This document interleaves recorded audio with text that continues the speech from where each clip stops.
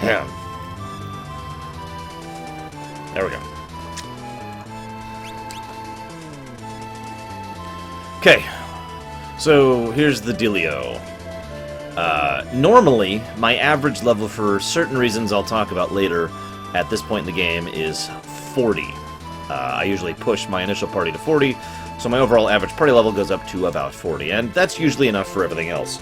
Even that, there will still be some difficulty later on, but, you know, difficulty that I can and have pushed through.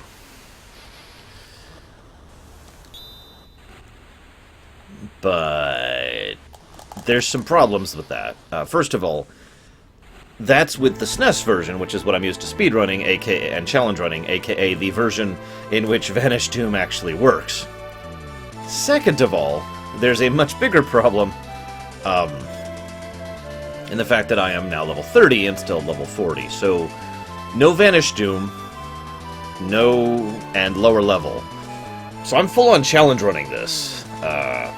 Now you might be like, well, just take off the Mughal charm. Well, that's the final point of the challenge. I'm going to leave Mughal charm on, and we'll see how this goes.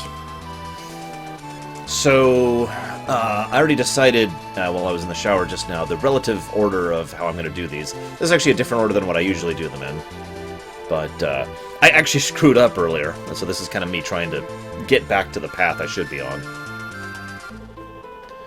The first thing we're going to do is make sure I have the Mughal charm on, and pretty much never take it off. See, there's a weird little thing in FF6 in the world of Run. If you have 4, and exactly 4 party members, you can't change party members. You need to have a 5th party member in order to be able to swap party members, because you need to be able to talk to someone. And as a consequence, you also need 3 party members in your party in order to be able to get Gao. So, I probably should have gone and gotten Gao before I got Mog, and done things with him instead of with Mog, but what the hell ever. So we're gonna try and catch up. Such as it is. By the way, hi everyone. Jason Bauer, Lurker, Luxia, Tekoida, and some Roximus guy. I don't know who he is. I don't think he's anybody, really. How's the marathon going, by the way, Roximus?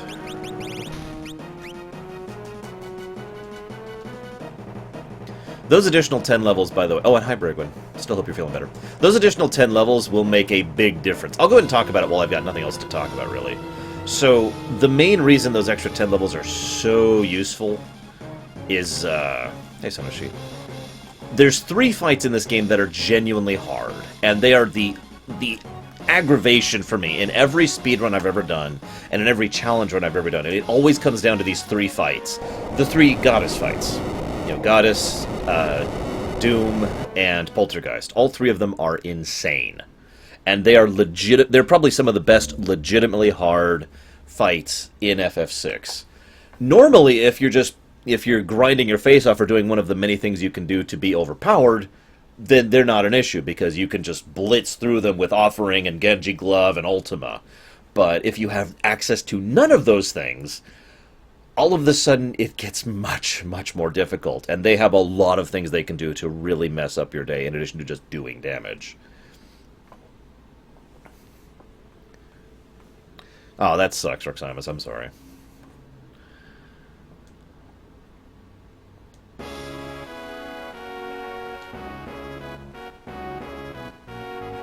Wow, Celes, your face looks different. But yeah, as is obvious, there's only dialogue here for Celes, so... Or Celes, if you prefer. So, that scene can be a little weird if you go there without her. Although I've never gone there with a party that doesn't include her. I should try that some year. Hey, love. Okay, so now we have a 5th party member, which means we can go down to a 3 party and go pick up Gao, which is something I want to do, like, right now.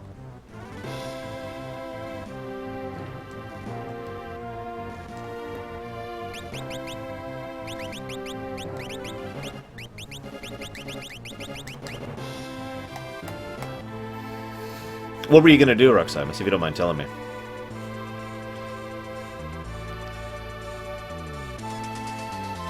Hey, Junland. And hi, Nerazes.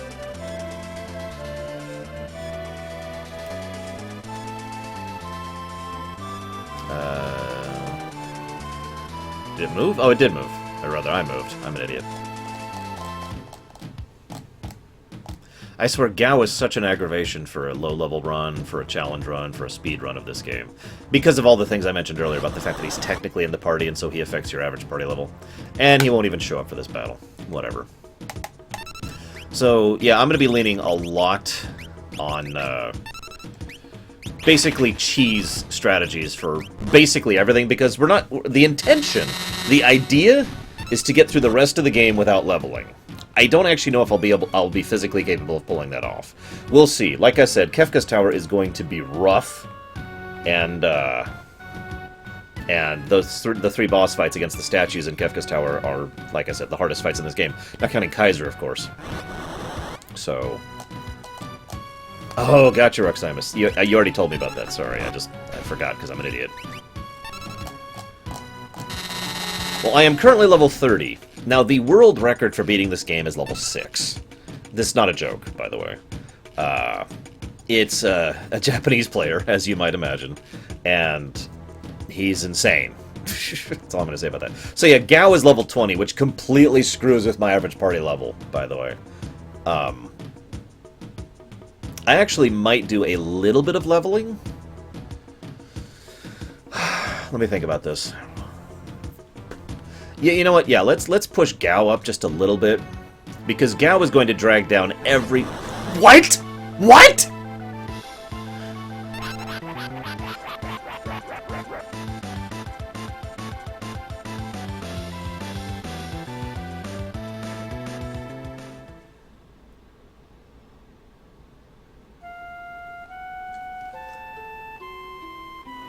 Doomgaze always begins the fight with level 5 Doom. My levels were 30, 30, 30, and 20. Level 5 Doom casts Death on anyone whose level is a multiple of 5. The reason I freaked out so much is I knew that. I knew that walking into that. I don't think I have ever had Doomgaze literally on the tile that you go up to. So for those of you who don't know how Doomgaze's mechanic works, there's basically a tile. It's about the size of Figaro Castle there, in terms of overall style. And those tiles cover the map. Now, it doesn't matter your altitude, because technically there is effectively no real Z coordinate. That's just a purely cosmetic thing from the Mode 7.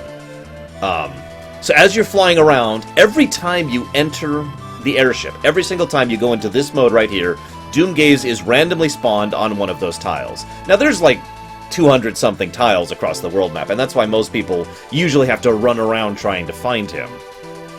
Yeah, someone should clip that, by the way, because I don't think I've ever seen him be on the tile I was on when the airship took off. That's why it was instantaneous. I didn't even move. I didn't even have a chance to move away. It was just...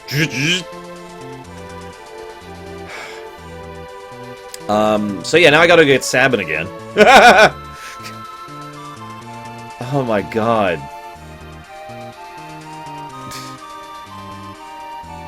That's why if I'm in a speedrun or a challenge run, I make it a habit, which I wasn't doing here, of always saving before I get in the airship. Just in case I run into him on the way to where I'm going. Hey, deja vu. You know, can I leave while I'm doing this? No, I can't. Yeah, hang on. Let's just rewind time here. I just want to see something. I'm just really curious. Oh, I can't! Let me think about this for a moment.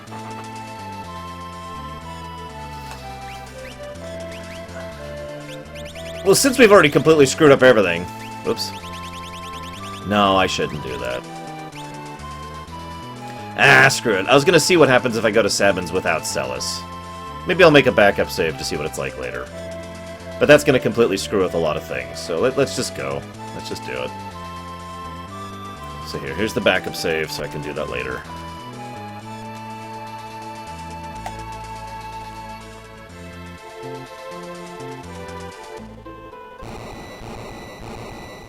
By the way, fun fact, you can actually leave this town until that trigger happens. After it happens, of course, you're stuck here and you have to do the event.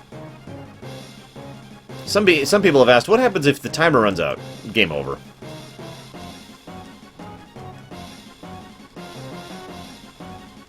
I still remember the first time I ever did Kefka's Tower. Didn't have any level 3 spells. Didn't have, like, anything, really. All I had was, a couple of level 2 spells on some of my mage types. So in other words, I had specifically gone out of my way to get level 2 spells on some of my characters, and otherwise didn't have them. And everyone was like level 28, 29, lower level than I am right now, in other words. And Kefka's Tower wrecked my face.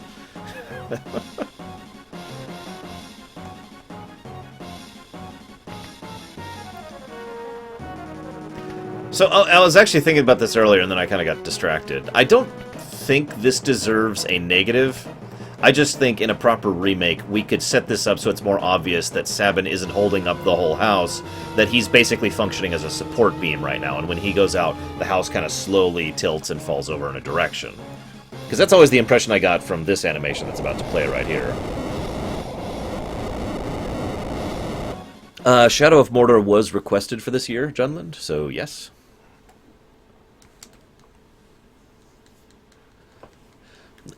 I honestly think this section would make more sense if they were to make it so that they did a custom tile set for the falling apart house, you know, like you would do in a modern era. Ah, you didn't get it, Bragwin. Do I at least explain what happened there?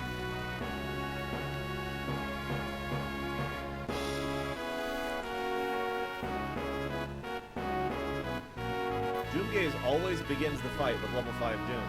My levels were 30, 30, 30, and 20. Level 5 Doom casts death on anyone whose level is a multiple of 5.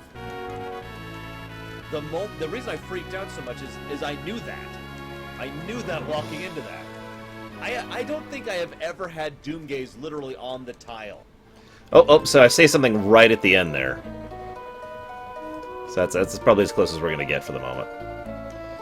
There's always... My voice sounds so weird. I hate my voice so much. I need to just replace my vocal cords. That's something you can do in Cyberpunk, so I'm gonna make that happen in real life. First, I'm gonna save. Thank you, Braven. What the hell is Steam Explorer? Does anybody know what Steam Explorer is?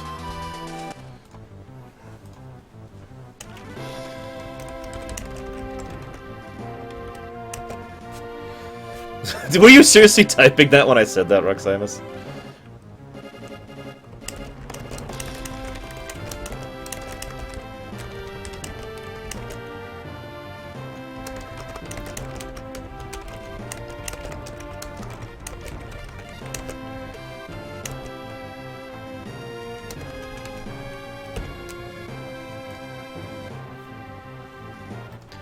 Well, yeah, I know that there's the whole bone and tissue makes your voice sound different to you than it does to everyone else thing. I understand that. It's just...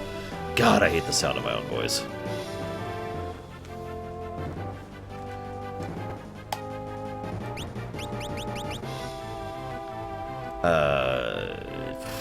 What am I doing?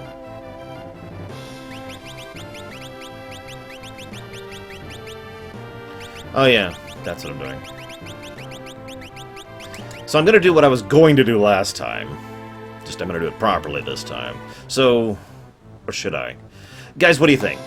Should I go ahead and basically pad my levels a little bit, give me a little more safety room, or should I do bravery strats?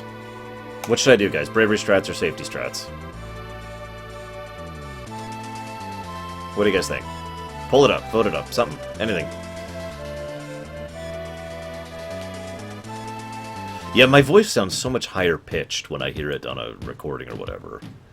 It drives me crazy. I mean, it sounds like I'm talking like this every time I speak, and every time I hear it, it's like...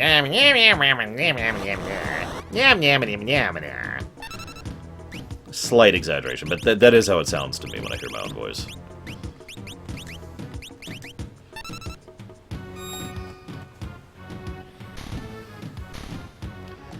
I'm gonna start doing all my ruminations in that voice. I'm not gonna actually say a single word of English. Just There actually is no safety strats emote, quite. That probably says something. Oh my god, it's Velafor!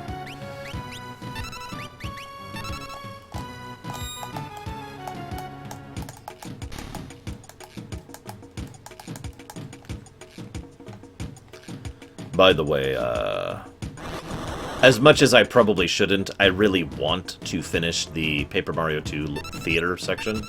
So I'm going to be spending a decent chunk of my week this week working on that. For those of you who care, get hoip. Those of you who don't care, well, I mean, then you don't care, and we can just move on with our lives. Come on, Gao. Nobody likes you, Gao, except for the fact that you're ridiculously overpowered and you can be broken in multiple different ways.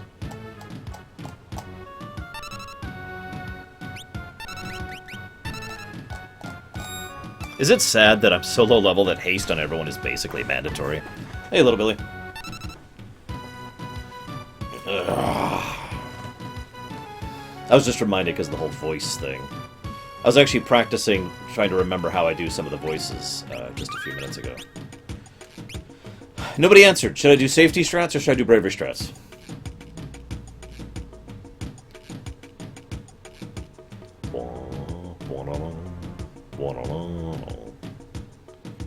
Okay. Is it horrifying, Roximus? It already sounds horrifying. So we got 1 safety, 1 bravery, 2 bravery. I guess I should just do this. 2 bravery, and again, 2 up bravery, 1 bravery. I mean, I know I don't have a lot of viewers right now, but come on, guys. Voot! I've still got the image over there and everything.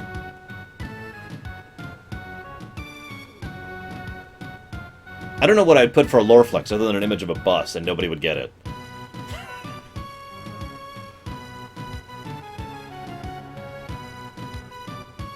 Yeah, did you finish the arduous grind to get the ultimate weapon? In every game that's in? Should I... bravery strats or safety strats? You know what, fine. I'll throw up a straw poll really quick. Another straw poll. Not related to the straw poll that's going to be up all week. That's different. A bus with biceps. But yes, there is a straw poll that's going to be up all week. For what we're going to be doing next Sunday. Sunday!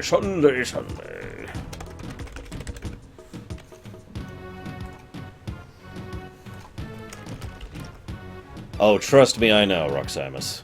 God, I know.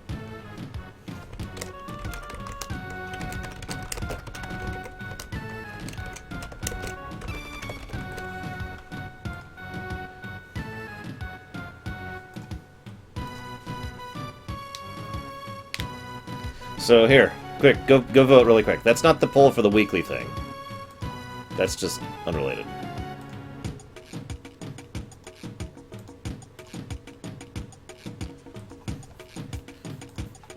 And at the Billy, here's the one for the weekly thing. While we're at it. All right, voot. I can only really do this at this one point, so we need to decide now. Like, right now, if I'm doing bravery strats or safety strats. Because if I go forward, I no longer can do either, really. And if I screw up, it'll involve more grinding later if I don't do it now. So decide!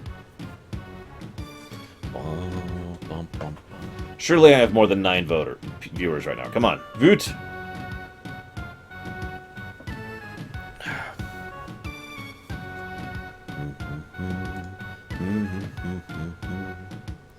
Voot, or I'll turn on the FF10 Tidus music version.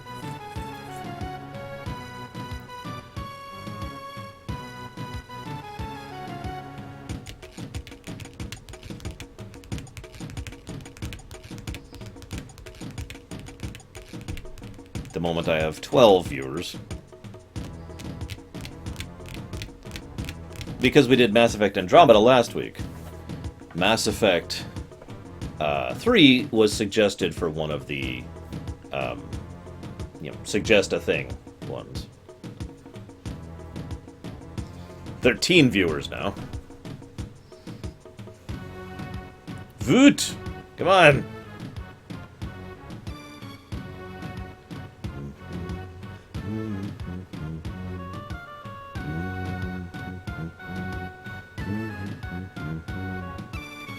Alright, fine. As soon as this gets to 15 Voots, I will call it. And then we'll go forward. 15. It's all I ask. 15. Come on, surely 15 people are willing to click the straw poll. There we go, 15. Safety strats it is. Okay. I will no longer ask you to voot except on the weekly thing. Okay, so I need to go on here. And hopefully there's not a Doomgaze right here. Okay, we're good. That would have been funny if he was still there. Okay. Alright, so... No.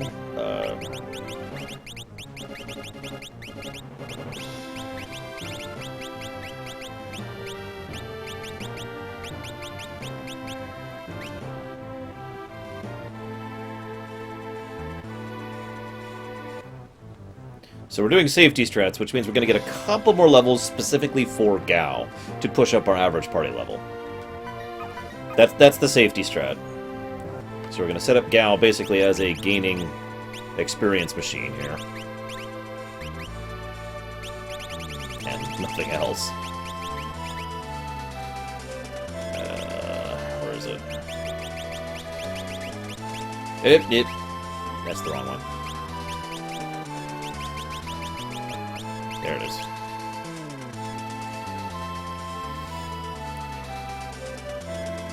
We all wish they'd done more with Mog. There's a straw poll, you just click the link and then voting happens. Okay, so since it's not really relevant for you to get that.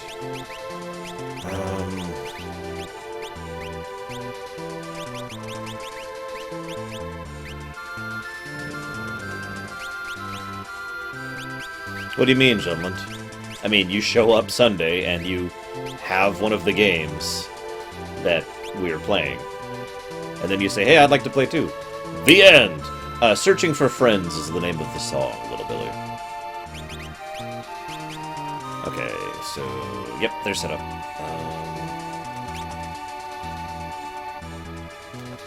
Just in case, let's set up a save right there. Okay, we're good, we're good.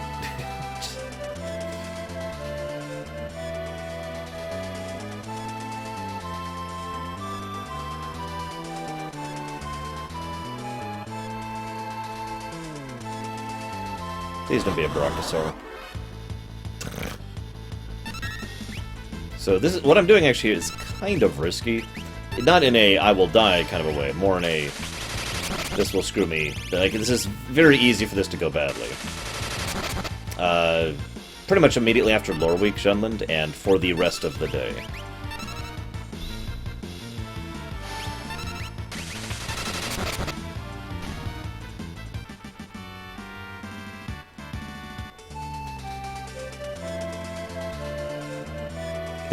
The Adventure of Square? What the heck is it, Zoan?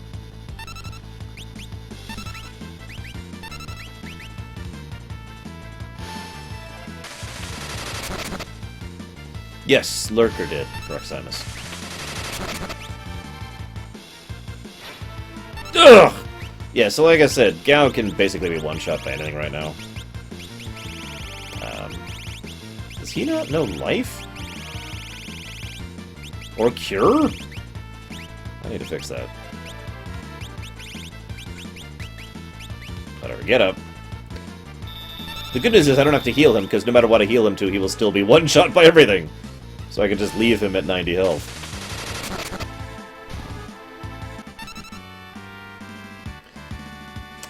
Probably Saturday, Junland. I'll probably make the final tally Saturday. Usually I wait to make the final tally during Lore Week, but since we're having the poll up all week, we'll probably have all the polls in by Saturday.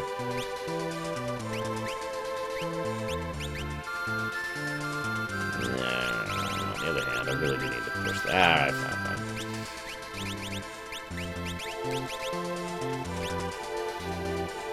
Yes, I actually have Night Dawn. I talked about it just this last week's lore week, the one from yesterday.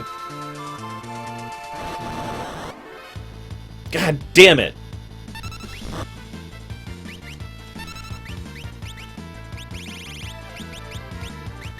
I'm going for it. Even though I am in, like, no condition to do this.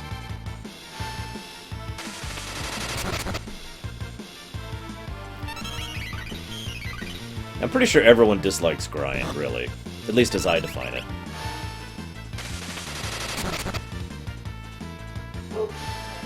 Sure, little Billy. What's the issue? I guess. He's unreliable, or she's unreliable, and never shows up, and blah blah blah. Alright? Just say, look. You, by your absence... I should probably wait to actually... Crap! No! No! No!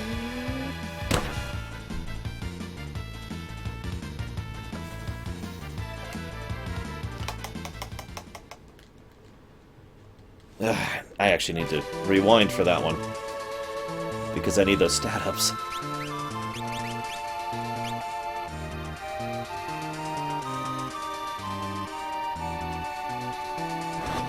Yeah, I got lucky in the last break. Oh my god!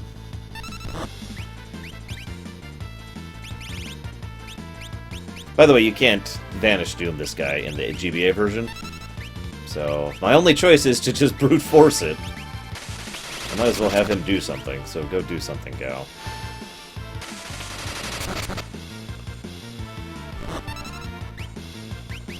Wait, did I just miss with a Blizzaga? Is that seriously what just happened?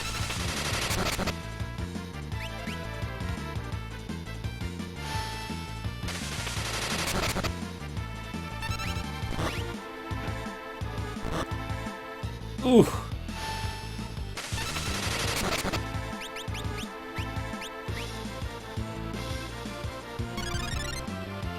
I mean, I know Brachiosaurs have evasion, but...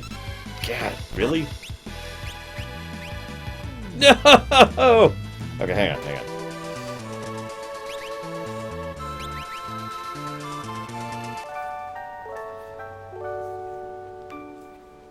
Yes, I couldn't hit a dinosaur with a glacier.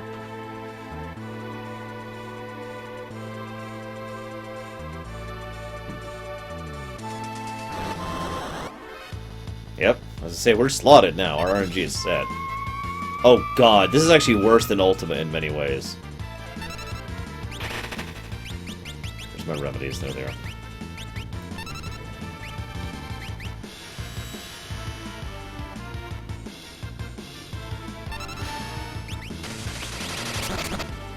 I wonder if I could Berserk him. Let's find out. Because that would actually be better and worse.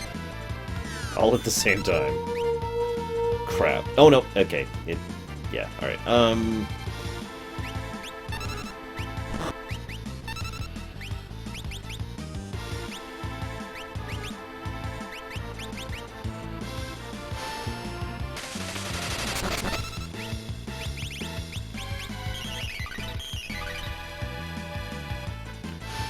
He was actually an imp, little bit.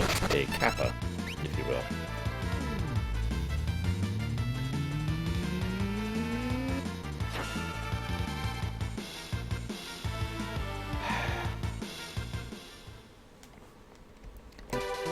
This is the safety strats I'm doing right now. I'm just going to reset my seed.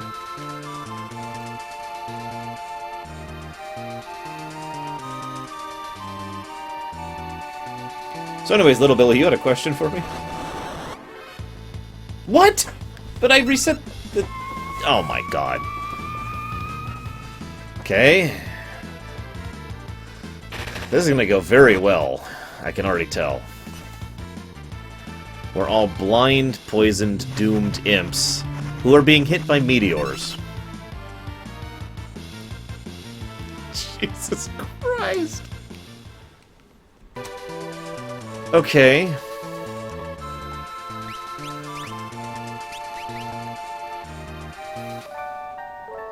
Gao don't know his own strength.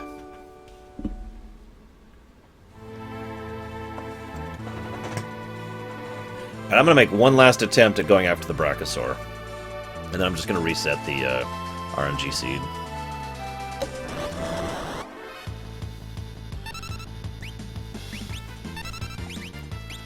No playing around, just blizzard in the face. Non-stop.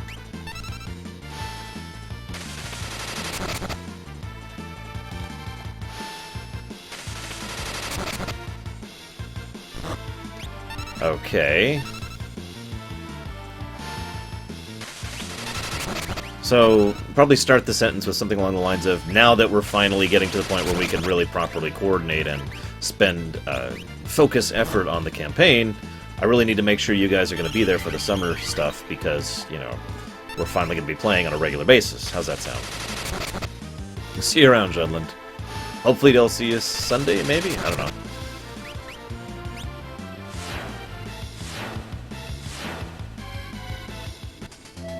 Wow, he has an extremely low chance to cast that. Well, whatever. That does reset the seed, so we should be encountering Tyrannosaurs again in a moment. Yep, there we go.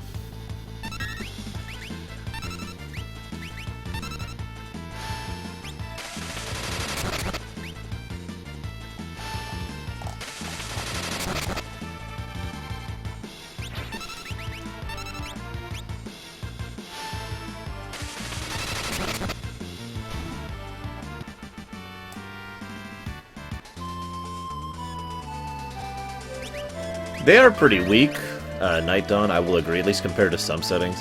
But then again, I've always had a weird feeling, a weird perspective on summons. I usually believe they are either weaker or stronger than they should be in any given game.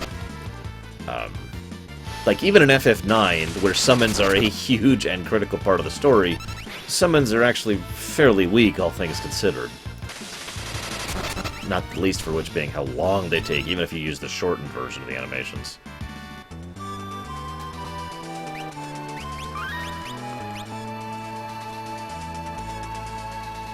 For me, I've actually thought about designing summons for a while, because the problem is, from a purely mechanical perspective, a summon is just a... oh crap. A summon is just a regular spell, just bigger, right? I mean, there's nothing really fancy about it when you boil it down. Primus summons, I would like to say, are very balanced. Just my opinion. Especially since they're the thing I spent the longest working on when I was designing the gameplay of Primus. Green mages are extremely balanced in Primus, and I'm actually very proud of that. But regardless...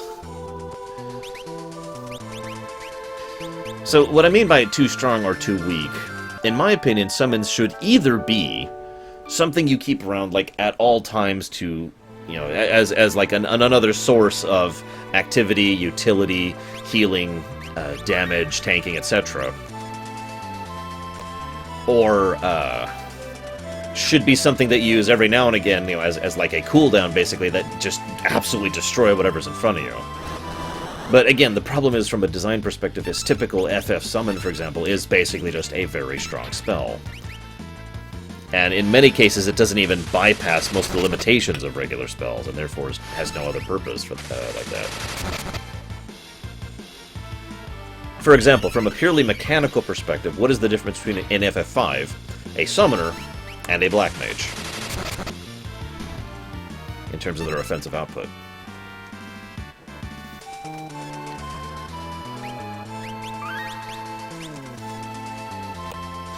Yeah, FF10 basically replaced the caster with the summon, which I actually took some inspiration from when I was doing my Primus summons.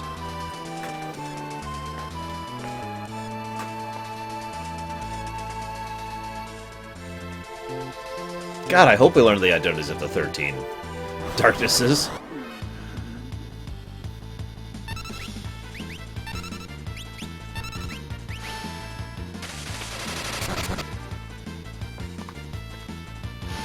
For me, I do prefer the idea of literally summoning something that then assists... oh, crap.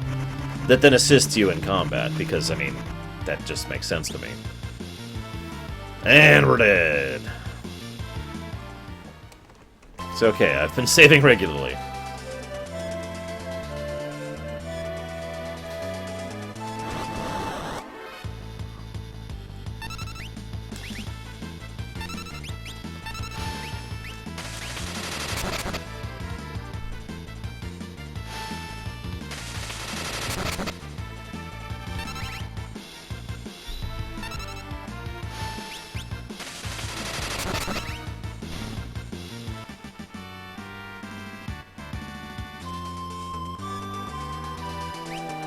2 more levels.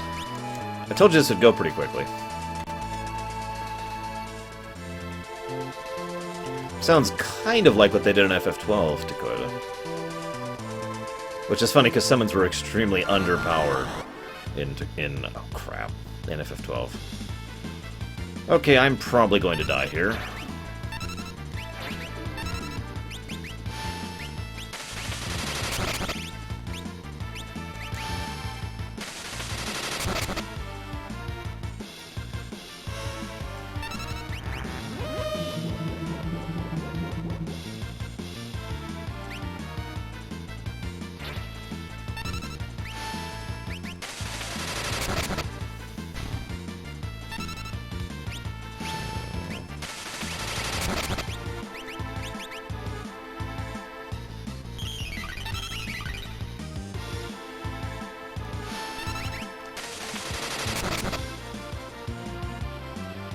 No! God damn it! And then they die, and he's dead.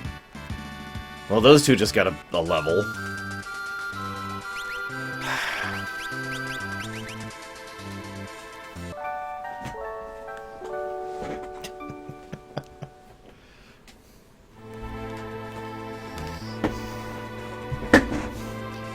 Yeah, I don't think I've ever found a legitimate use for Crusader. I found a use for Murton, or Meltdown if you prefer, but not Crusader.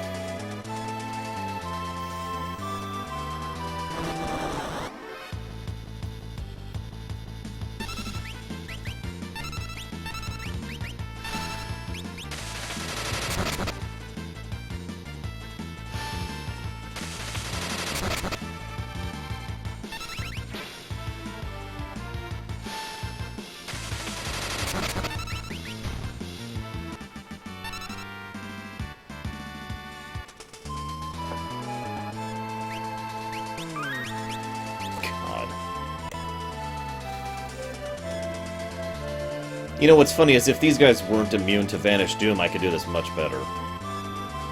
Because I could solo these if they weren't immune to Vanish Doom. I don't feel safe soloing these at level 20 without Vanish Doom. Hell, even with the Vanish Doom, it's kind of risky to do that. Honestly, probably the only summon I never really liked. I mean, I don't like the appearance of the summons in general in FF10. But the one that actually I didn't like was just like, what the hell, was Bahamut. I don't know, Little Billy. I don't know enough music stuffs to really comment on that. Okay, we're done Bravery Strattering.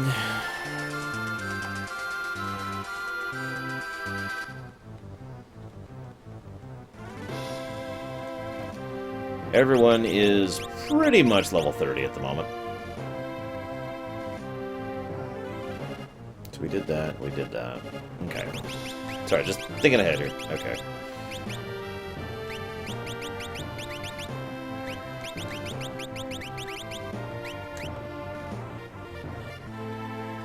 Eh?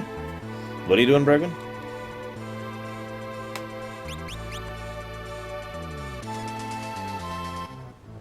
Oh, you got it.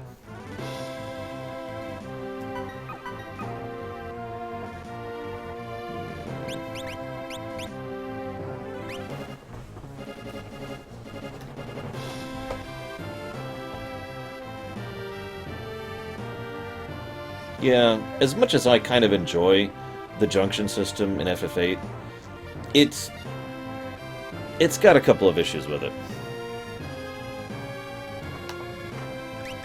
Okay, Mughal Charm. And I don't actually know what else, sure. It's whatever.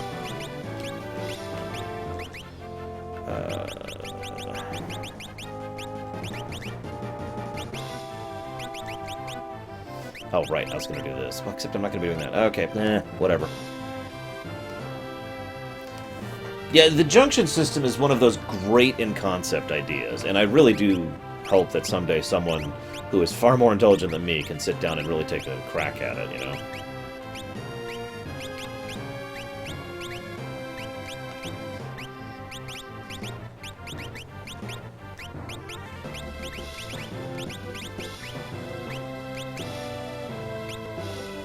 Okay.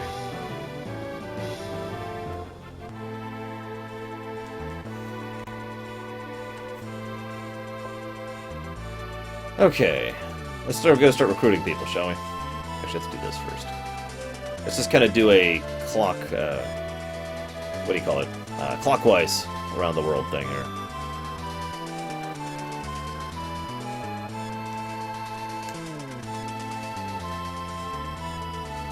How would you combine jobs and junctions, specifically? Let's go get Palidor, or Quetzalcoatl. I like Palidor better.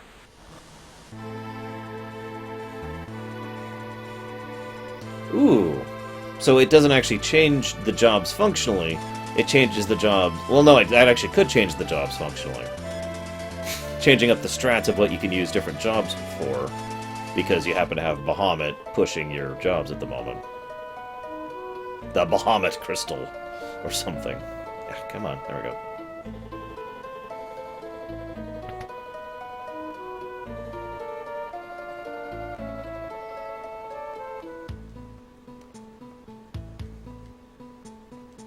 By the way, that little line is a wonderful touch that they added in the GBA version. Real flowers won't bloom anymore. It's something that's kind of a undercurrent across a huge chunk of the World of Ruin, is that literally animals and plants just don't grow or work right anymore. Now, the implication, as put in the game... Damn it, Kefka! The implication in the game is that Kefka is actively ruining the environment. And that is what's causing, you know, literally the earth and the water and the air to just not work right.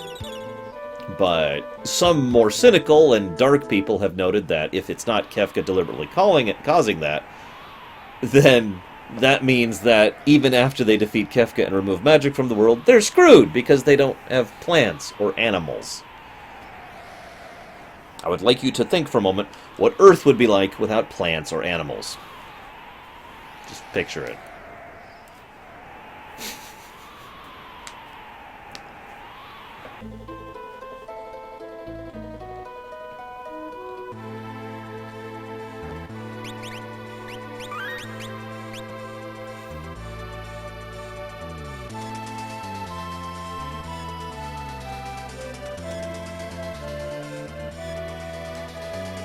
There we go.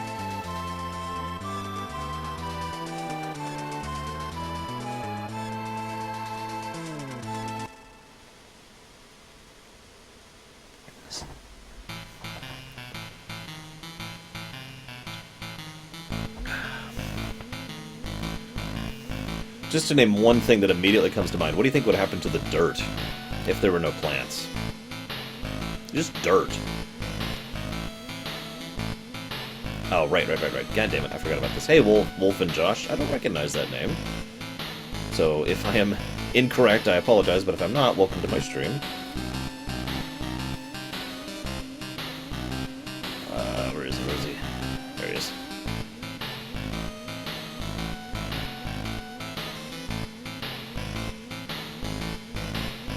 Sure, I got 1,000 gil. I think I have like 300,000 right now. Yeah, exactly. Topsoil would just be gone. There would be no such thing as arable land after a period of time. I don't know how long.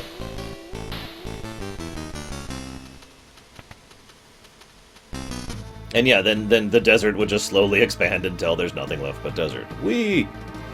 Well, in that case, welcome to my stream. As I say to everyone who pops their heads in, don't be a stranger. I really love talking, chatting, and generally interacting with my viewers while I play games and be silly on the internet for fun and profit.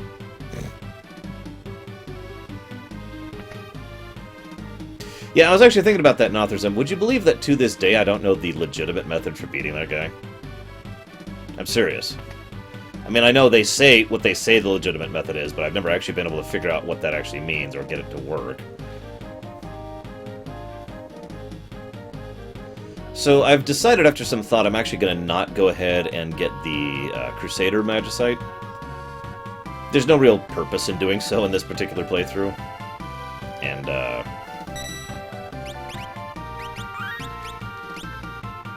the end. There's nothing. I have nothing else to add to that. I also might praise the Crusader, because it's one of those side quests that I feel they did quite well, actually.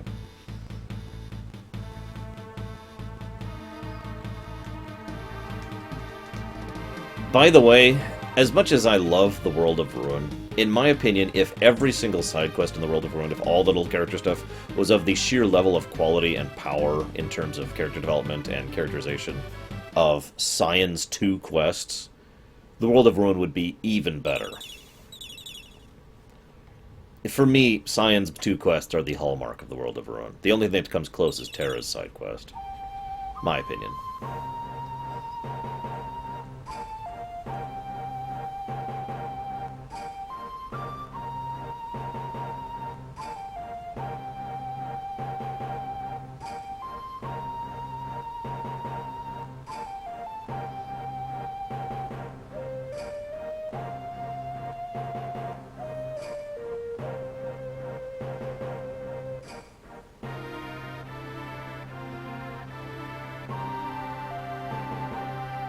Poor Cyan.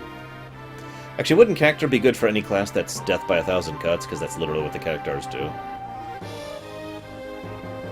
I like the idea, by the way, if I was doing this in full, proper 3D remake, whatever, I would have Cyan just, like, having tons of, like, as he's grabbing each flower thing, they don't just disappear like in the sprite. It's just like he's shoving more and more of these flower bundles into his arm until finally we walk in and he's carrying, like, this massive bundle of flowers, like, these are, the minor diversion of mine. Yeah, I think I did just praise the game. Damn it. 1, 2, 3, 4, 5, 6, 7, 8, 9, 10, 11. Damn it, the praises are catching up.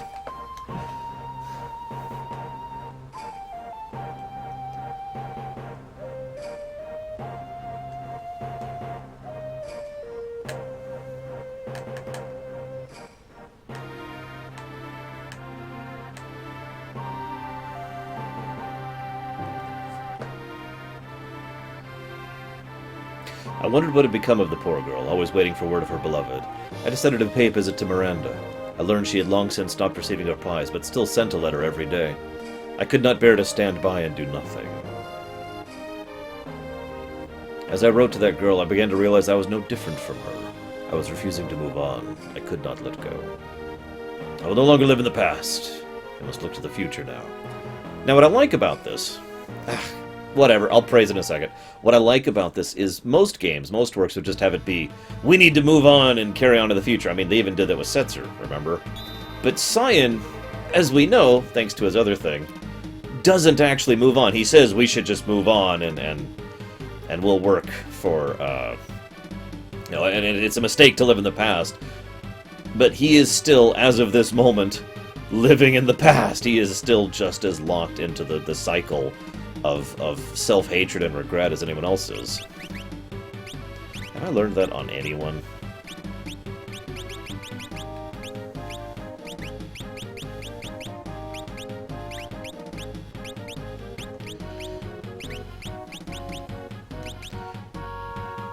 That's the idea of something classic. That's why I call it keeping perspective. The idea is that... I guess you didn't hear my announcement, so let me go ahead and explain myself really quick while we're running out of this place. Too often, people seem to assume that the only way to show that you like something is to praise it and nothing else. That if you ever criticize something, that you obviously don't like it, or that you actively hate something. And relatively recently, with a few games I will not mention right now, I have been accused of hating certain games because I pointed out their flaws.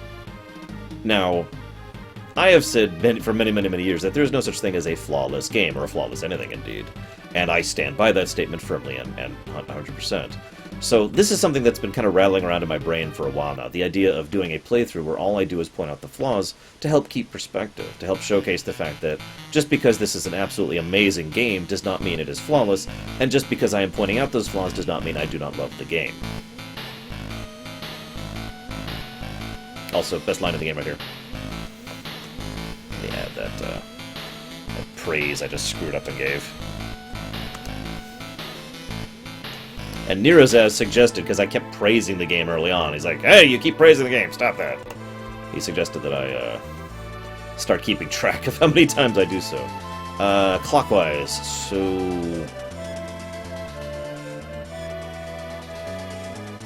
I guess we can't do that one next. Maybe we could do that one? Hang on, so we've got 4 plus...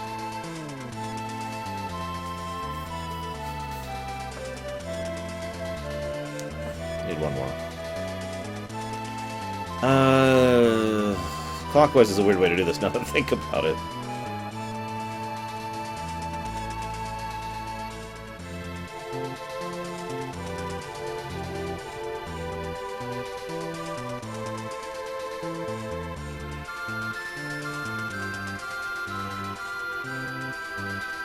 No, something classic. I've actually explained the reasoning behind those scenes acting like that many times. It's a very deliberate attempt on behalf of the developers to basically force both the player and the characters to not really get a chance to process it, basically.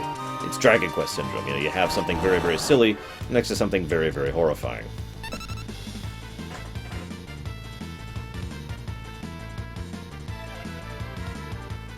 And then, of course, so something horrible happens to, you know, Cyan, and it's like, oh my god, something horrible happened. And we, the players, are like, ah, and then it's immediately followed by... It's not just the Magitech, there's actually several scenes of comedy as we go through the train. And then there's the end of the train scene, where things get real, and that's the moment at which it finally pays off, because we've had a chance to process and digest the fact of what happened to Cyan. And then, yeah, hang on, this is... Wow, this is really bad luck.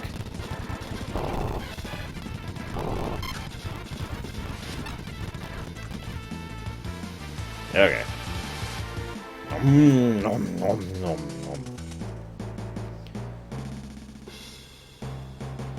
I also don't think this dungeon deserves... Oh, crap! A flaw. I mention that because some people say this should have a flaw. This should basically qualify as a flaw. Because of how there's very few hints. I think there's actually literally one hint in the entire game of how to get Gogo. It's I forget which town it is. There's a lot of NPCs. They do this all throughout the World of Ruin. There's a lot of NPCs throughout the whole of the towns. And virtually every single one of them has something to say that has to do with one of the side quests or another. And if you just wander around through all the towns, you will find the information to at least push you in the right direction for basically every side quest in the game. Whoops, right, let's do this first.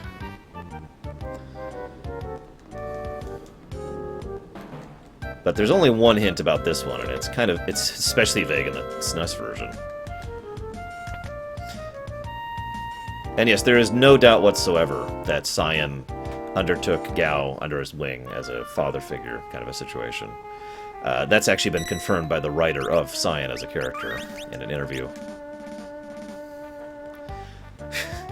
The interesting thing about Vanish Doom is they dummied it out in virtually every other version of the game, every other port.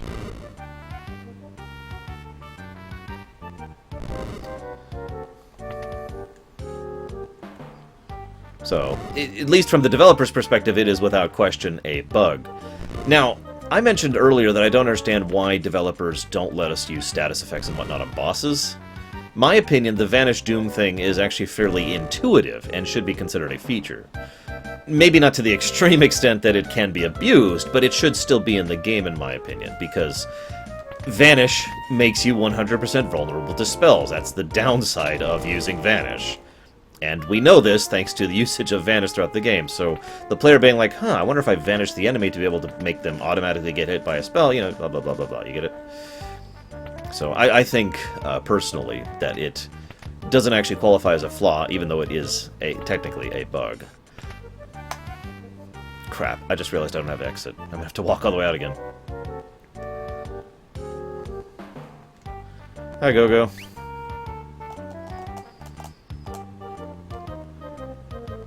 And these are Gogo's only lines in the game.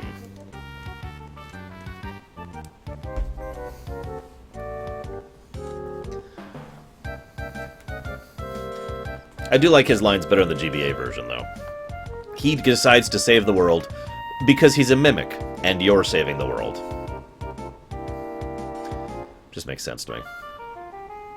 Like I said, if I was to go back and do my own balance pass or whatever of this game, I would probably remove Vanish Doom from a certain few specific entities in the game. But I do think it should be usable on quite a few other ones. It is an expensive combo, and it does take forethought and knowledge to set up. And if the player wants to go and seek out a specific thing to make the game easy, I mean, that's on them, isn't it? We don't get rid of Joker Doom just because it's incredibly overpowered, do we? That's my thinking on it, anyways. But then I usually tend to lean in the direction of player agency. In other words, make the player decide to make the game easy or hard. Let them have the tools.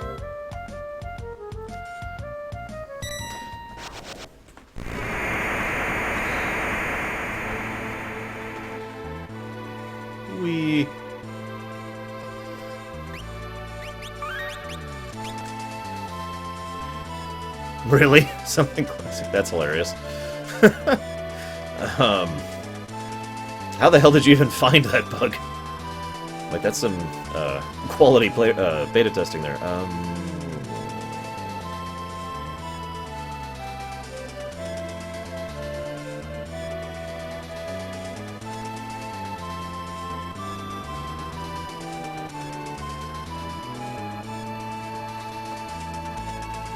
Sorry, I need to buy a couple things really quick.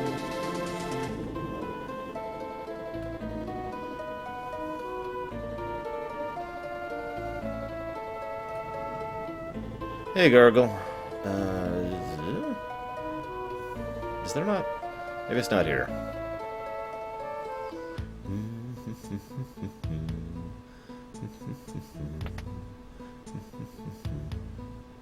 I thought... Apparently I'm wrong.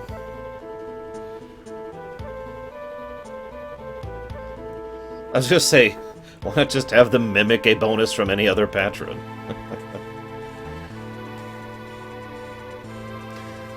Case by case, for me, something classic. I have to decide individually. Okay, maybe it's Albrook? I know one of these southern towns sells warp stones, and I need some.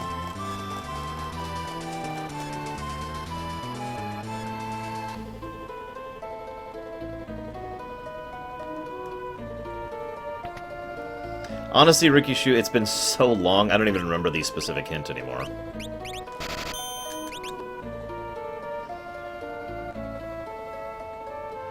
However, I will be freely admit that if not for Nintendo Power, I would not have found Gogo back in the day. No, Umaro, he was a lot easier. Alright, yeah, we'll do that one next.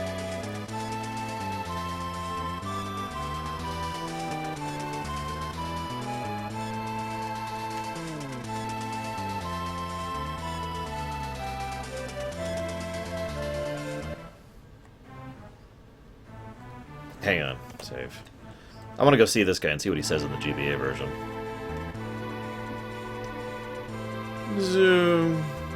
Alright, hands up. How many of you used to just fly around and have fun flying around in this game? Just...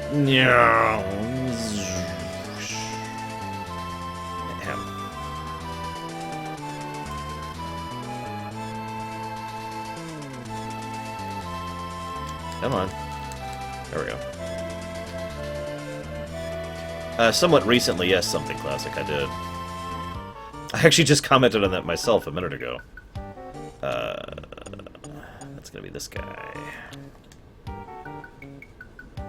I awoke to find myself all the way alone in Doma Castle. Wrong guy! Hey, Jofro.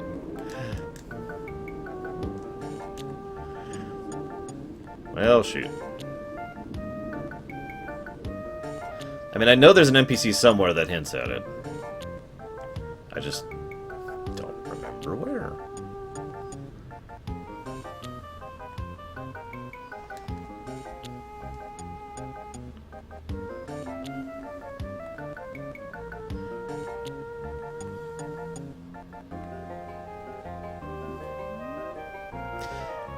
One thing I would have done, again, in a in an ideal world kind of situation, I would love to have basically redone the tile sets for everywhere in the World of Ruin. Make it just that much more dead.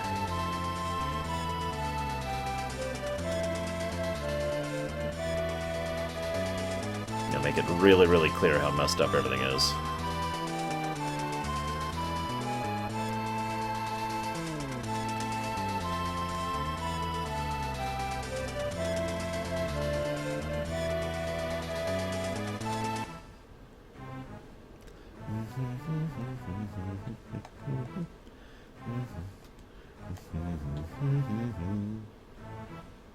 This song that's playing right now, I once used... So I actually learned a lot of my video production stuff. No, Deitch! No, no. In TV productions class back in high school. And I then took that to work on the local television station for that city, which I'm not going to tell you the city. And in the process of doing so, I often did a lot of the video stuff for the high school's TV channel, because we actually had a TV station for our high school, because it was a rich high school. What do you want from me? Anyways, so one of the things was, like, I needed to showcase a whole bunch of artwork that was being done by the art department. They were putting on a big display. So I played this song over the background for the art department thing. They loved it.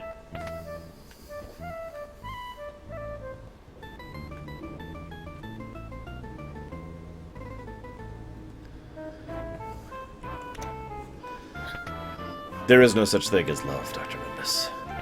Only pain!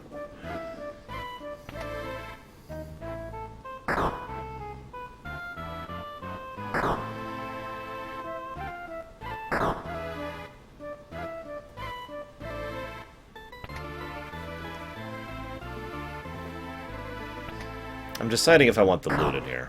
I probably do. Let's go and get the loot. I'm very underleveled. Karusko, believe it or not, it has retained its power at the top of the list, yes.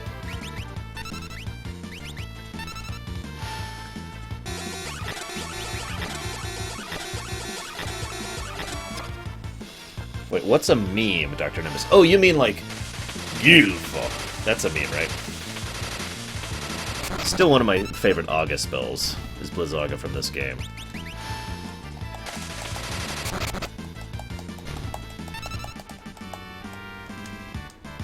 I also put the returner theme for the football team. They didn't like that. And they actually came to the guy who ran the station and complained about it. I'm not kidding.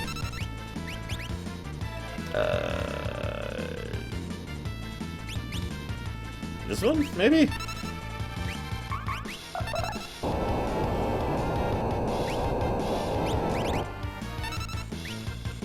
I'll also admit I'm fond of Thundaga from 6. What's funny is I was actually friend with a lot of the football players back in high school. Because I was the guy who was friends with everybody back in high school. So... So once they found out it was me, they were like, so what was the use of... Why'd you do that? And I was like, well, it's like a military planning thing, guys. And they're like, oh, that's kind of cool then. But we'd still rather it be something more up-paced. And I'm like, okay, I got your back. I ended up using Atma Weapon. No, I haven't, Notherzem. I'm just going through things kind of rapid fire. Looking for flaws. In all the wrong places. Top 10 Final Fantasy races.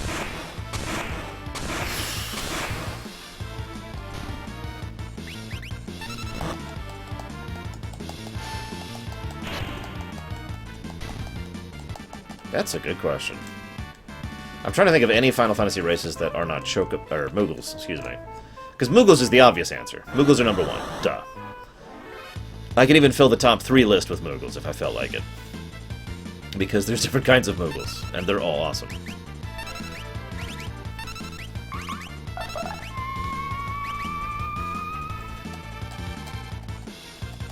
Let's see, what other kind of races are there in the Final Fantasy series?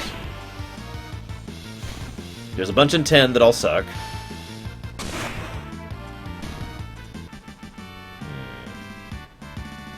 clearly the Guado are the best, right, guys? Speaking of which, is he officially... Nope, he's actually fallen behind. Oh, that's why, because she's on Maduan. That's acceptable. My pride can take that for the sake of expediency.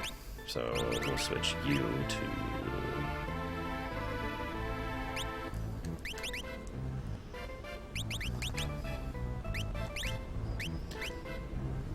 I guess cactars count as a race. I wasn't counting chocobos as a race, because, you know, they're livestock. I don't really count livestock as races.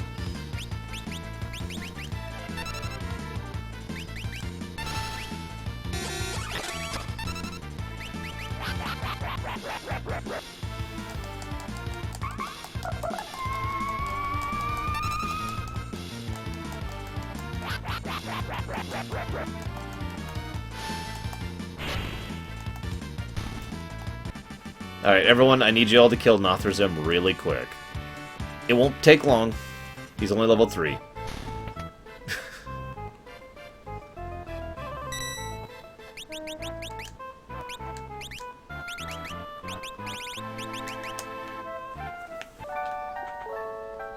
I'm actually having a hard time coming up with FF races. I know there have been some. There's a bunch in 9, 10, and 12. But none of them are really memorable to me. And I barely remember most of their names. I know the Guado, the Ronzo, and the lizard guys, the Bangas. Hey, look, it's Jabba the Owser.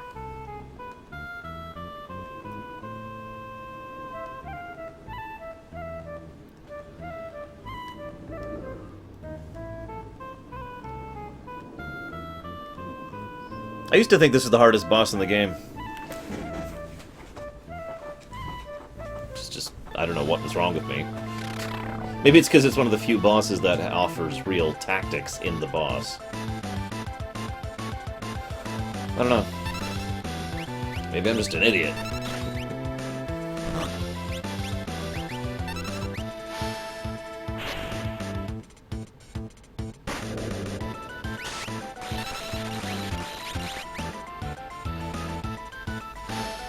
God, I hope not Nothrazim. He's already twice as wide as any other character in the game.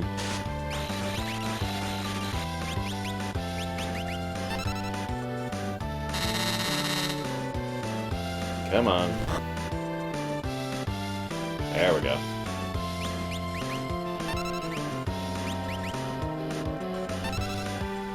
Yeah, there's many people in FF3 and in FF4, actually.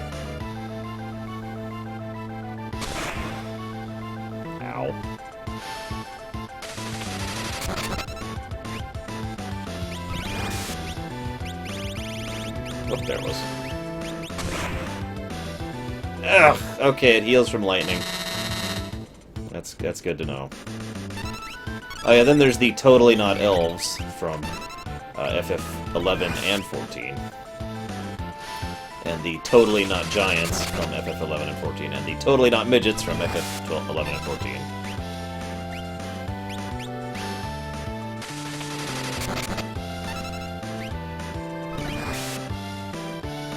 I admit I've always liked RNG-dependent stuff as an optional thing. Look, I'm trying to come up with flaws, okay? I'm just failing at it. I mean, I got like 36 flaws over there. Give me a break. Give me something. Come on.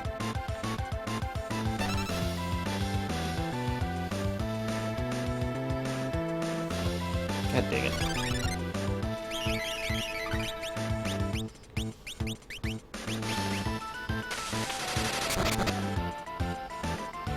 I'm actually going to do Phoenix Cave right after this.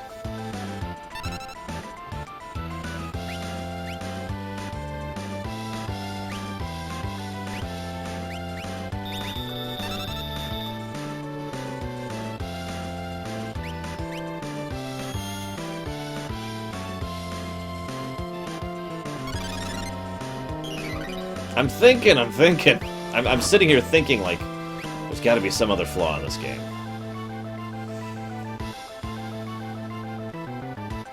I actually thought about a zero-sum game RNG thing at one point in time. Oh, that's bad. I'll just chill for a minute.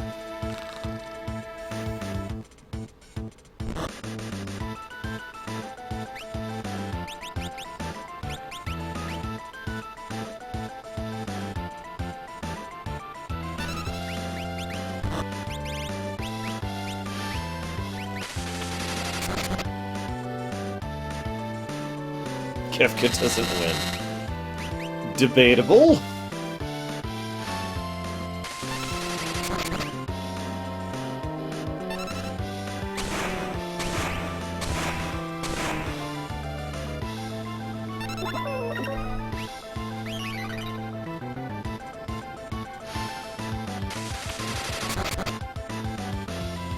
Actually, there is a ribbon in one of them, not there's a... Which I usually go out of my way to get, because there's not that many ribbons in there.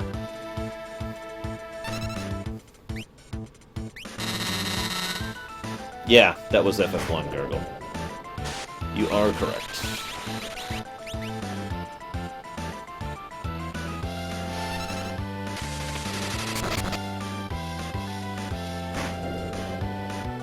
Would you heal already?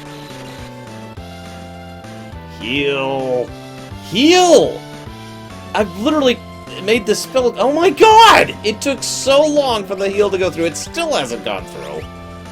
I'm just sitting here waiting for the heal to go through. There we go.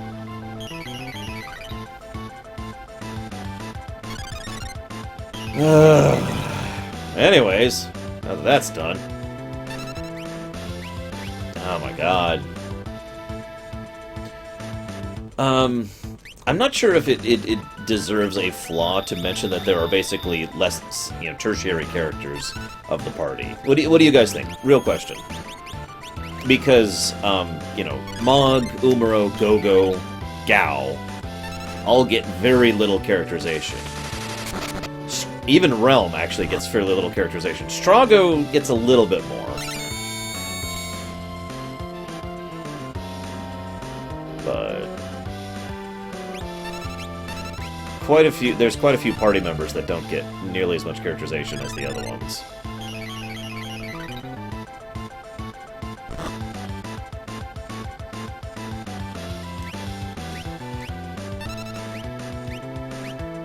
Hell, perhaps as an irony,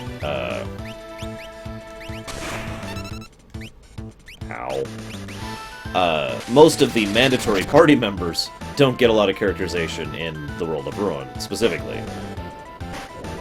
Edgar, for example, there's like no characterization for Edgar in the World of Ruin. He gets some in the World of Balance. And Sabin also gets very little in the World of Ruin. Setzer basically gets his one scene. Celes gets, the opener, so she works.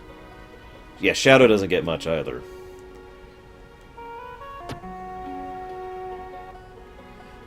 I'm not sure if I can say that that's flaw-worthy, though.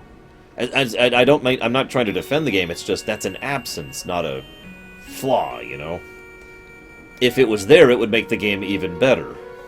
And indeed, if I was doing a proper remake of this game, I would absolutely add more characterization for basically everyone. Most notably, Mog, Umaro, Gogo, Realm, Gao, and Strago. I've heard that before, Bugan, but I've never believed it myself. Maybe that's just because my first FF was FF1. Lakshmi? Who the hell is Lakshmi?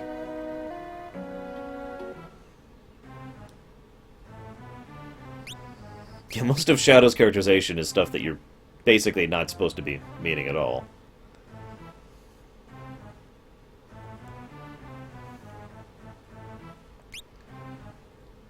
See, I'm really debating this, if that qualifies as a flaw.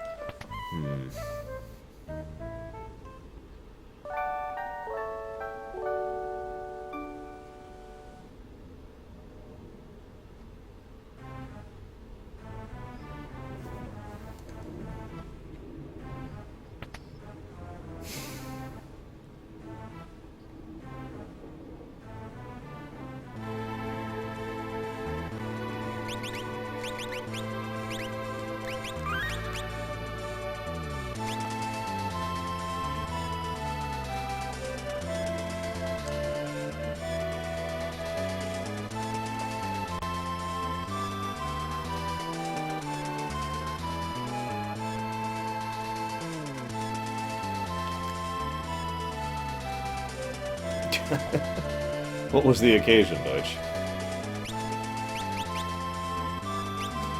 Okay, so I need my powerhouses.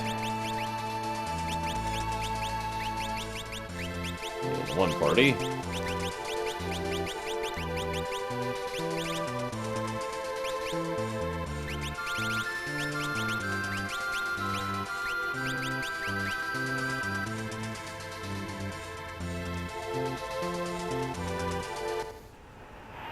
The ultimate... I know this is completely not how this is supposed to be done, but it always amuses me doing this way, because it's like, alright, I've got my power party of Super Doom Death Destroyers, and my other party is just Mog with the Mughal Charm. Nothing else.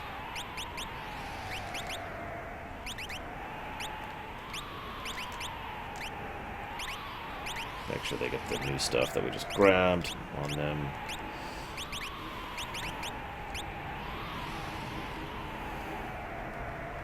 Make sure he has Mughal Charm and nothing else. How does magic work in Tyranny? Well, I mean, obviously there's the whole... I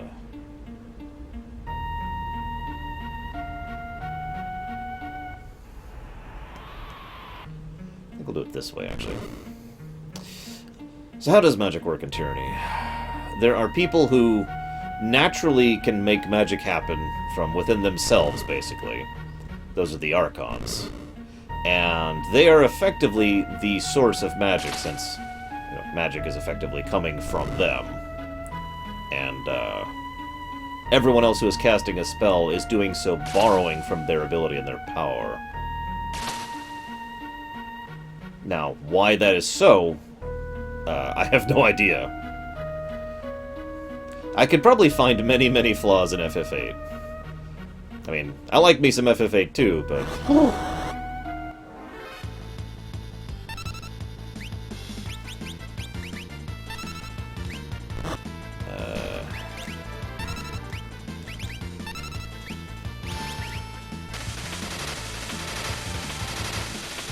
Hope they're not absorbing ice.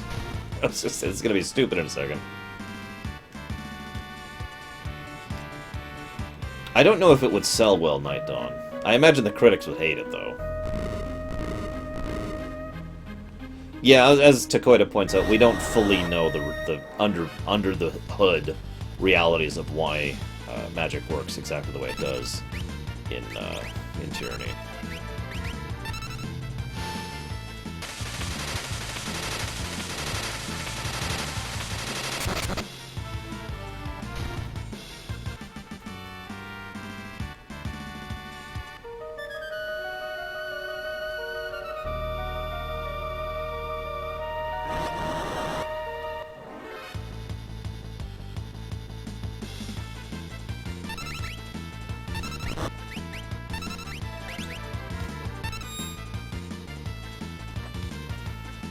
I have known people who've gone back to play FF6 within the last couple of years who have never played it before, and still enjoyed it quite a lot. I only point that out because I have heard more than once in the past the idea that, if you didn't play a game back in the day, you missed out and you'll never be able to actually enjoy it. In my experience, that is not actually true. I actually played all the way through I Am Setsuna. I found it to be rather disappointing, to be honest. It felt like they were trying too hard to make a classic RPG and hampered it too much from what it could have been.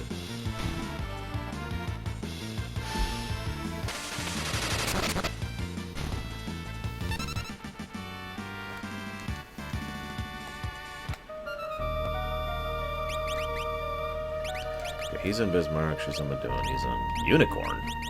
Oh yeah, I was getting him Cure. He can go back to...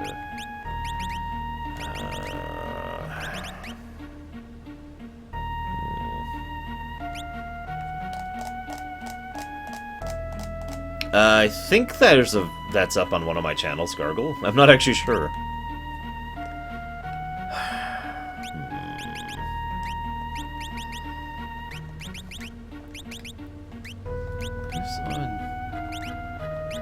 Why are you on nothing? You should be on Ifrit. Go on Kate Sith for now, at least. Now, I'm not saying, of course, it's for everyone. For example, Deutsch in chat right now can't stand games like this, mostly sprite games. Preference thing, right? You know, everyone's going to like things or dislike things based on their own preferences. I only mention that because it's my opinion that you don't have to have played a game when it came out in order to fully appreciate or enjoy a game. It's just my opinion on the matter. Yeah, I think I agree. I Am Setsuna has a very clear... is a very clear example of bullet point syndrome of JRPGs. Like, we were kind of making fun as we went through of how it's like, oh my god, it's based on FF10 and Chrono Trigger and, you know, all these other different JRPGs we're coming up with. And it ultimately just felt like it was aping on JRPGs in general. Given it was the first game by that studio, that doesn't surprise me super much. By the way, I'm just talking about unrelated stuff, because otherwise I will praise the hell out of this dungeon. I didn't actually praise it, so that doesn't count.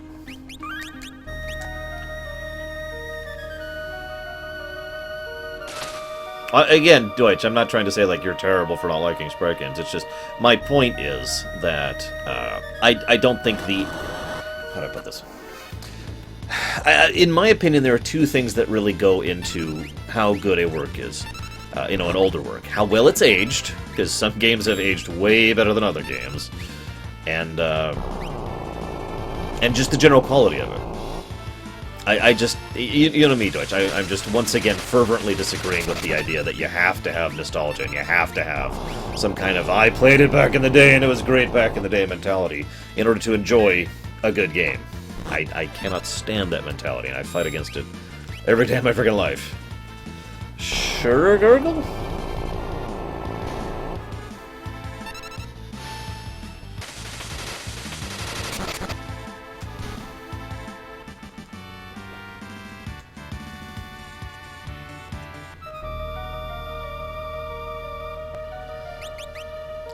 You.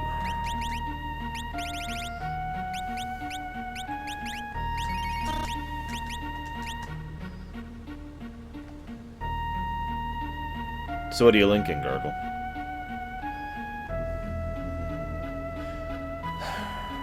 Yeah, I think I will.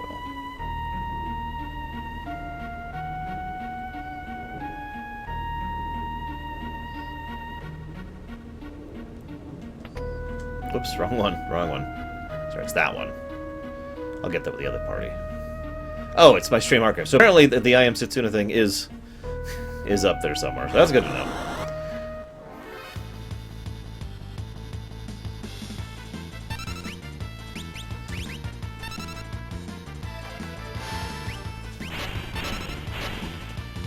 And of course, personal taste is a thing that can and should and will continue to be. For example, I actually know people who personally think that FF4, the SNES version, is superior to FF4, the DS version. Whereas I feel, you know, the exact opposite on that one. And to me, you know, the idea of liking the SNES version better than the DS version is like, I don't understand that. But that doesn't mean that it is invalid to do so. It just means that it's like, wow, okay.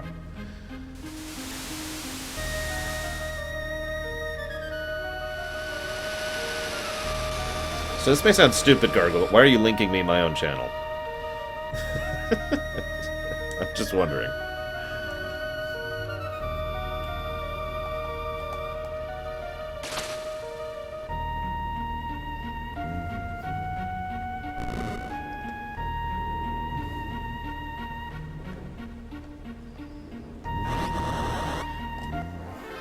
May I highly recommend it, Night Dawn. Highly, highly, highly.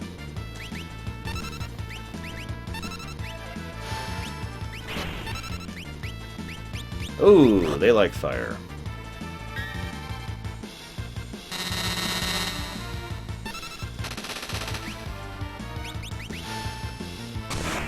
Gotcha, Gargle. That makes sense. No, okay. We're okay. By the way, most reliable place to learn Thousand Needles, if you don't actually want to try the desert with the cactuars, is right there. Not going to fight the Red Dragon. Like I said, I'm not unlocking Crusader in this playthrough, so there's no reason to.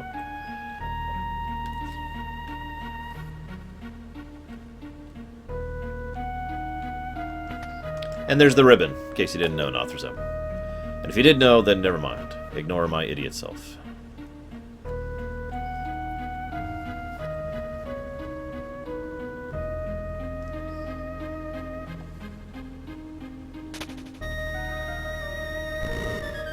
I like the idea of just Mog going to meet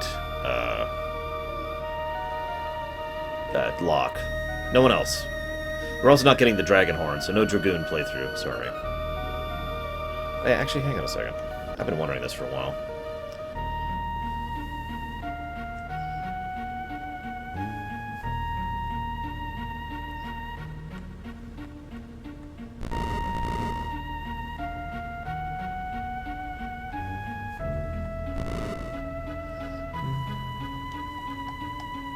I know I've done this in the past, just not in a while. So I'm gonna go do it again.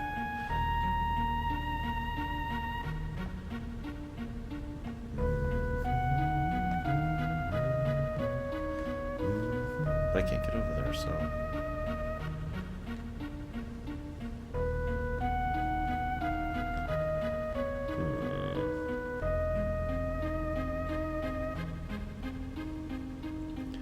So, I used to know the answer to this.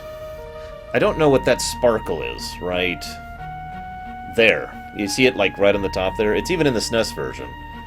And I don't even remember how to get there. Oh, wait, I know exactly how to get there. Never mind. Never mind. Okay, I just remember what it was. We're good, we're good. We're good. At least I think. Maybe I didn't. Maybe I should go back through here.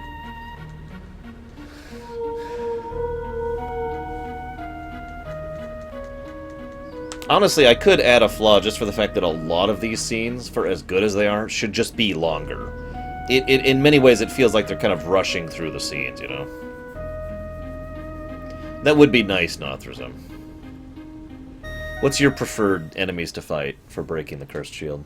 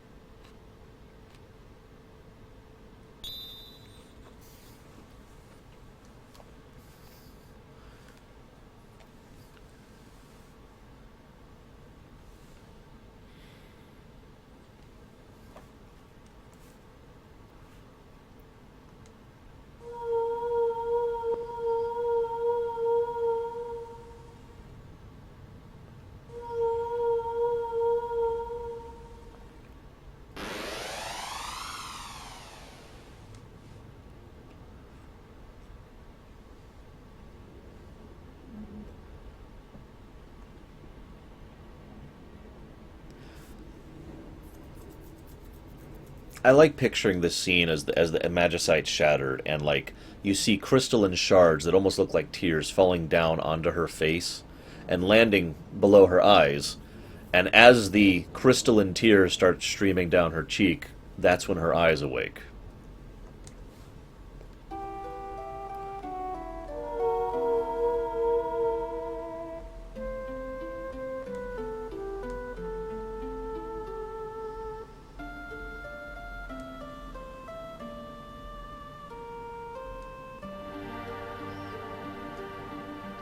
No, I really hate to praise this game yet again, but I have to point this out.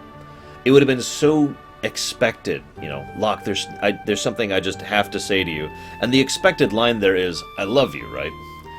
But that's not what she says. Instead, she says, you made me so happy. In my last moments, my memory returned, and I drifted off thinking of you, and I was truly, truly happy. So let me now say the words I never had to say, the chance to say, thank you.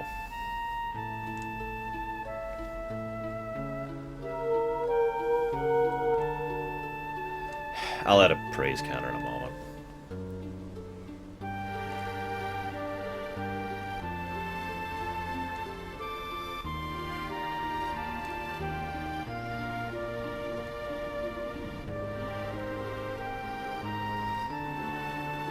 As was pointed out by a viewer Saturday, a lot of the themes of FF6's World of Ruin is about healing, about mending, and moving on.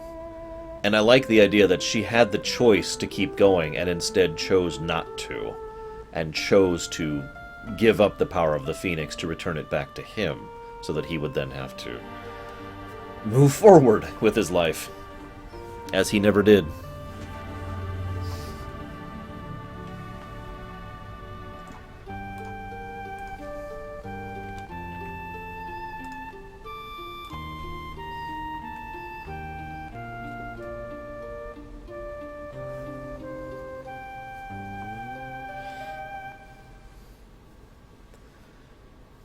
And of course it's Celes, who's the one who is there for him.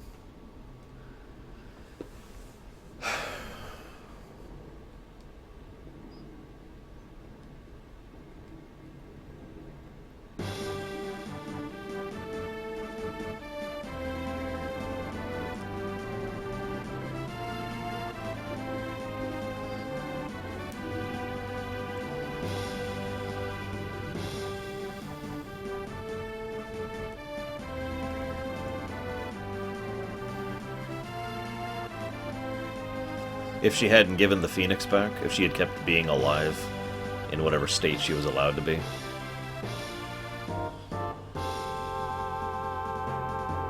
Honestly, yes, little Billy. I would be amazed if she did not feel guilt for everything. And probably a little bit of,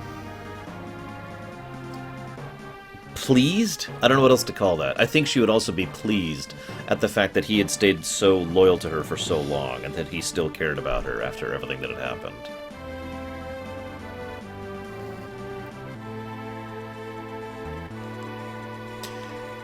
Honestly, I would imagine similar to Win in Dragon Age Origins to quite a ticking clock. Benefits and negatives.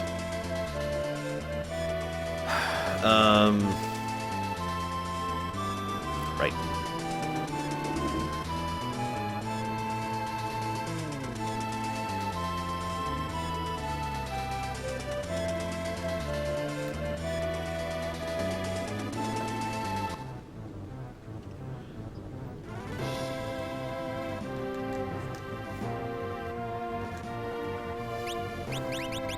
So, odd question for you guys. How many of you prefer to leave everyone equipped with stuff pretty much all the time, so whenever you swap, they've got gear ready to go? Or how many of you prefer to instead unequip everyone every time you switch parties and then get all your best stuff on your active party?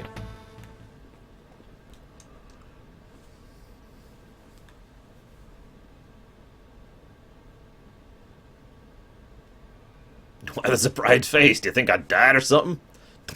God.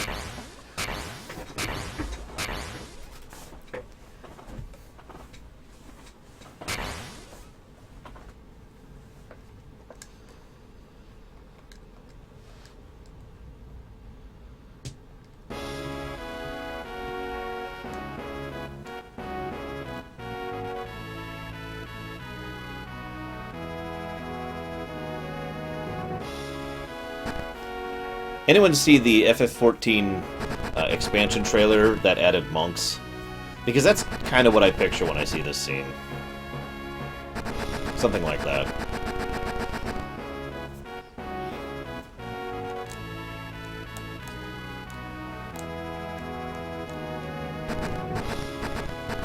By the way, a very nice little touch here is the fact that the sound effect that's playing here is the bum rush sound effect.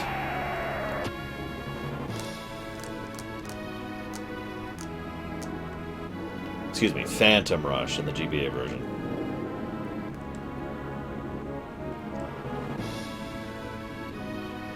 Yeah, we got this, guys.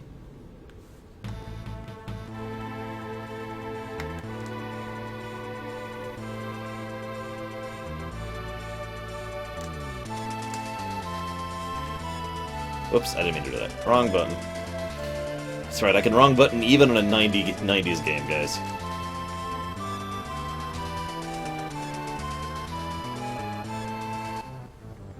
I always had trouble with several on the SNES, I'll freely admit it. Okay, so I need a Doom team.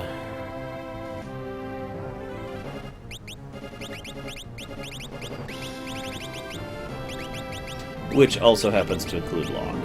Or I could just do that first. That's not a bad idea, actually. We'll just do that first. Oh, it's Lormum! Oh wow, that's very pretty, period. Today's been me finishing up one of my perspective streams, comma. Tomorrow's gonna be voice acting day. Period.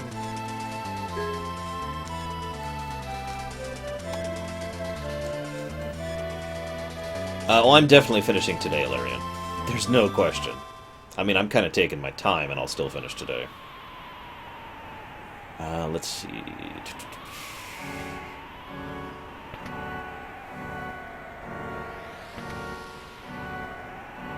Hey, Killer Beans.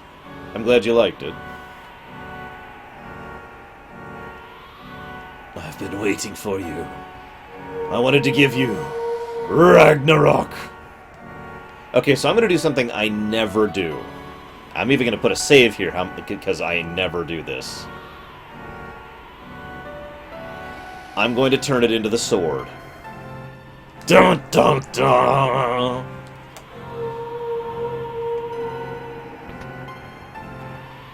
The reason you might be like, why would you ever do that? Well, the answer is because I intend to not level anymore, remember?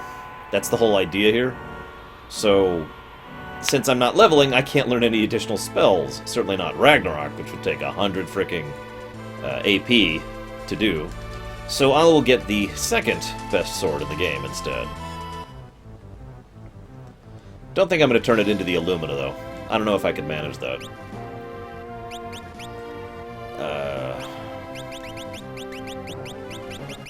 So let's get my Doom party here.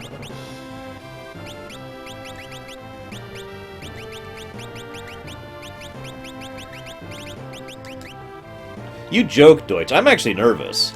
I know just how rough Kefka's Tower can be. And yeah, I technically haven't locked myself off from Ultima. I would just need to do roughly,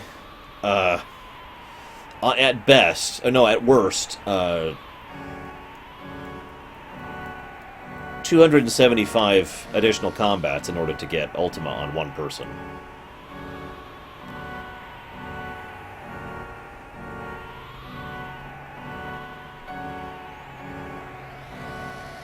Mughal charm is awesome. Mughal charm is awesome.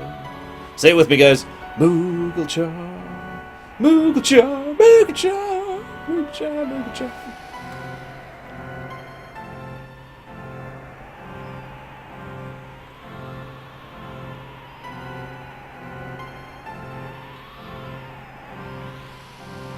Wow, psychotic.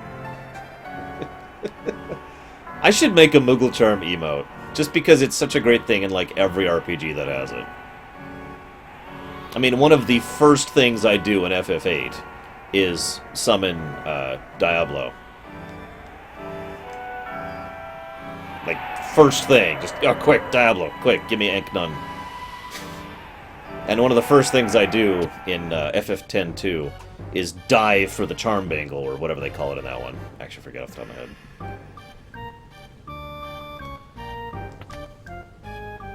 Pretty much none of this gear is worthwhile. I don't feel like fighting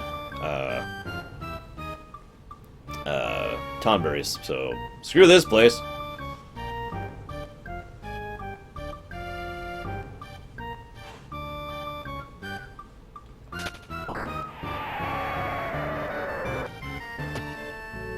I'm just getting them in no particular order, Ricky Shear, at this point. Teratu.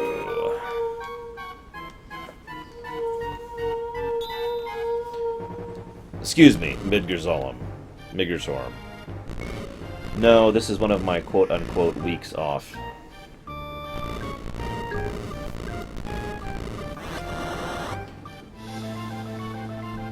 Hardest boss in the game! I don't actually remember what he's weak to! We'll try fire! We'll try fire! In Anakin's voice. Okay, yeah, fireworks. Fireworks.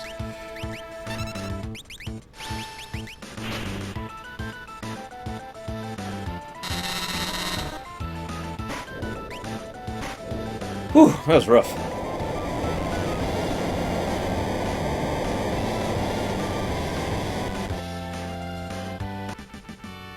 Koopo. Koopopo.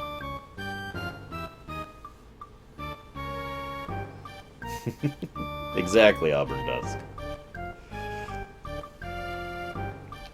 Woo. Welcome to the least characterized character who is a playable character in every FF ever. There is basically no story behind this guy. We have this cutscene, his tidbit in the ending, and that's it. Nothing else. Which is funny because Umaro is actually invaluable if you set him up right. He's also my secret weapon for going after the Colosseum. Because Umaro can wreck the Colosseum. I mentioned earlier I'm debating giving a flaw for lack of characterization. Umaro is probably the biggest sway for me on that one, because he does not have characterization. In a game all about connections between characters, the only person he's connected to is Mog.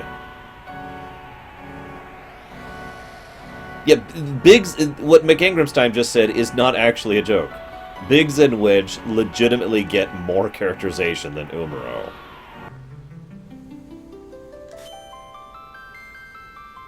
He is a secret character. That is true. So is, actually technically so are quite a few people. However, it is worth noting that there are other secret characters who have more characterization, like, for example, Vincent in FF7. Or Yuffie in FF7, while we're on the subject.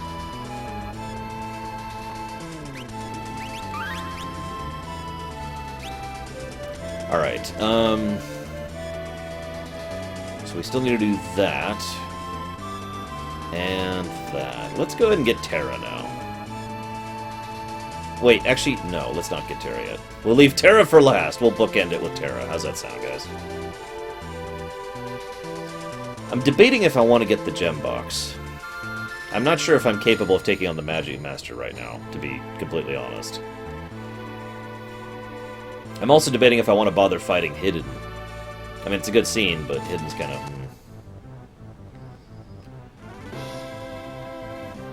Gogo gets more lines of dialogue and the same number of scenes. 2 scenes, slightly more dialogue.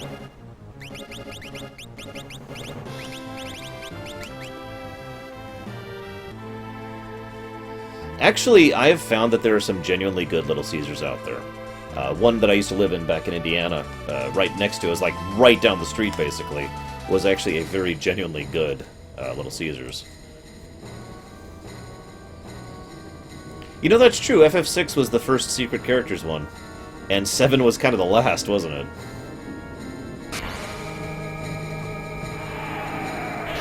I mean, from a developer's perspective, I can understand why Secret Characters are a hassle. Why you don't want to do them.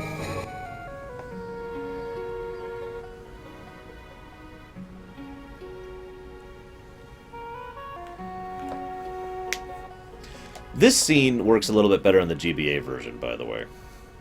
In the SNES version, it's just like, oh my god, Strago's been mind-controlled. But what's actually happening here is that Strago has sunk into so much despair and guilt over the fact that his granddaughter is dead and he has no one left in the world, that he has actually, without being mind-controlled, deliberately joined the cult of Kefka. It is then seeing his granddaughter again that just completely snaps him out of it.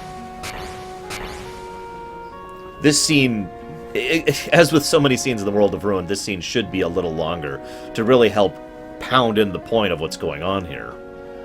That Strago gave up, you know? I wasn't quite counting tactics because, let's be honest, FF Tactics is actually a different game, basically. Yeah, we'll give it a shot, Pyro, why not? So we need Mog. Absolutely require Mog.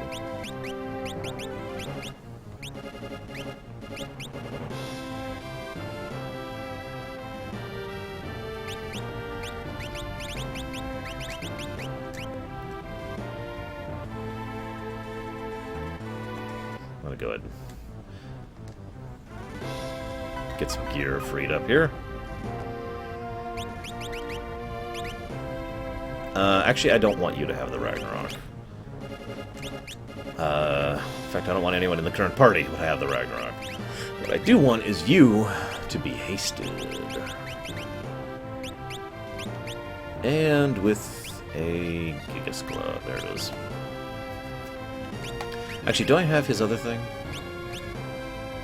No, I don't. Gigas Glove will do.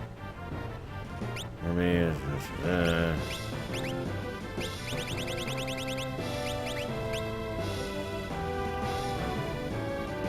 how many votes total is up on that vote, by the way, Bragwin? Do you mind checking for me, please?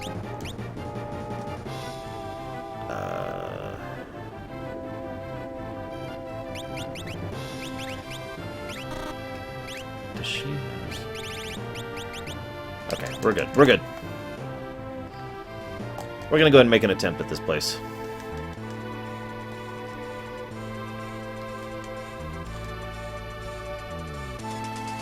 $105, so it has gone up. I don't actually like to use the Blizzard Orb. In my opinion, the Blizzard Orb is very underpowered. I like the one that gives him the attack, which is his other one, which I can't even think of the name of. So, do you think this qualifies as a tie? Or tie. A flaw. Sorry, I was reading chat.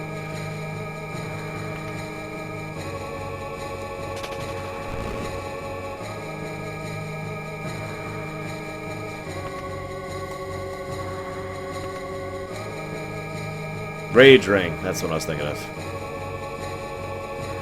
See, the thing is, this dungeon is actually really, really, really hard. If you go through here without the Mughal charm, this place is insane. It's not just the fact that you're limited to only using magic, and that's basically it. There are other aspects of the many, many enemies in this place that make them very brutal. If you are unprepared, this is actually pretty much the hardest dungeon in the game if you're doing it without Mughal charm. And again, it's not just because of the magic thing. These guys suck.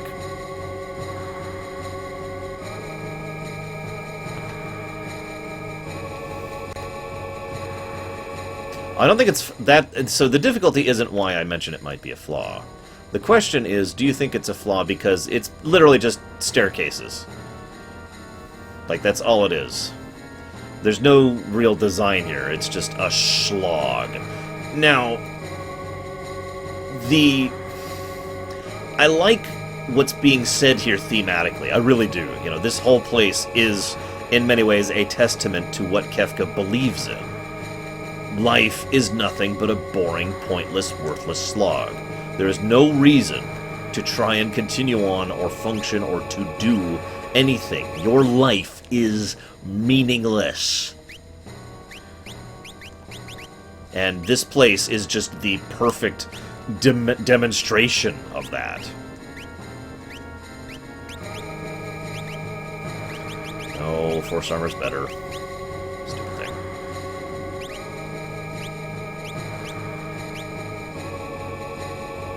There is a similar tower, not quite as large. I don't think even if I'm getting nitpicky, I don't think I could give this place a flaw, because aside from the obvious fact that it's like, bleh, it's in every way other than the dungeon, this is actually a fairly well-designed dungeon, as weird as that may sound.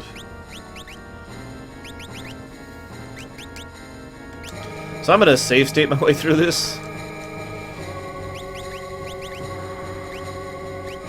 We'll go ahead and give her the Sola Famasa, and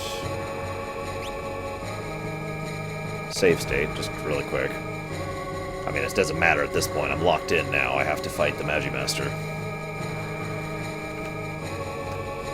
Don't worry, there are actually quite a few strats for dealing with the Magimaster, and I do have one in mind that does not require leveling.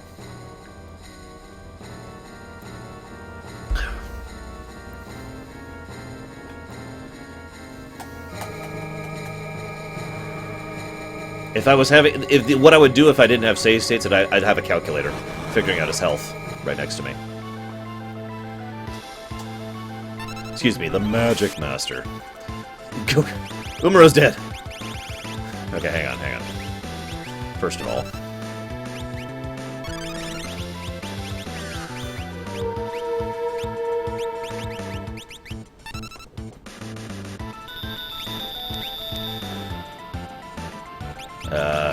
What's he weak to right now? Where's Libra?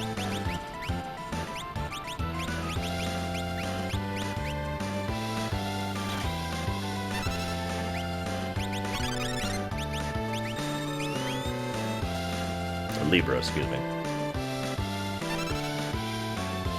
Alright, he's weak to nothing, because he hasn't done anything yet. So,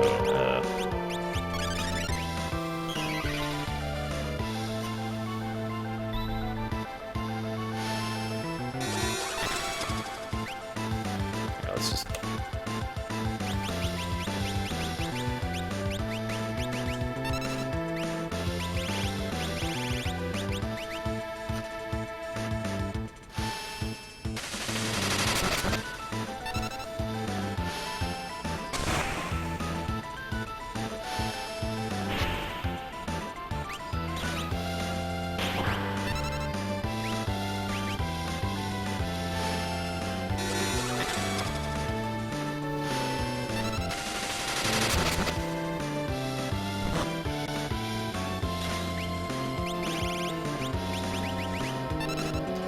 I probably should just be keeping track of his health, it just occurred to me. It would be easier and simpler. So I'm going to start doing that right now. 24,000 look like? Okay.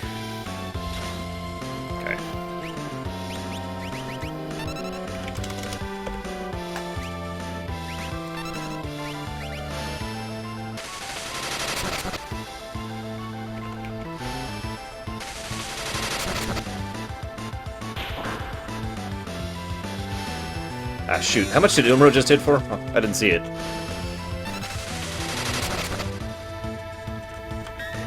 Okay. And...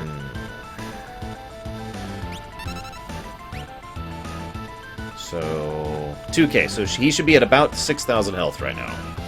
Let's go ahead and get a safety save in. Gotta push him a little bit further down.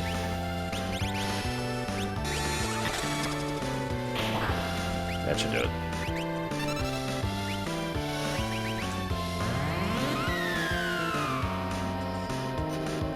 And if this wasn't close enough, I could do another round.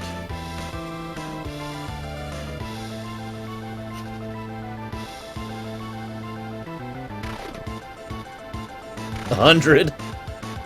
Oh, jeez, that's terrible damage. Oh, but it's okay, Mog is still in the air. Perfect. Yes! It worked! So this is another way you can bypass the Magimaster, if you're curious. I still win, because Mog's in the air.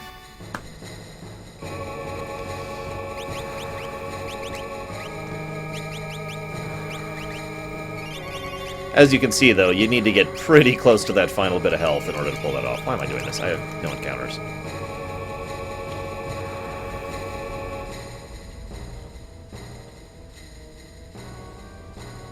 I was worried there for a second because of the really low damage that Umaro and Censorship were doing.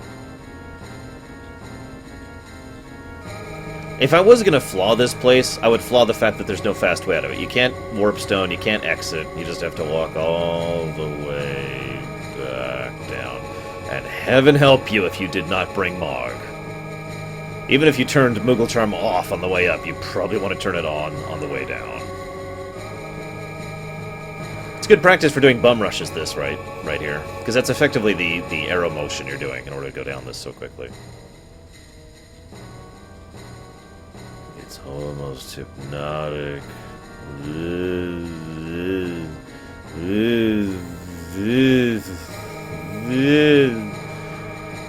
Yeah, we're here. Whew. No.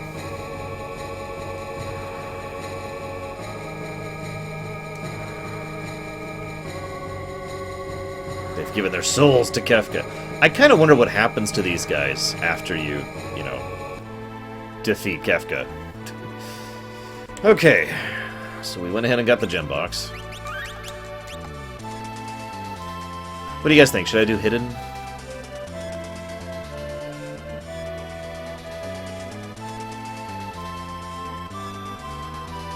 I'm still kind of torn. I mean, there is a good cutscene for Strago thereafter, and I am trying to find flaws in the game. Tell you what, I'm tempted to flaw the dungeon that Hidden's in, that's for damn certain.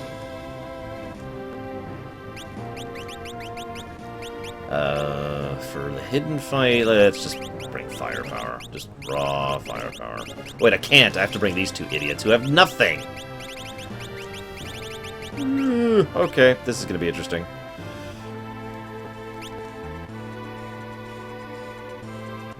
Yeah, exactly. If you could just warp out, that would get rid of the problems immediately. Yeah, exactly, Naito.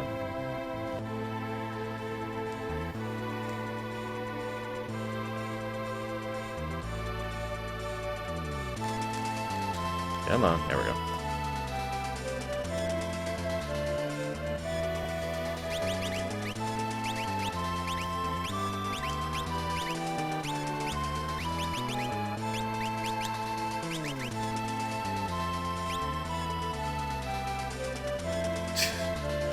That sounds pretty horrible, Aethel. I'm not sure that's a good thing.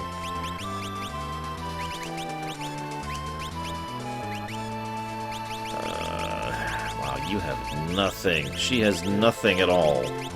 I can't even think of a way to make her useful.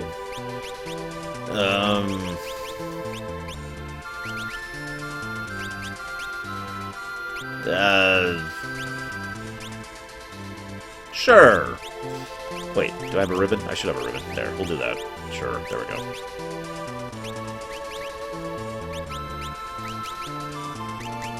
He's not super useful either. Yeah, we'll do that. And... actually, well, no, yeah, we'll do that. And... safety bit, I guess?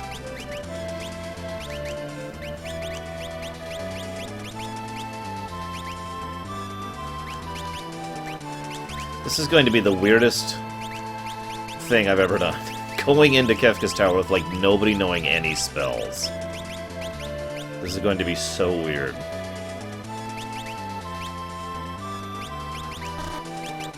Have you finished that yet, Mog? Oh, you're nowhere. Screw that. Yeah.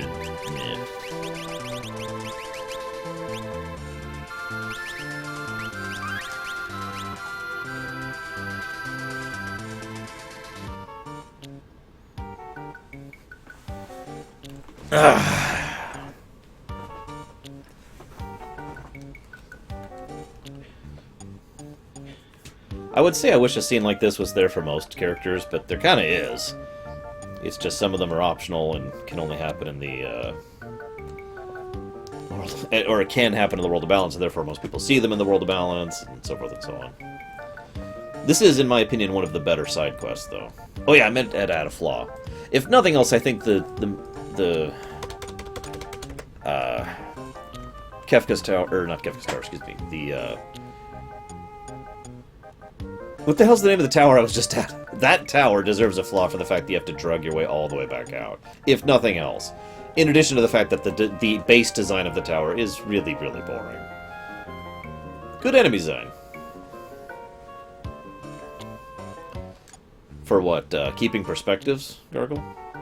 I don't think I could do the Ultima series, because I never really liked the Ultima series.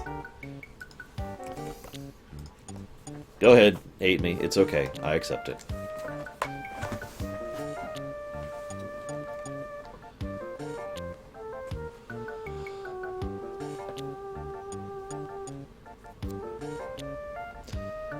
I've often wondered if this is the most appropriate timing for Gung-Ho to do this.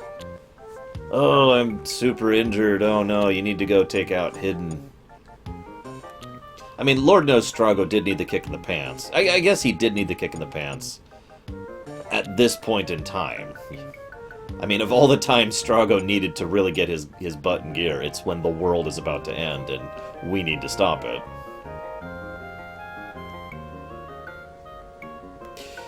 The Ultima I remember most fondly is Exodus. I think that's 3, but I'm not sure.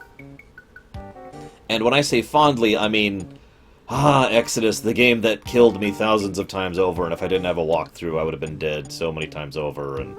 Oh my god, those tiles in the last dungeon! Those tiles! You don't understand!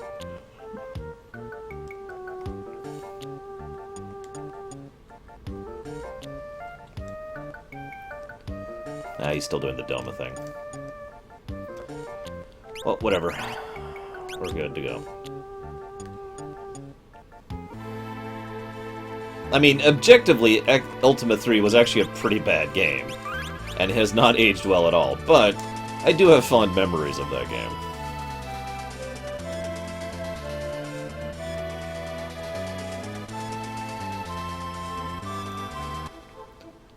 So, this dungeon I'm tempted to flaw. What do you guys think? Because this dungeon is RNG the dungeon, and there's basically nothing else to it.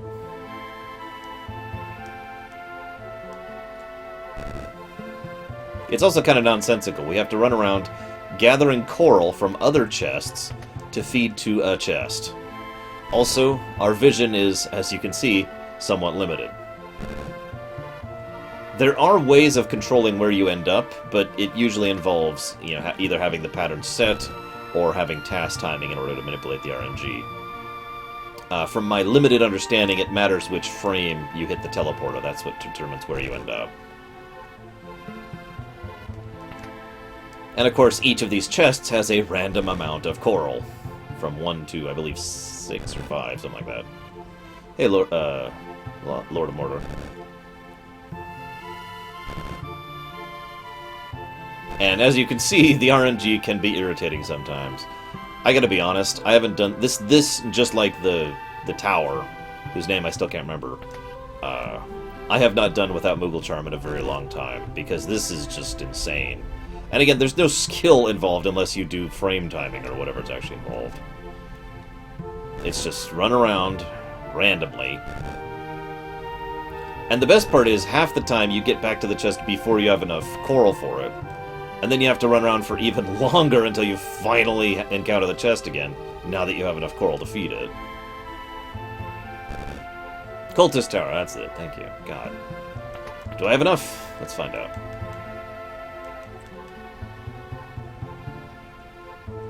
Nope. I need more.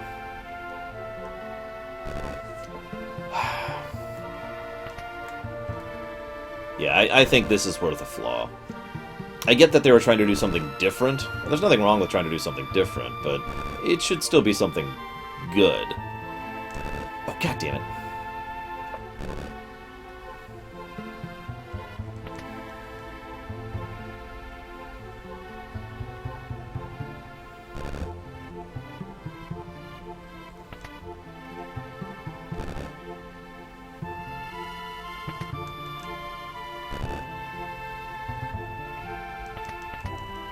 Take the coral.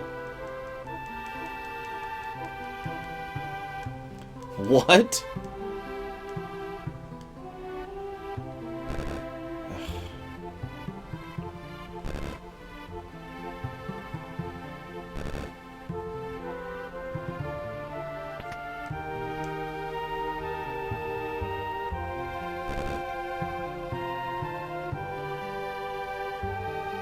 Ah!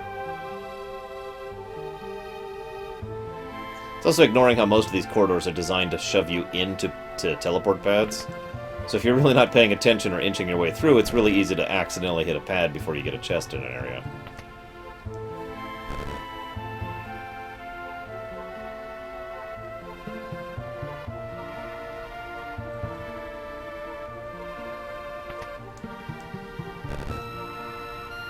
How do I get good at rolling dice?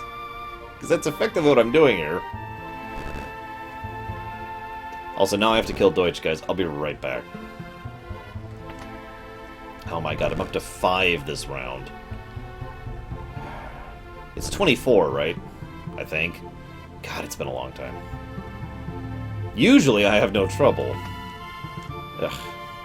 7. I have been addressing quite a few of my own personal remake wishlist things, Night Dawn. Partially for my own sake, too. 14. We're up to 14 now. 17.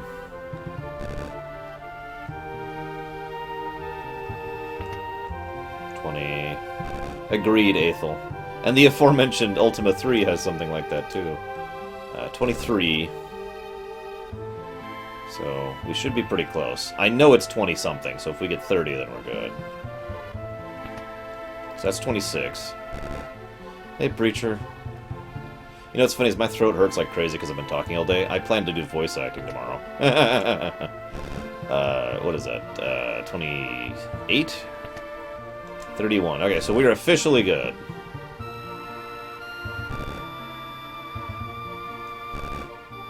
So believe it or not, I actually thought it was cumulative. I noticed in the GBA version he specifically says it has to be all at once, which he does not say in this NES version. It's okay, I got Dayquil. Okay, we're at like 37 now. We definitely have enough.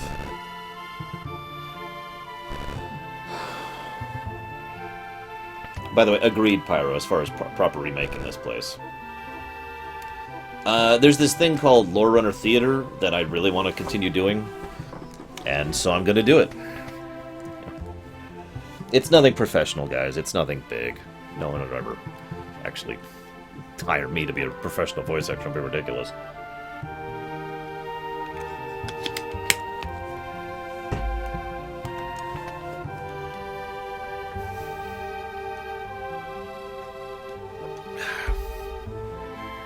Move!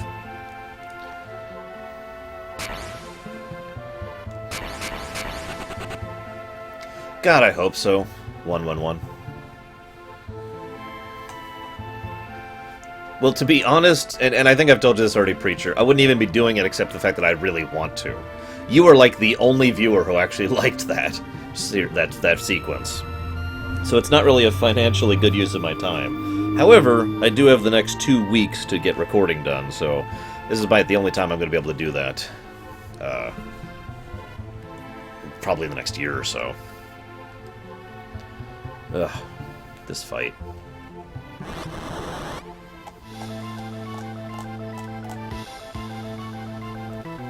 Which one's Mog?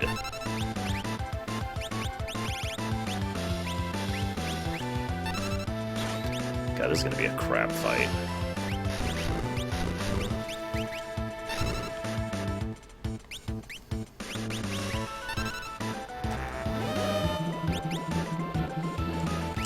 Okay, let's save here really quick.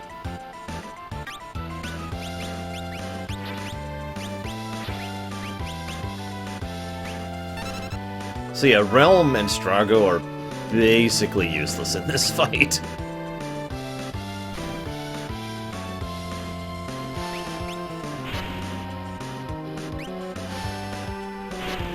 At least the way I'm doing this.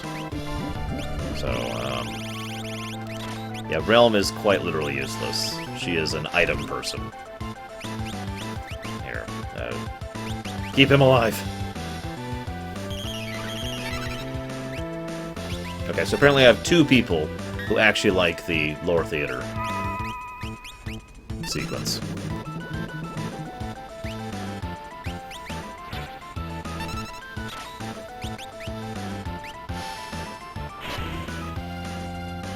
By the way, everyone knows about the sketch glitch, right?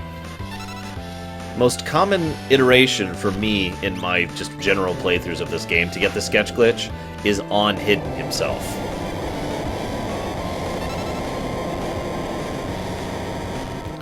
Oh, sorry, there's 3 with Joe Neutrino. Oh crap, he didn't do...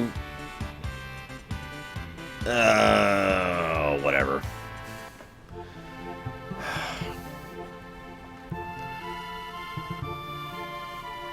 Hang on. That was a little easier than I thought, so... I would kind of like to get Shadow Train so at least Strago can contribute in Kefka's Tower, rather than being a load.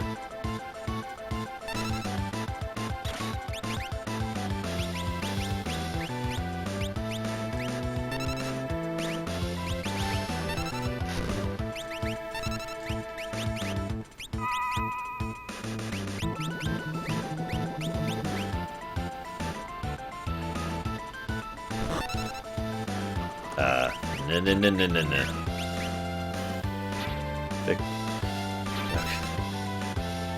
Please don't... Oh, thank God. I mean, that's still bad. It's not as bad as it could have been.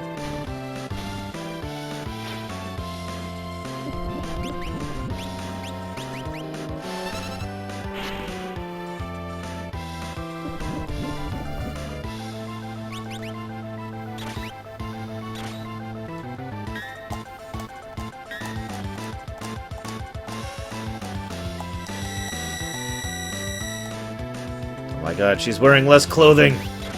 Avert your eyes.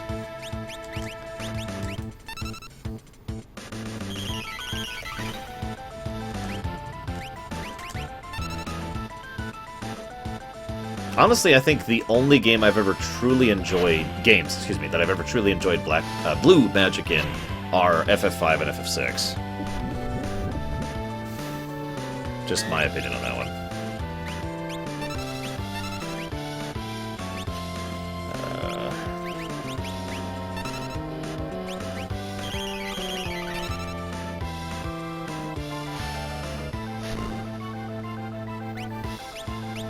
I only bring it up because that's one of the very few sprites they actually censored in the SNES English version. It was Lakshmi, or Starlet.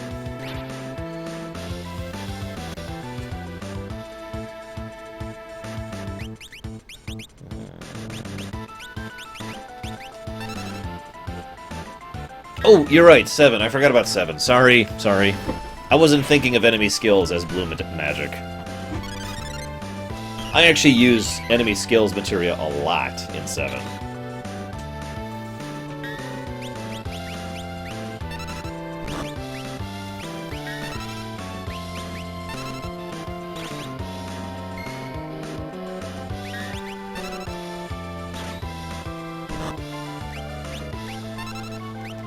Eight could be really strong, but only if you went way out of your way to basically make it that strong, which kind of was bleh.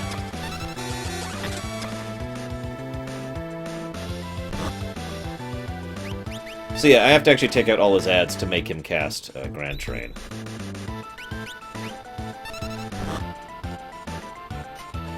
Nine's Blue Magic...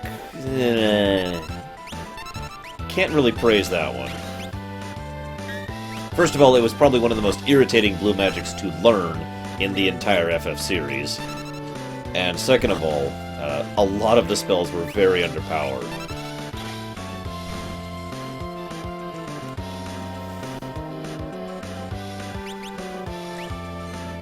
There we go. Now I just need to live through this. Okay, we're alive. Everyone's alive, even.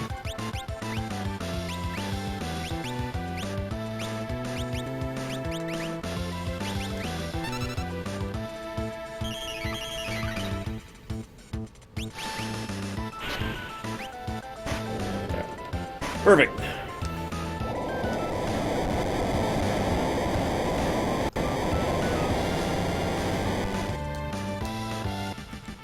I still think Blue Mages were best implemented in 5, but that's probably because that was the first time they did that, and it was really strong in 5.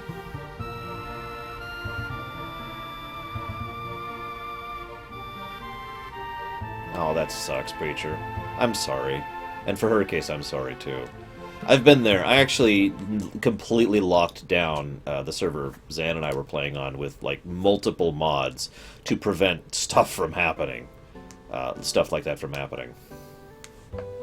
I forget, one of the mods basically allows you to set out a zone and then do custom rules for that zone, that kind of a thing.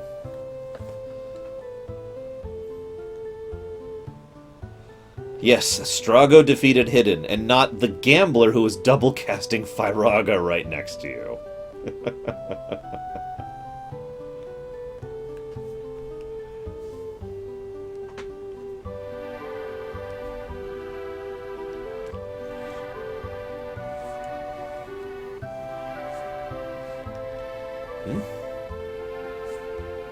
Oh yeah, my wounds are fine. Did I add the flaw for the hidden dungeon? I actually don't remember. Because it totally deserves it. is right in front of me. Stare the ugly brute right in the eye, raise my staff, and let him have it. Bam! Fuck! Pow! Right in the kisser. Oh, I wish you could have been there to see me. And then Setzer cast Firaga like 6 times in a row.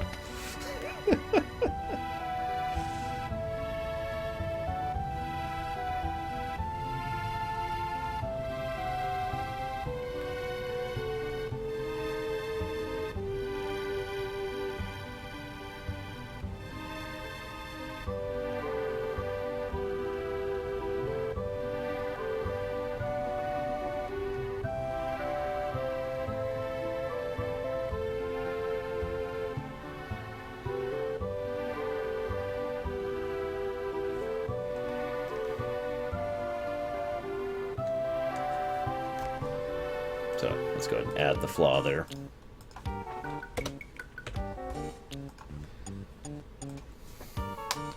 Oh god, we're still poisoned.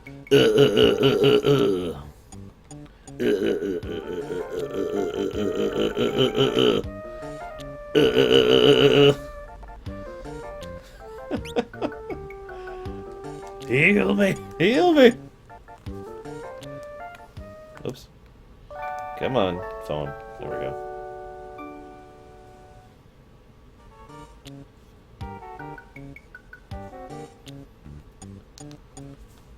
Okay, we did it. We dragged our diseased, rotting corpses. Okay, so we still have to do Doma, which is going to be interesting.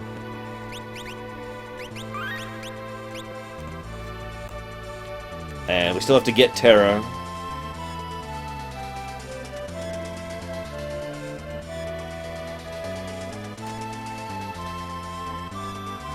I think that's it, actually, as far as... Oh, no, I still have to do the Underground Castle. So, Underground Castle, Doma, Tera, and this guy.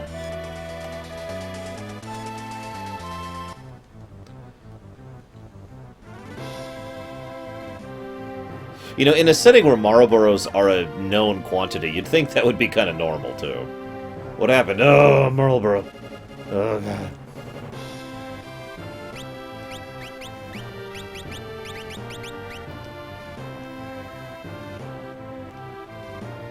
I have no idea, Preacher. I'm not that versed in 40k.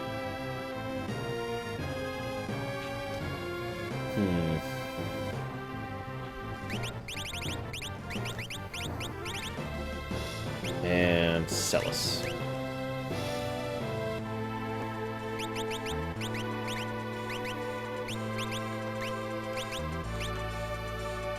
Because of the poison, Deutsch. Because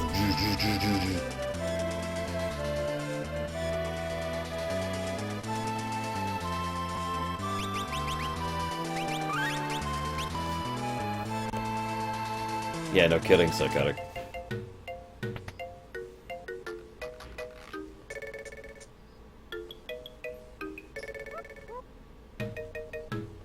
Oh yeah, I need to bring Sabin to this. I forgot about that. Oops. I actually forgot about that.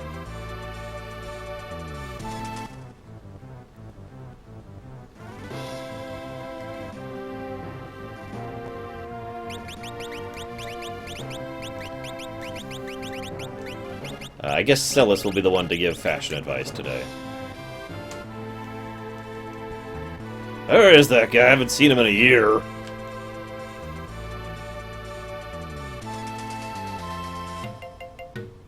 So here's a question for you guys regarding the story structure of FF6.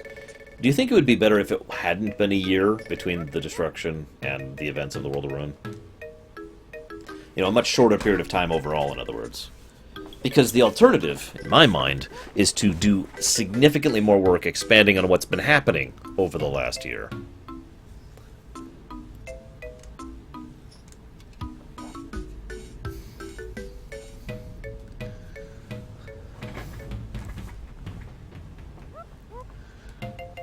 Wow. Wow. Father.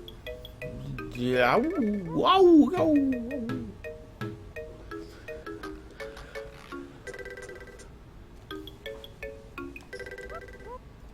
And And then we went to G-Door to put on fancy clothes.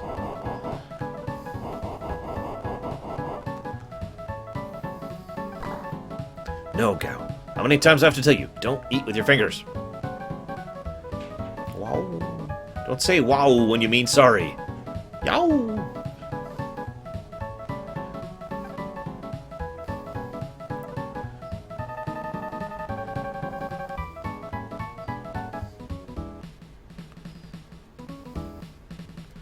This is a fine jolty hut.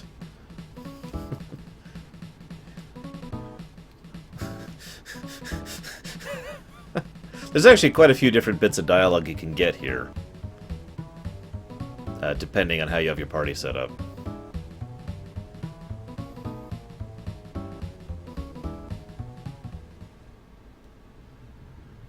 Well, FF6 and Warhammer are in the same setting, obviously, Deutsch.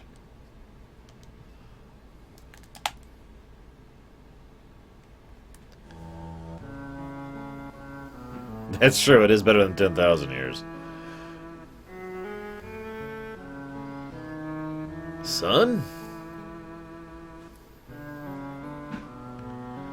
What's all this business about a son? I don't have a son! Now you mention it, I once had a terrible dream. A dream in which some kind of demon child was born. I grabbed the thing and rushed off to the vault with it. The thing was crying like crazy by the time I got there. I left the child there, and I turned around and ran, trying not to look back. And all of a sudden the crying stopped. I turned around and... there's some frightful monster. I've never seen anything like it. Hideous. Still give me the shakes when I think about it. But you, young man, your parents must be proud to have a fine son. I still dream about being chased by that demon child. Terrifying, those dreams.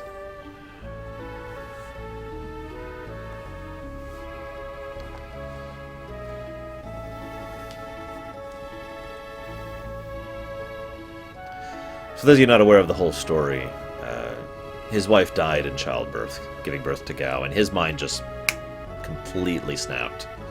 And he's never actually recovered since then.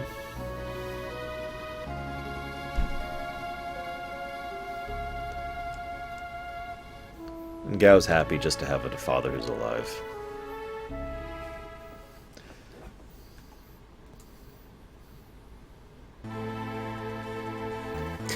I don't think having to go to the airship to change characters qualifies as a flaw, since it only really gets... It's not a huge out-of-the-way thing. It only really gets in the way until you have 5 party members in the World of Run.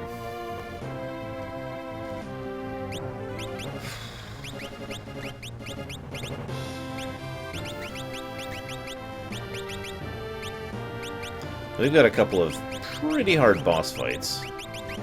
And I don't have X Zone.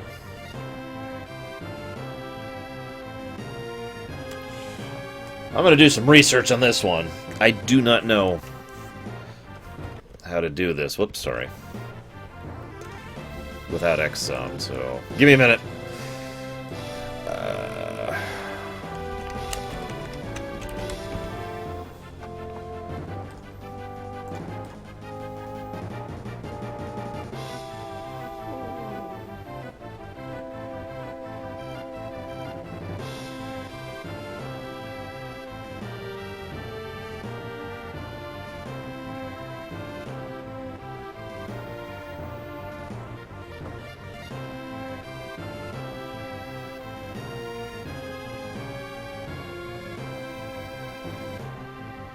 Apparently there's several ways to defeat him without doing X Zone.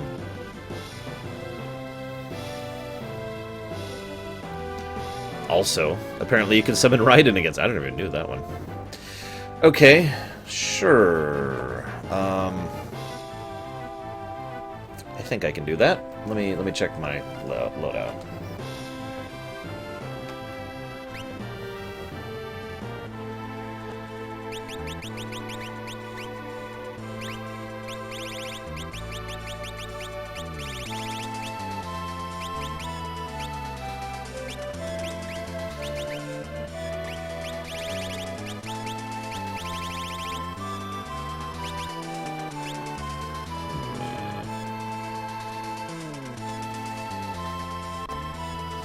I need to look up one more thing. Hang on just a second, guys.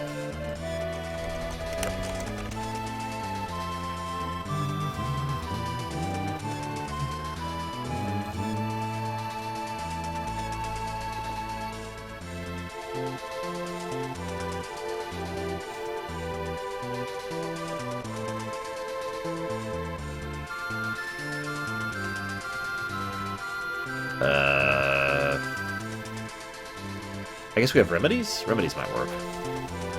Remedy gets rid of Petrify, right? Actually, I can test that. Yes, it does. It's right there. Okay. Okay. We're ready to go. We've got a strategy, guys. This is kind of weird doing this with basically no leveling. Although it's nice that I can. But not a praise. It's definitely not praiseworthy. Remedy actually only gets rid of like 5 things. I just looked it up. However, of the 5 things, Petrify is one of them.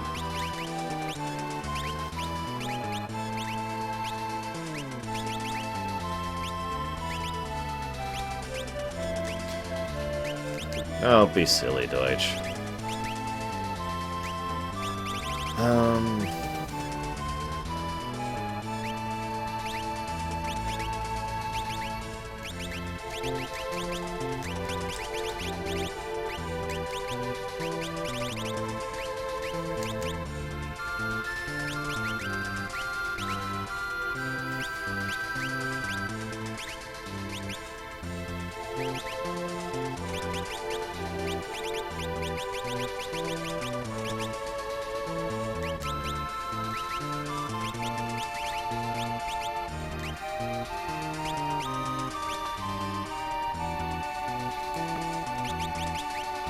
Now, I have to test something, because I can never remember the slot. I think it's the 3rd, actually.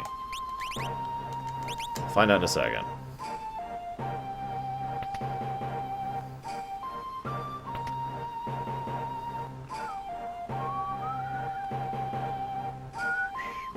Damn it. Can't do it.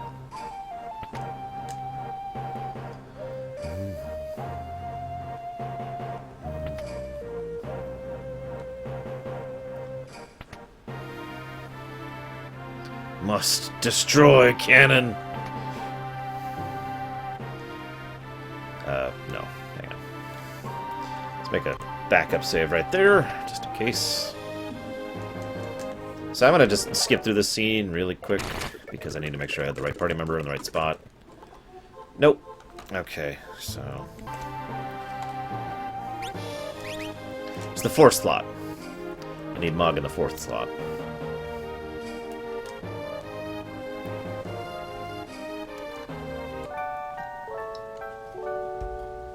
I say need. You don't need to, it's just I need to, because I'm underleveled.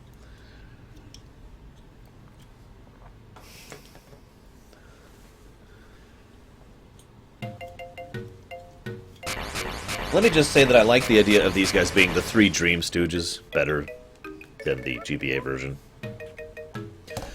Laragorn, Kurlax, and Mobius. Come on. Well, I mean, they're still the Dream Stooges, but I like Larry, Curly, and Mo instead.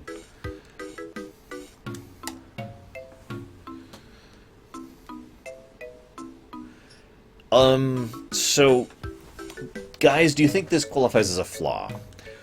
We jump inside of Cyan's soul.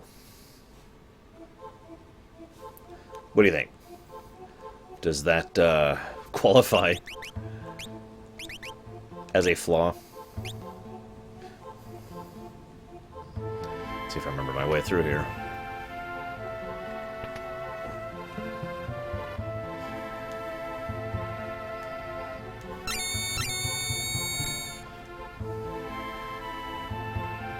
By the way, as an aside, I'd just like to say that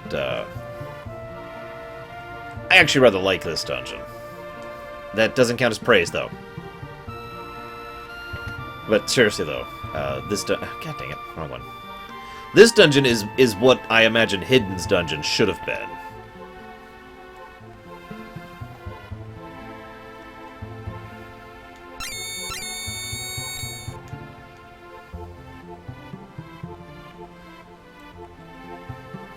See, the argument could be made that the only reason we could hop into Cyan's frickin' dreams slash soul slash whatever is because Rex Soul had already taken root and the Dream Stooges had basically opened the gate. You know, for example, in proper remake mode, I would make it so that they, instead of just hopping into his head, they literally open up a frickin' portal right in front of him and just pop through, and then we also go through the portal. Problem gone. But, as is, I would have to agree that this is just a little bit silly that we just jump into his head. Also, this dungeon can be pretty rough, especially since you have to do it with 3 party members.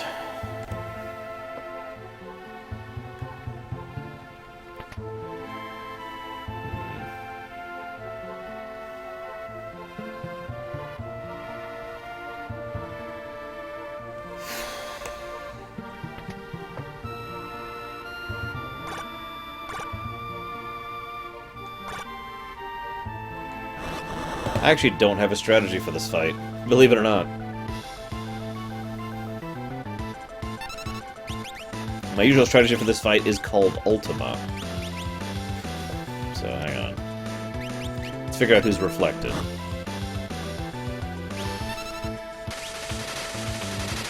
Oh, no one yet. Okay, so, hang on.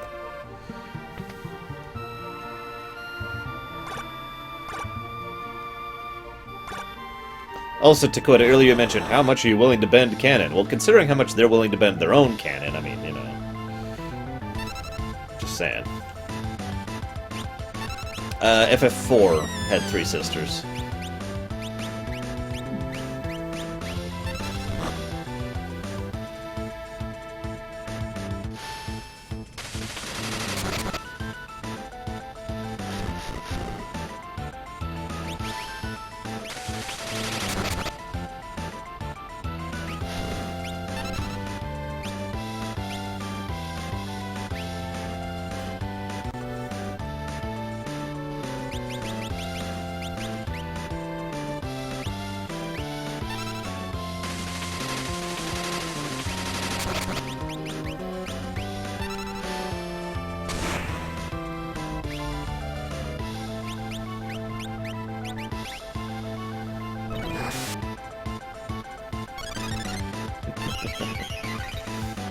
Sorry, Joe Neutrino.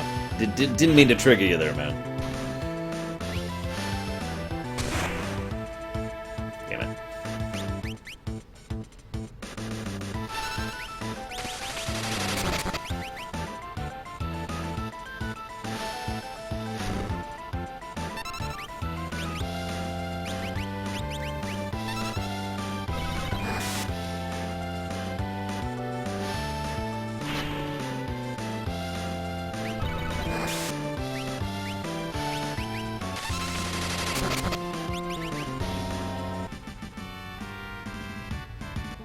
That was a lot easier than I remembered. Of course, I got rid of the guy who cast life immediately.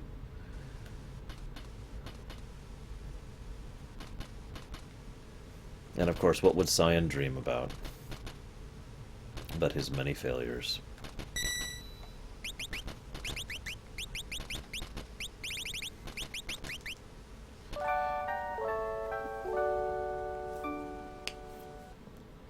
I suppose it would boil down to what is the warp?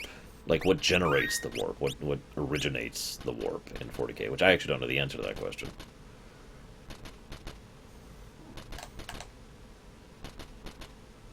Cyan! Man, I've been waiting for you.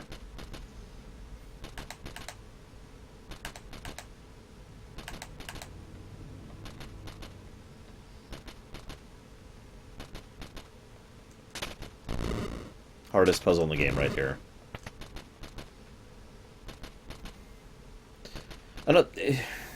I'm just going to eat the praise, because I really do like every aspect of this dungeon. In addition to the fact that this is one of my favorite side quests, they actually really vary it up successfully and make it not actually, irritating to do so for this section. And I like that. I like the puzzles. I like the fact that this place follows dream logic.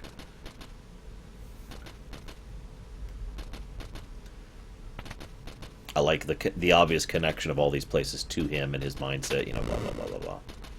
Even this little puzzle right here is a fun one.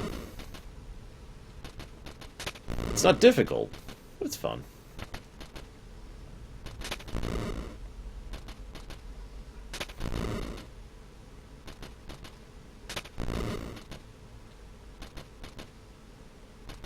I like the Rexall part when I have X Zone.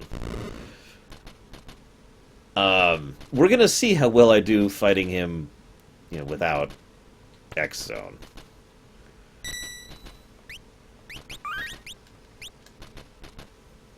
Well, if people donate about another $30 or so, the answer to that question will be yes.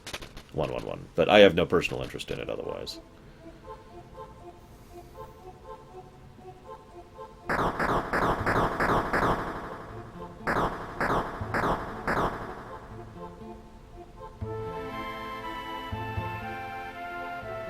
Hey, Cyan.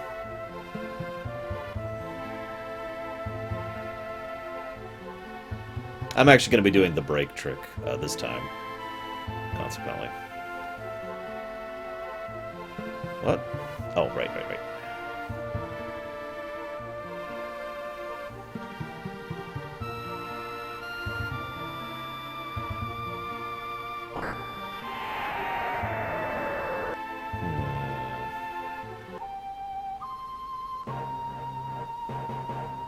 I suppose my first question would be, why is the webway only connected to a single galaxy?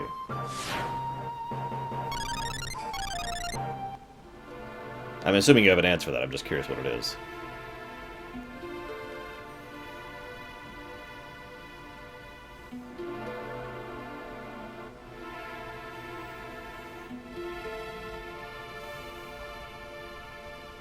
Yeah, the SNES version makes it extremely unclear what you're supposed to do.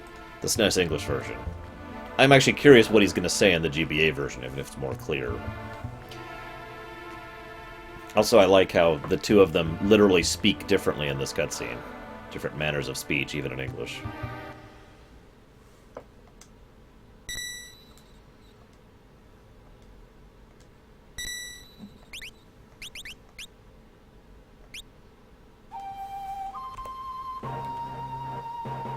Now, second question, Preacher. Why would the webway have enough power, raw, literal joules, energy of power, in order to cause that kind and that scale of devastation? Because even enough power to destroy a planet is an absolutely insanely ludicrous amount of energy. Oh yeah, by the way, how many of you didn't even know about these little side cutscenes until several times in?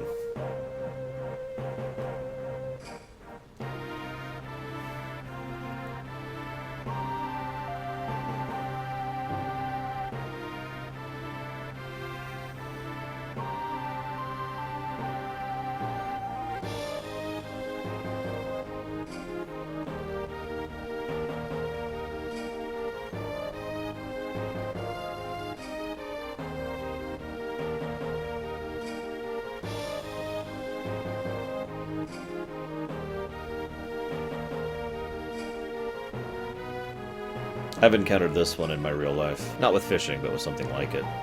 Dad, fishing's boring. This is but another part of thy training. Patience is something we must all learn. I love fishing!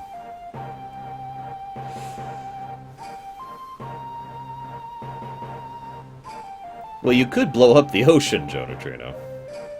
I mean, that's feasible.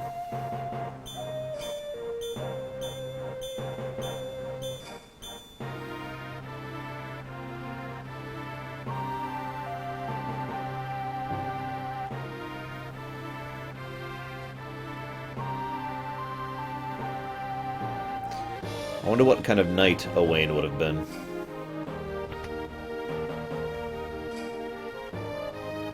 Alright, because I'm super uncertain about this. Let's see how this goes.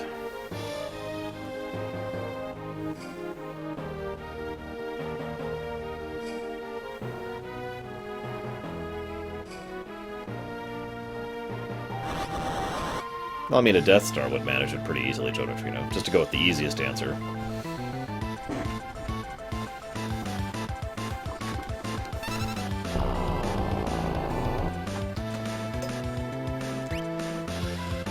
Okay, so I don't know who he's possessed.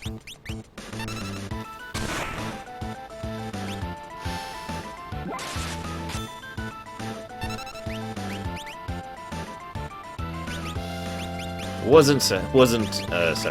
Got it.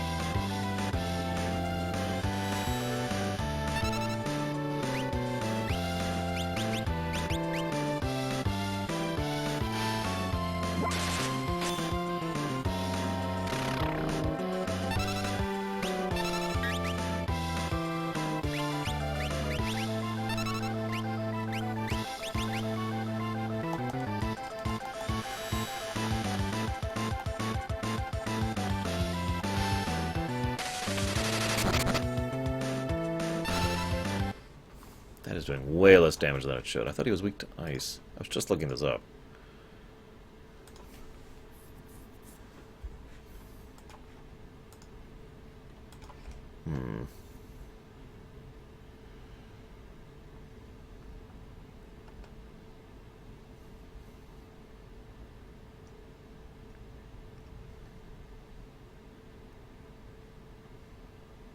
No, yeah, he is in fact weak to ice. Whatever. Just not doing that much damage.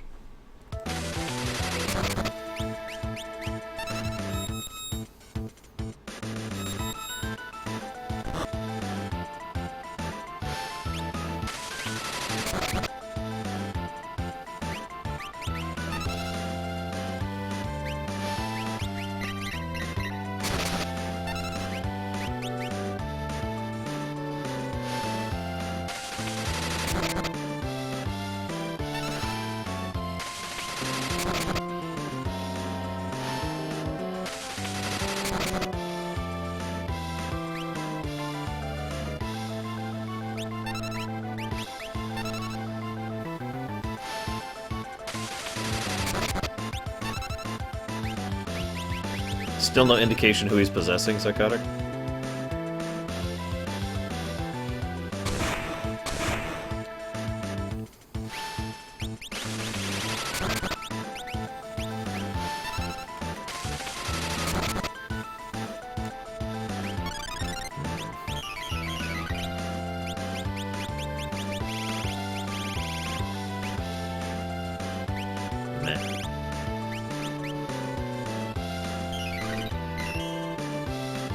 Did he just cure him for 80? Okay. That wasn't actually too bad. Took a while, but meh.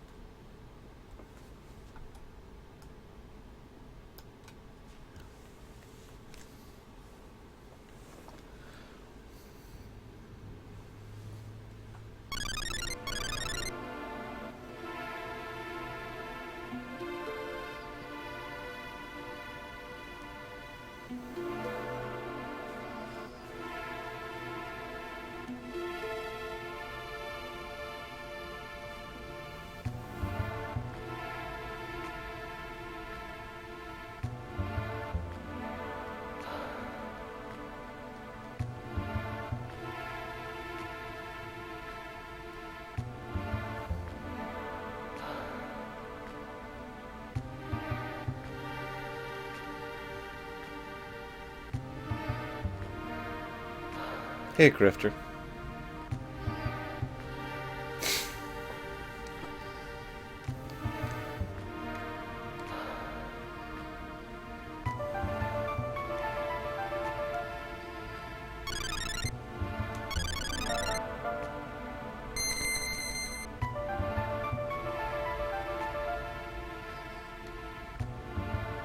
You know, I gotta be honest. If I had failed my wife and child, and they died, and then a year later I actually literally saw them and said my final words to them as they faded into whatever lies after, I don't think that would help me to go on. Unless you count as going on.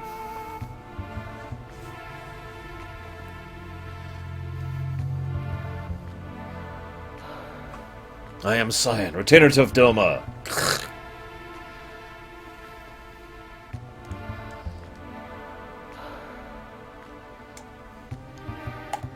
It's another musical cue they missed there in the GBA version.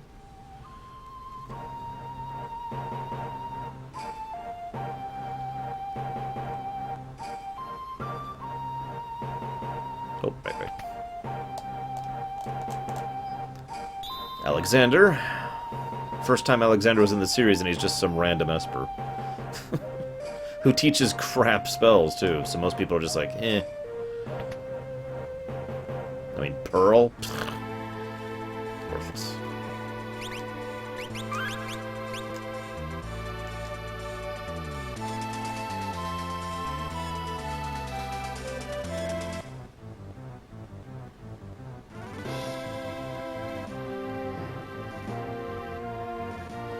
Oh, I know, he would do that, Gargle, but me?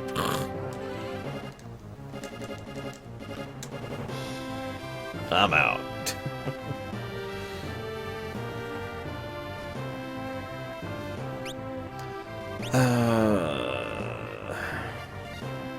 Oh, God. I think Alexander even looks dumb in FF13, my opinion.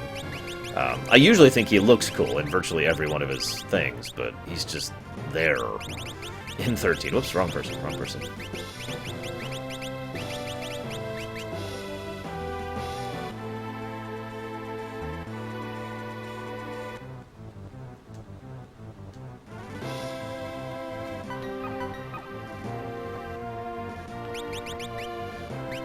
Okay.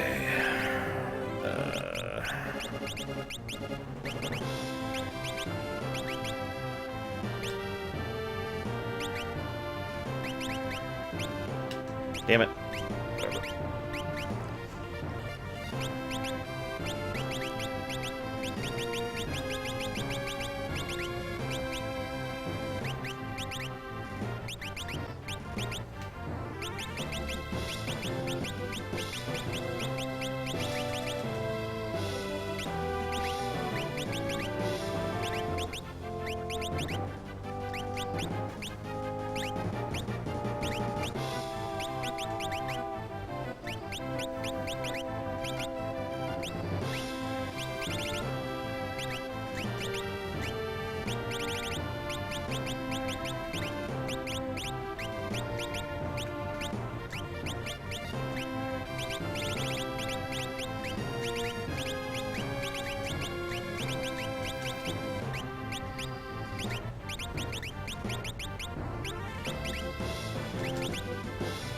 Okay. I don't think I have any thoughts on it, Preacher. The only thing I'm questioning, and it's probably just because I don't know your setting well enough, is how that chain reaction would unleash that level of power. There.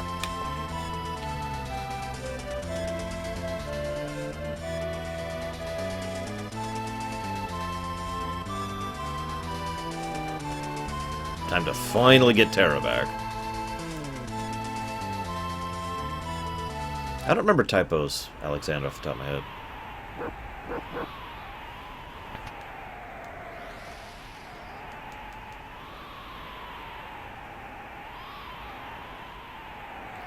You know what it sounds like you're doing, actually, Preacher? In Star Trek, in certain concepts of continuity, they had something that they mislabel as a supernova, which was actually a specific type of subspace superweapon designed to basically convert matter into energy.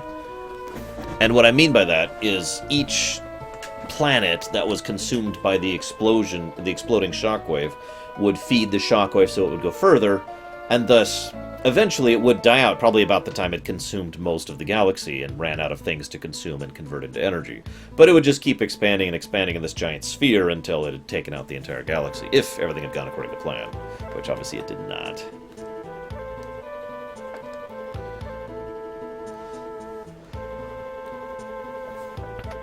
Oh yeah, Tera's in this game. Forgot about that.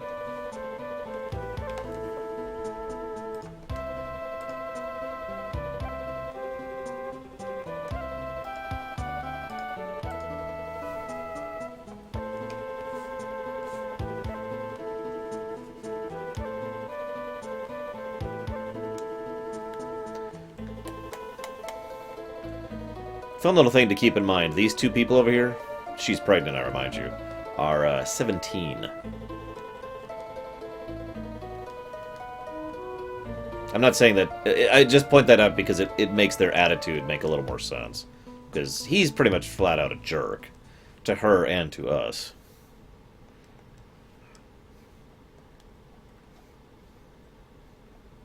Also, that looks kind of terrifying, Bandit.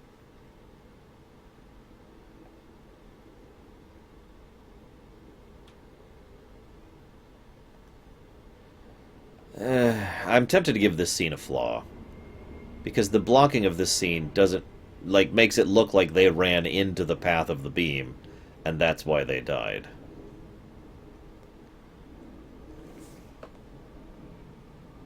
I mean, that's a nitpick flaw, but it's a flaw. What do you think, guys? Does it qualify?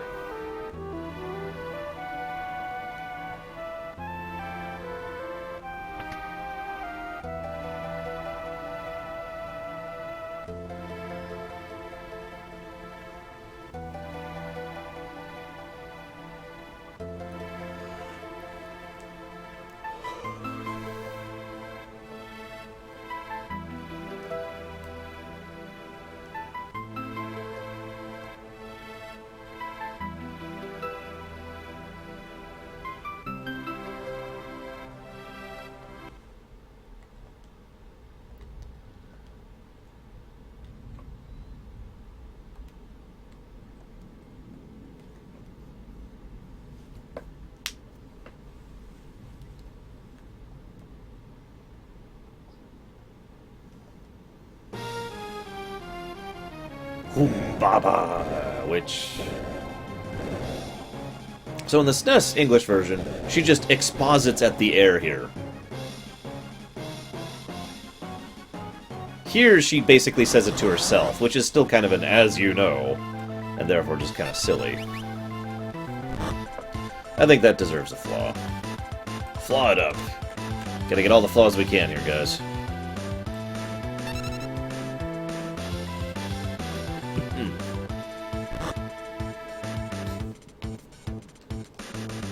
Seriously, in this NES version, she flat out says, "This is Humbaba. He was an ancient demon that was sealed by blah blah," and it acts like she's saying it to the party, even though she's all by herself.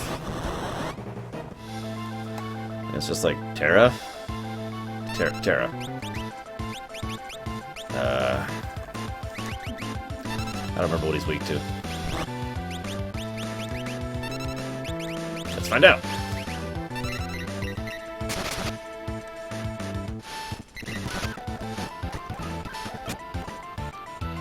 Got it.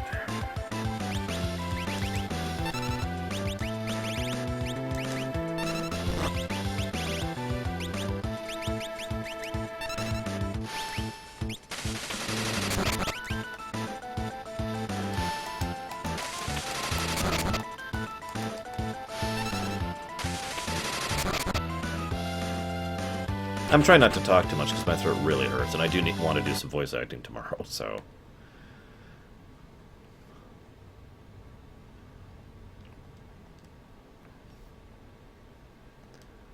It's okay. We're almost done with FF6, guys. And then we get to the hard part. We're not actually at the hard part yet. Kefka's Tower is probably going to wreck me.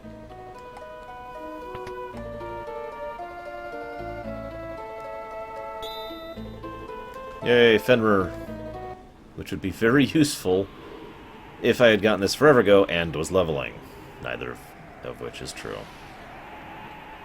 Well, I guess we don't get Tera in the party. Sorry, guys. I tried. Oh, yeah, sure. I'll do that really quick. I gotta go anyway. Anyways. Probably also not going after Doomgaze intentionally. I don't really have any big need for Bahamut.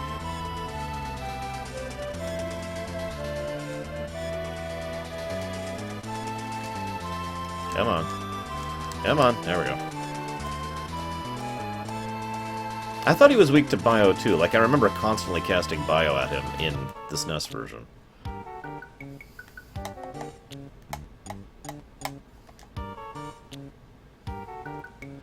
Sure. There's a small triangular island to the northeast of the Veldt. Here's where it is! Wow, this is really obvious. It's even going to show us where it is and everything. Even though there's only one island that's triangular and northeast of the Veldt.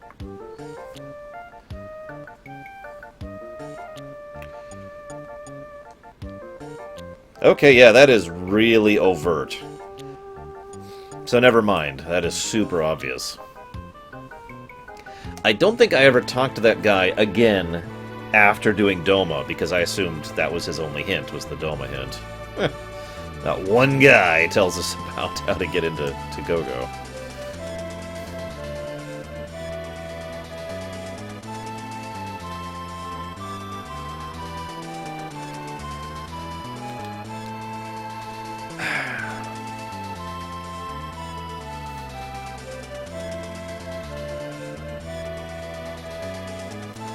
I don't actually know what else to tell you that I haven't already told you, Preacher. I mean, sounds fine. It's good, yo.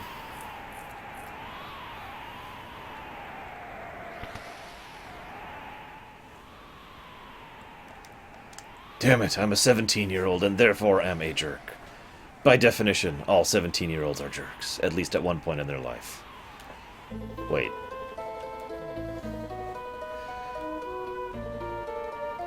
Where was I when I was 17? Ah, I remember. Yep, I was a jerk at least once when I was 17. I can actually remember a specific incident, which I will not share because it's quite embarrassing.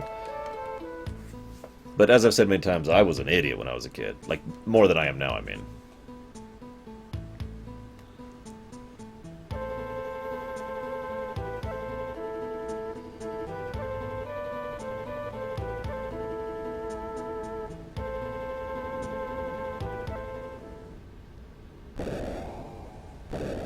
Foon Baba!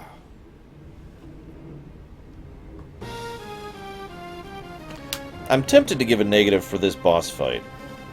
What do you guys think? Does it deserve one?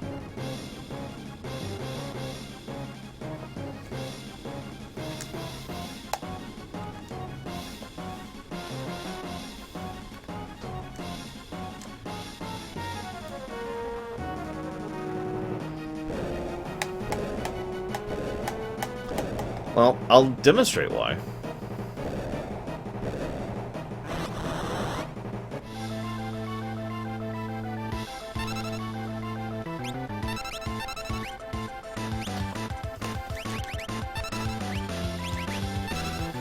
So he's weak to bio, huh?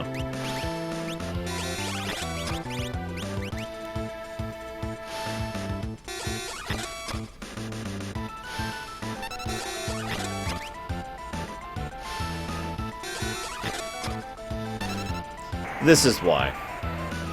He just randomly gets rid of people. And there's no real way to predict it. And then you have to fight the real boss fight with a reduced party.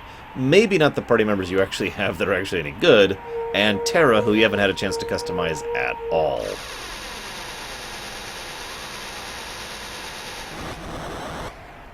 On the other hand, that does force you to adapt quite a bit. I don't know. What do you guys think?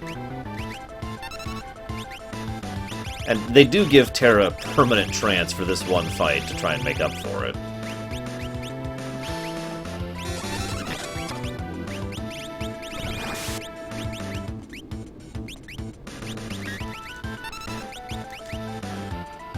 Whoops, I forgot to switch it. That is a pretty big flaw, McAngrum.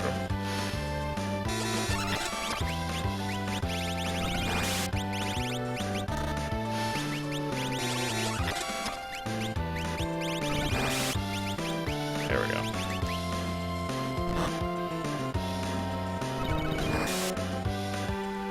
On the other hand, his final phase here is actually much weaker than the previous one, ultimately.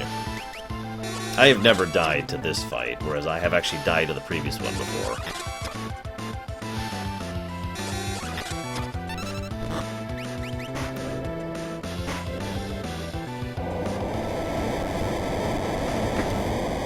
I do wonder why they deliberately get rid of two characters and not just one, considering, you know, Tera's gonna join us in a minute. I don't know. It's a weird choice.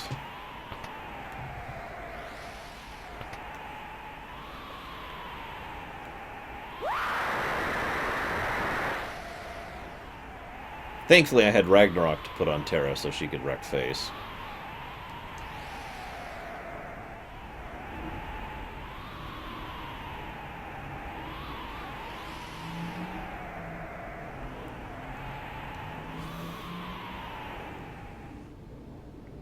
There's a line here in the English version. Monster again. I'm afraid. I am always afraid. They cut the line completely in the GBA version. It's weird.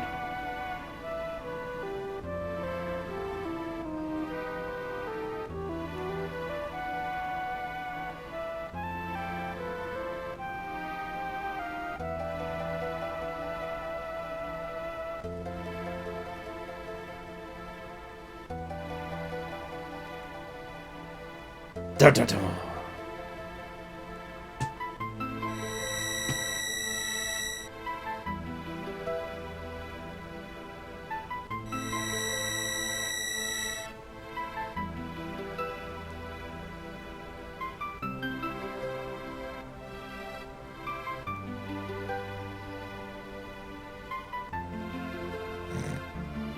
That line used to really make one of my friends laugh back when we'd replay this game for fun. Mama, I'm not gonna cry just because you're leaving. You're basically like, who cares that you're leaving? I ain't gonna cry. So what that she's leaving? I'm fine. It's cool. One more thing, and then we're gonna do Kefka's Tower.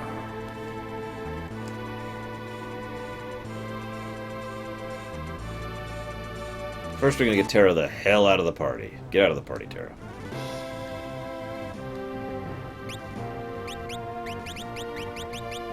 Actually, I do need Tera in the party. Never mind. Get in the party, Tera.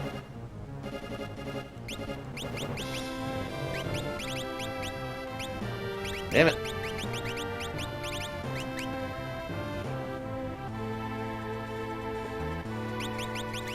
Make sure they're still set up. Yep, okay.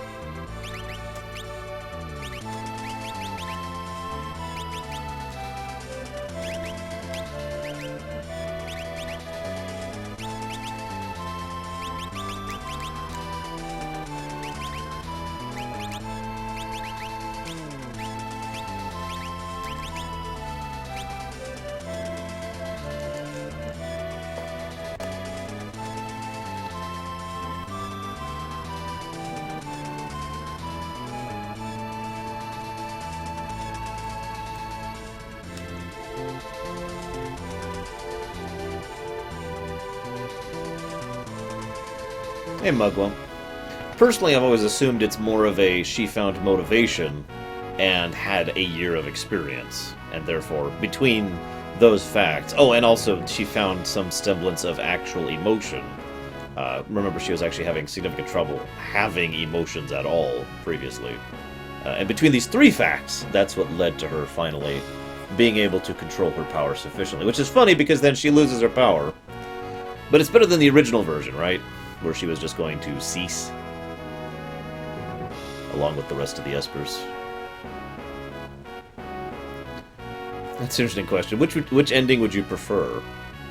The ending we got, or the ending where Tera ceases to be and doesn't get to, you know, live?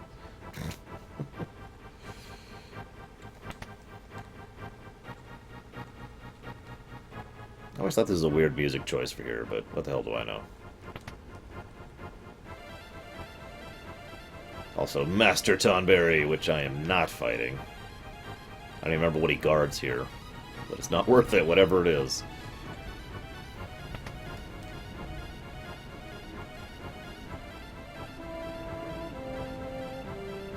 Whoops.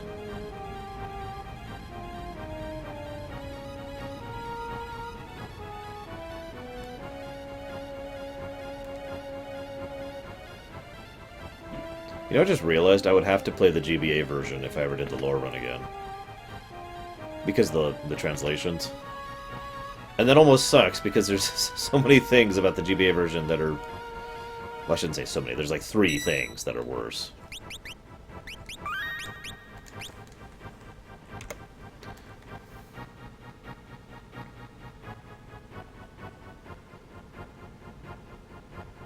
So... Funny fact, a lot of different characters can give the backstory of this place. Some of them get downright silly. Strago makes sense.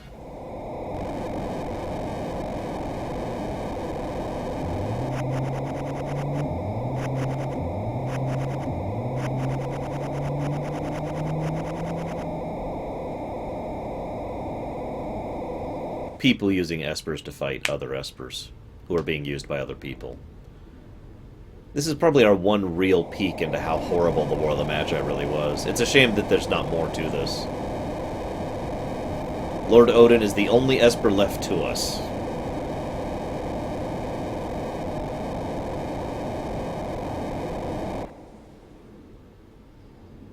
Yeah.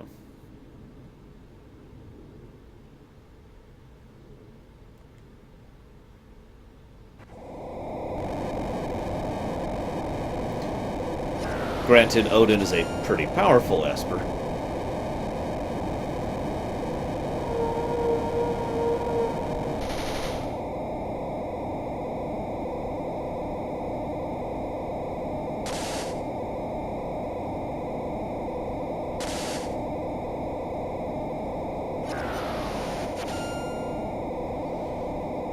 "500 characters, preacher." Here's another of those examples where someone could turn someone into Magicite, but didn't. In this case, he just leaves him as stone.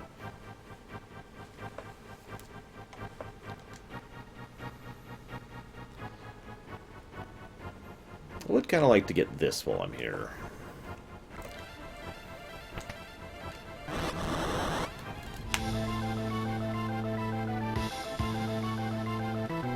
What the hell is this guy weak to?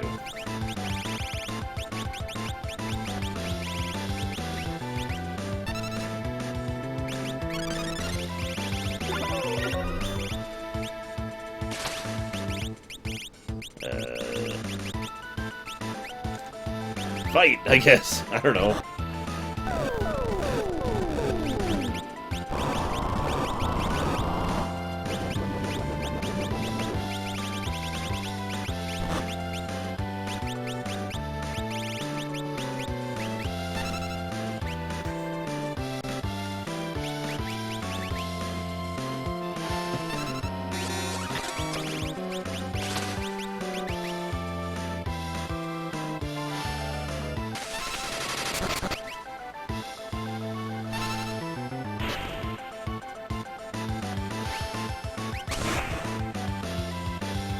Whatever, I guess.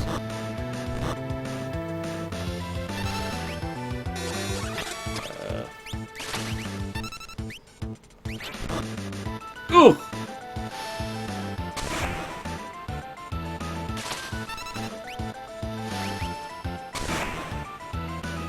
Hang on a sec, preacher. Just give me a moment.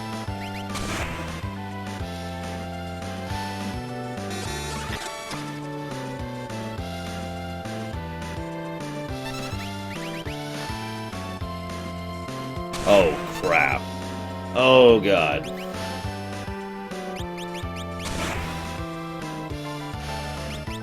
Thank God I've got her set up.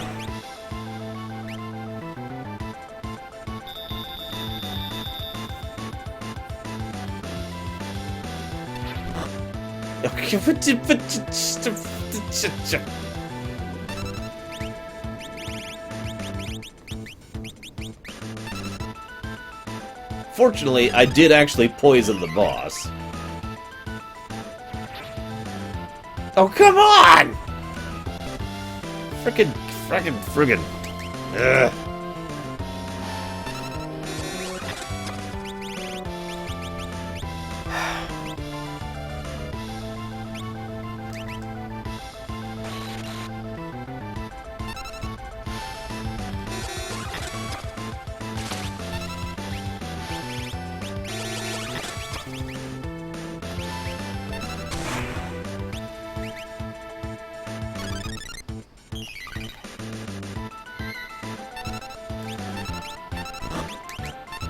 Would you...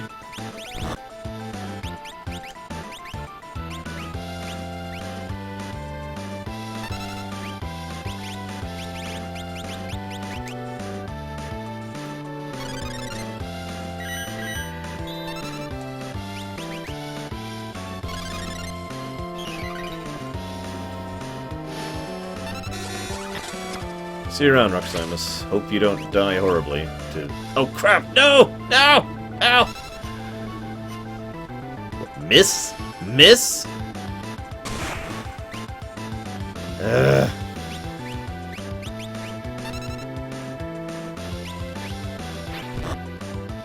You son of a Submariner!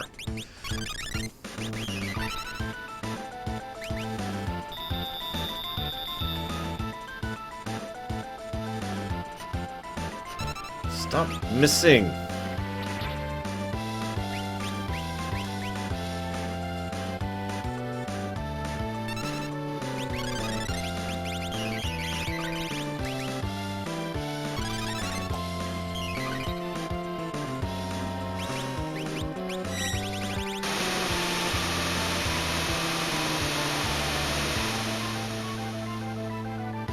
Yeah, usually I manage to kill him before he even hits phase 2, Ricky Shu. That's why I'm like, damn it! Because I'm not doing enough damage to just push through that.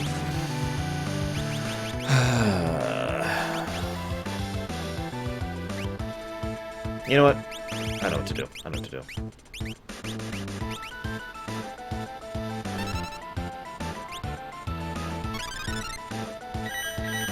First I'm going to make a tertiary save there. I'm going to read Preacher's thing and just kind of sit here.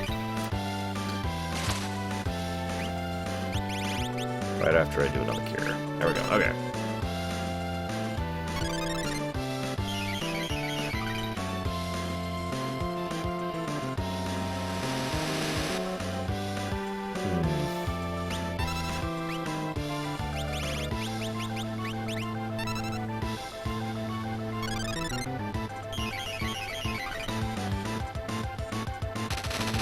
You really? Oh, there it is. Yeah, so I poisoned him. So I just kind of let the poison deal with him.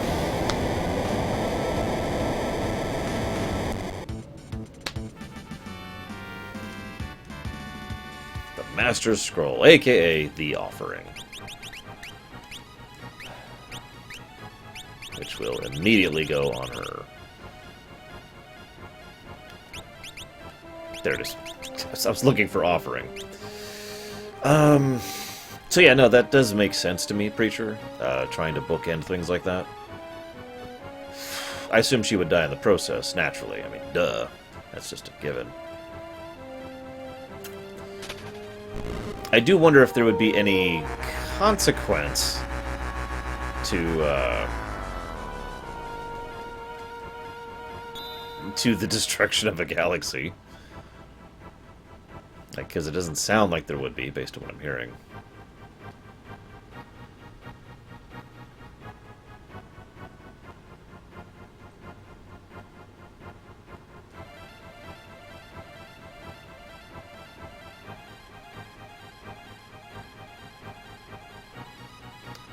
By the way, note that love between humans and espers was considered forbidden.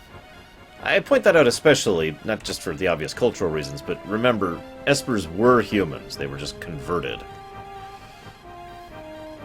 Mutated into espers to be living weapons.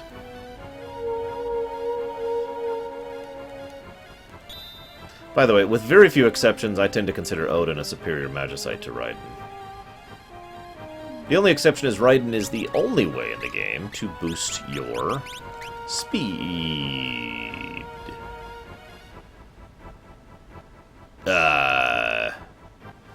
In the English SNES version, I swear that gives you a speed up at level up, not a strength up. Unless Odin does? Hang on. Backup save.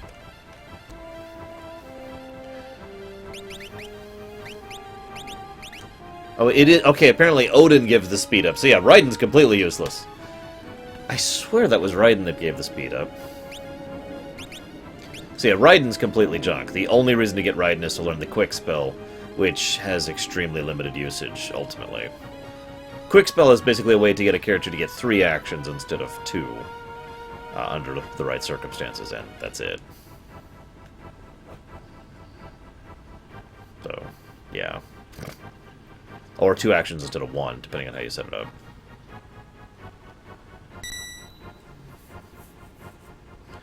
So I'm afraid the tears from the queen will never reach her love, Odin, because Odin is more useful than her mutated love, Raiden.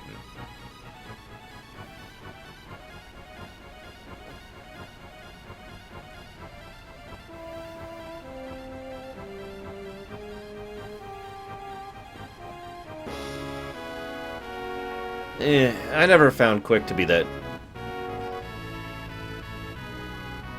I don't know what word to use here. I don't do Quick. I don't use Quick. I think I've only done the Quick trick once ever, and found it kind of underwhelming. And just went back to doing everything else. That is a good question, Dakota. I'm not sure.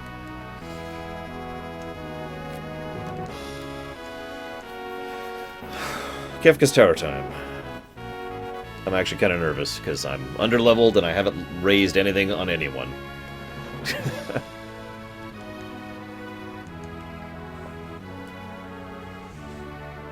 Yeah, I've done that quick trick, but I mean, 5 spells from one person, whoop-de-doo, you know. It is easier to, for example, Gembox, Economizer, Ultima, and then have Gogo Mimic. There's 4 Ultimas for the price of 2, with effectively 3 inputs. Good night, friend Oka. Yeah, I've got, like, nobody on. I guess it's getting kind of late. I could technically just stop now. I know the end of this game by heart, and I'm pretty sure there's no flaws in the rest of the game. Kefka's Tower is a very excellent last dungeon. It perfectly culminates all of the gameplay elements that have been built up throughout the course of the game. I'm going the wrong way. There's a lot of really well done and really well designed enemies in it. There's lots of bosses, but they're spread out enough so that they're not punishing. Several of the bosses are optional. You know, I mean... I just praised the game. Look, the point is... Hang on, let me just add that praise really quick. There we go. The point is... And then, of course, the Kefka... I mean, I guess I could give a flaw for the fact that the Kefka fight is too easy. That's about the closest thing that I could see as a flaw with regards to the end of the game. And I mean this legitimately. Even the finale, you know, the ending, the 30-minute ending, it's actually like 26 minutes long, but it is very long, especially for the day. The 26-minute ending, or whatever it is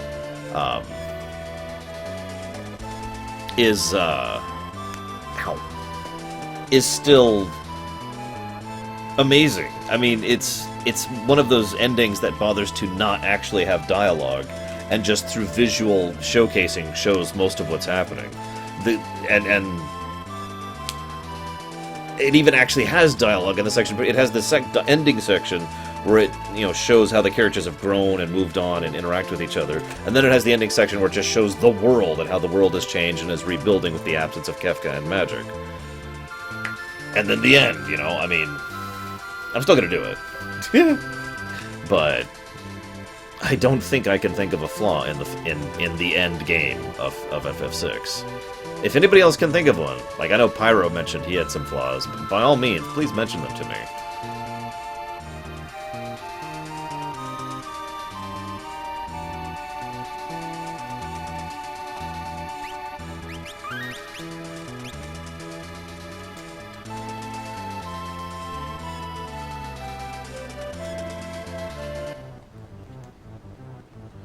So let's just blank slate everyone's equipment really quick.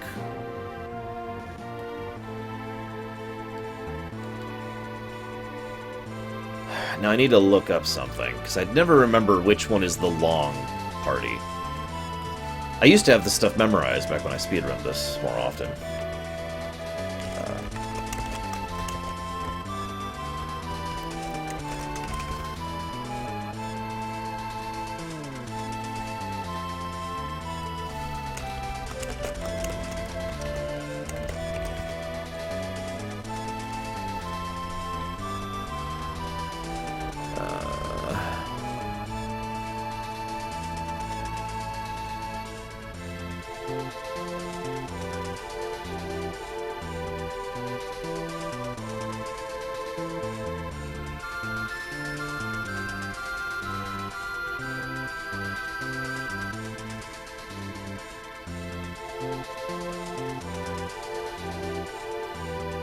Honestly, that wouldn't surprise me at all, Aethel. I'm trying to remember. I think the left party is the one that has the most steps. Pretty sure.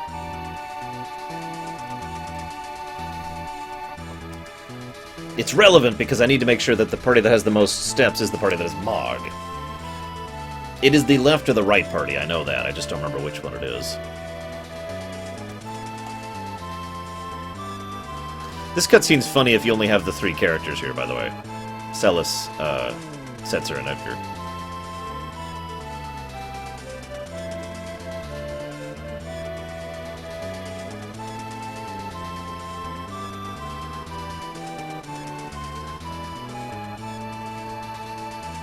I would almost have been amused if there was no consequence for wiping out the Triad, by the way. It's just, yep, we have magic in the world now, it's a normal thing, live with it.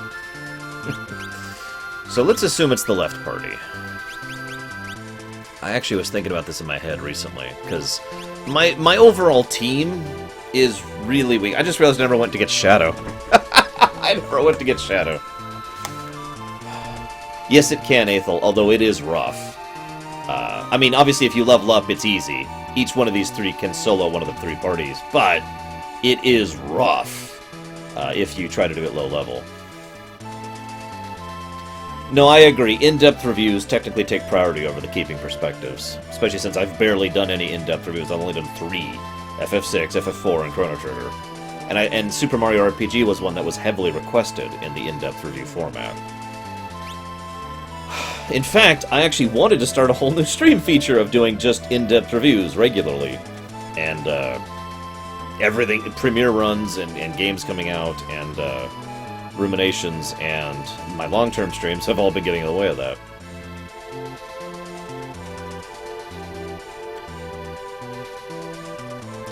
Well, let me tell you what I've found, Preacher. The lower the power level, the easier it is to write, and the more relatable the work is.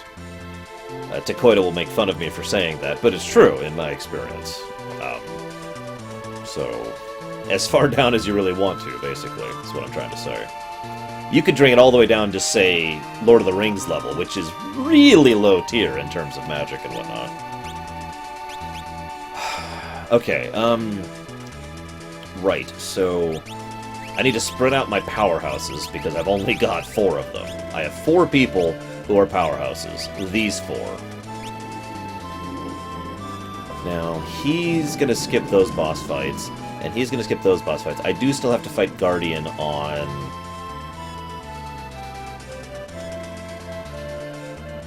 one of these 2 parties. So let's go and put Edgar over there, which means I need to put Sabin here and Tera over here. Gogo needs to be with one of these 2 groups, so let's put Gogo here and Umaro here. Gao is still pretty strong, actually, because it's catch-scratch.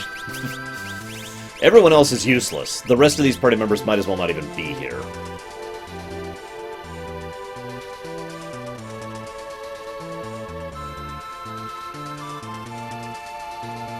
So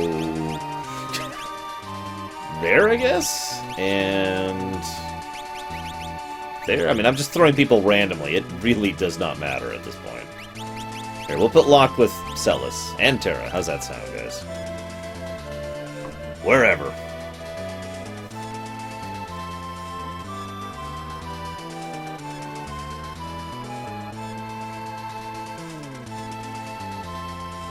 I also love the fog lights effect. And this whole tower is just fantastic. The Tower of Junk is just so Kefka. I don't even know how to put it into words. I mean, I have put it into words because I've done lower in this game, but it is so awesome having the Tower of Junk. I love it. How many last bosses build up their ultimate lair in their dungeon to be a literal trash heap?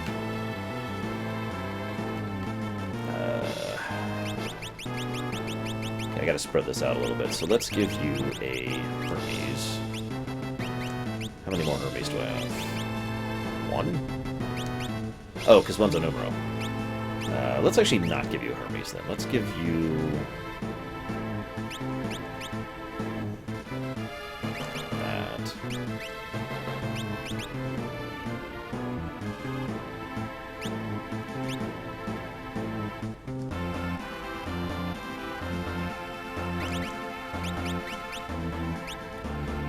And Realm is worthless. Sorry. She's actually not. She can be turned into the most powerful mage in the game very easily, or I should say easier than anyone else. But I haven't done that, so she's kind of worthless.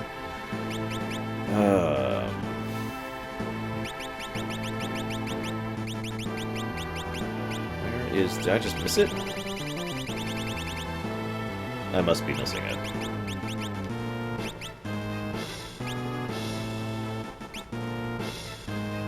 Oh, that's right, it's on... Nah.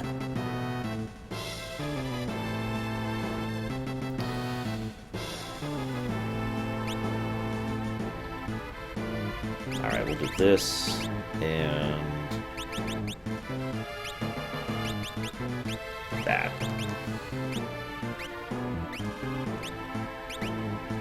Nope.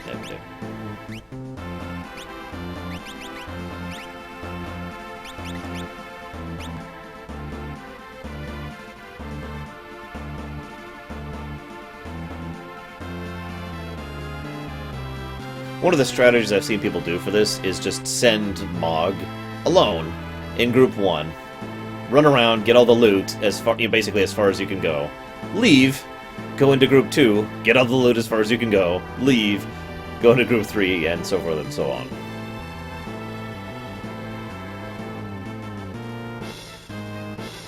FF5 is awesome.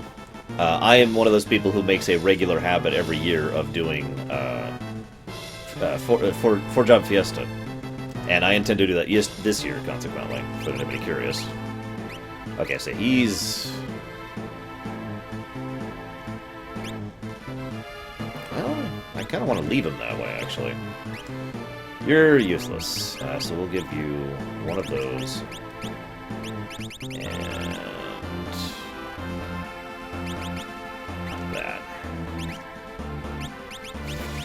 We'll give you that, and the other Hermes. That, and an earring.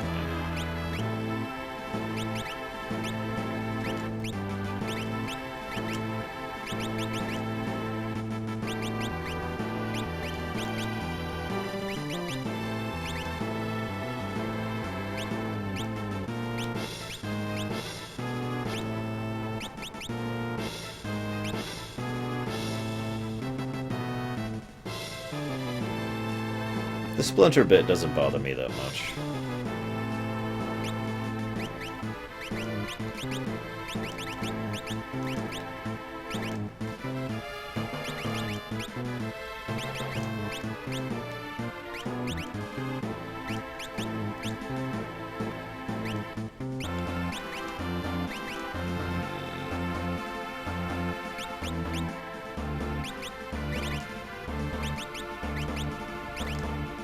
And then there's Locke the Useless.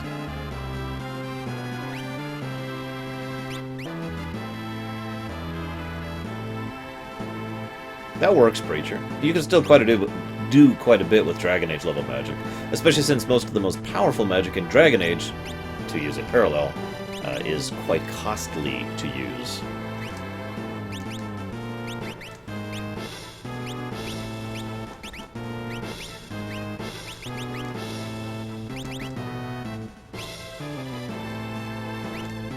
Actually, no. Yeah, we'll do that on her.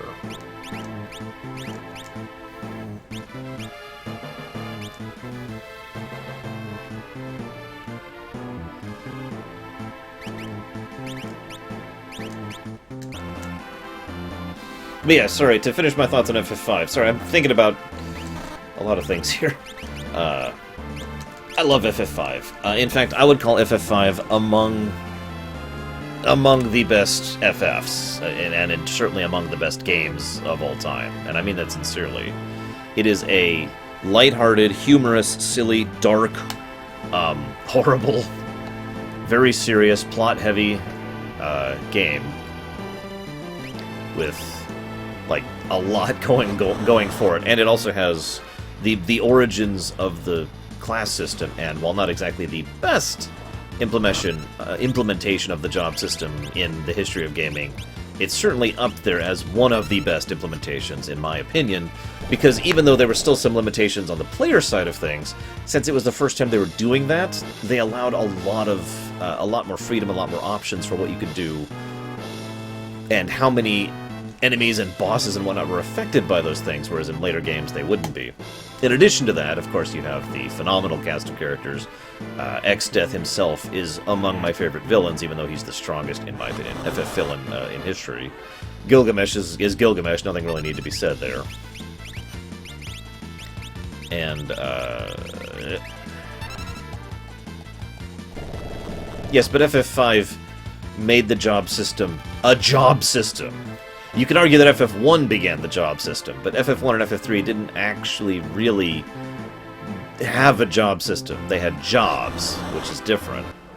Yes, the pacing is fantastic in FF5. Also, FF5 has what is, in my personal opinion, the most impacting and powerful character death in the FF series. I mean, that scene hits me like a ton of bricks every time I see it. Oh my god, great behemoths. And great Marlboros.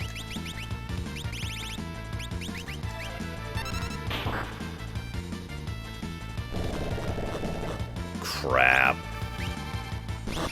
We are probably about to die.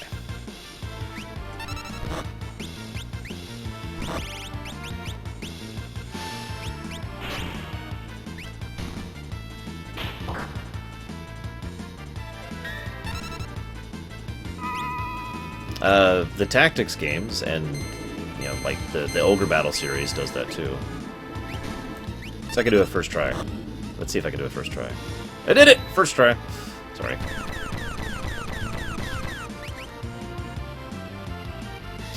Now, I'm sorry, I didn't mean to get into semantics. I mean, you are right, FF3 started the job system, but in the way... When I say job system, I mean the FF5 thing. I mean the FF Tactics thing, you know. What I mean, when I say the words job system, what comes to my mind is jobs that you can kind of mix and match, right? You know, in other words, like in FF5, like in FF Tactics, like in Ogre Battle, you know, you can be a white mage who has black magic. You can be a dragoon who can wield swords, you know, that kind of a thing, right? That's what I think of when I think of the word job system. FF3, while it did start the job system, you basically just switched to a job. You just switched, and you are now this job. Still a job system, you know, and I will freely admit that. But when I mentally think of that, I don't consider that a job system. That's more like a choose-your-own class kind of a thing. Again, kind of like FF1. Like, they started it in FF1, and then they made it so you could switch it in FF3, and then they made it so you can hybrid and mix and match in FF5. And then they kept going with it in, like, FFT and Bravely Default and all that fun stuff. So, wasn't trying to pull it technically, I'm just explaining my mentality there. Force Shield, I think this is probably my weakest party, so we're gonna put the Force Shield on you.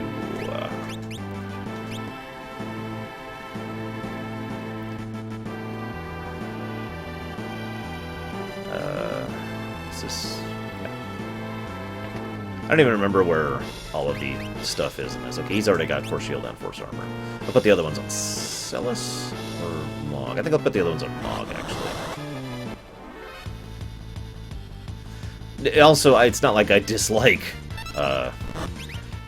FF3. Although I do prefer FF3 DS. FF3 DS really fleshed that game out a lot for me. Yeah, balancing a job system is insane. As I've said before, one of the reasons why most people consider FF5 to be the easiest of the FFs is because you can just break the game in so many different ways. Like, you have options for how you want to break that game. And because yeah, they just didn't balance it. I personally kind of like that, if I'm being honest. I like the fact that I can decide how I want to play that game, because, I mean, as the 4-Job Fiesta shows, FF5 can be a very hard game. And I like that being on the player rather than the developer, just my opinion on that one. Yeah, we're not fighting you.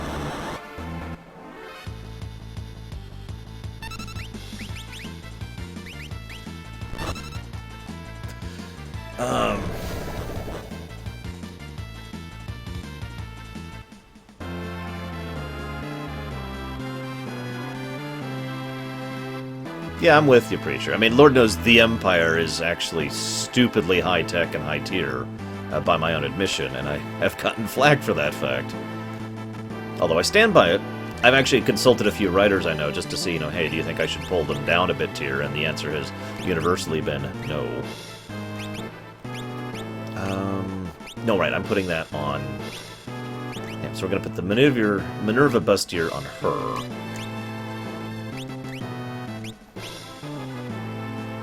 Oh, I know, something classic. The one of this one is terrible, too. I mean, it's serviceable, and I've actually recommended it to people just because of availability. Because it at least has the right translation of FF6 and FF5, but, ugh. It was such a lazy damn port. Okay. Right, you... Can you not? Really? Hang on, that can't be right.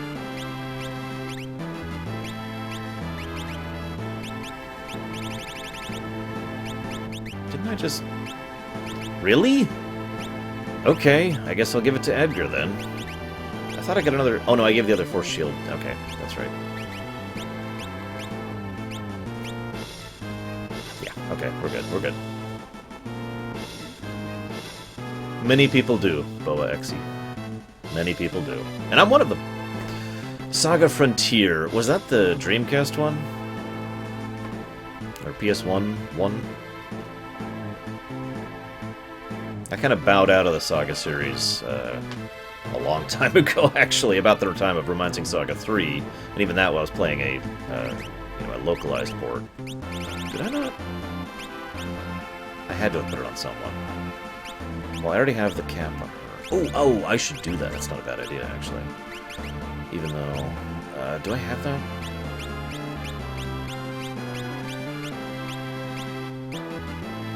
Looks like I don't, actually.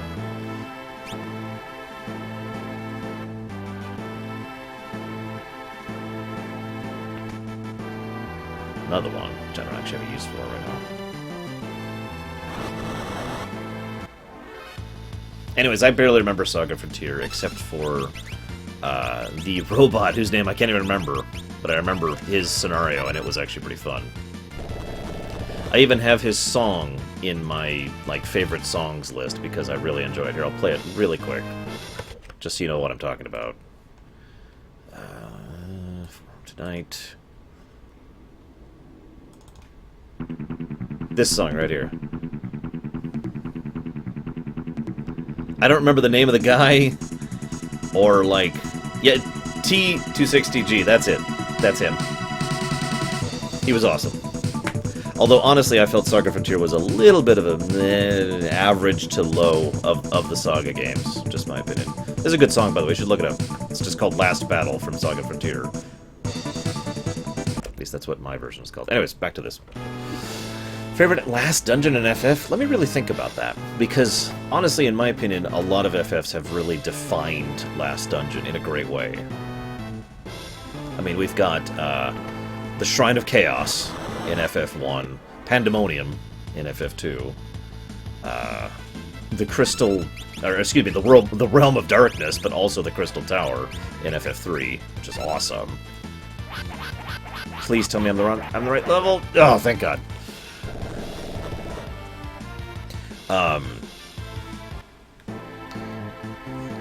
New and the Realm of Doom in lol Deutsch in FF5, Kefka's Tower, which is among my favorites. So I think Kefka's Tower is pretty high up there on the list. We're about to have our first boss fight. Hope I'm ready for it. I am a little nervous. My characters are so undergeared and underleveled and under everything.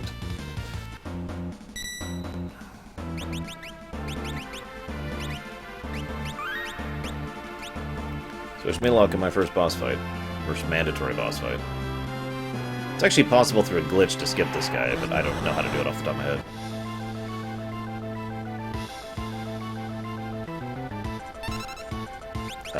Attack, I guess? God, Locke, you are so worthless.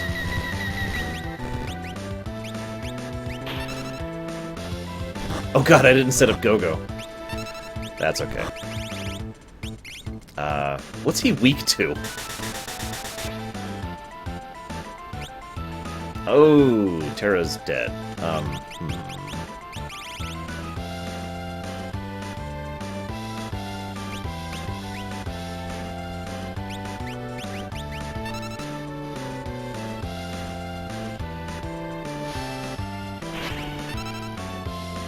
Not weak to fire. Got it. Okay, weak to lightning. Why don't we start this over?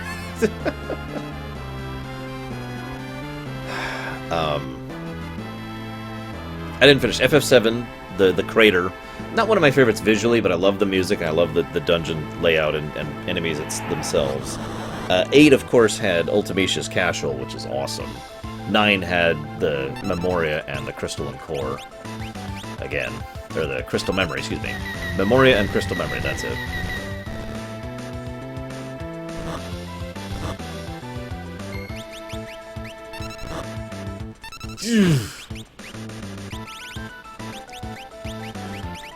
God, if I'm having this much trouble on Inferno, I am screwed when it comes to the 3 statues.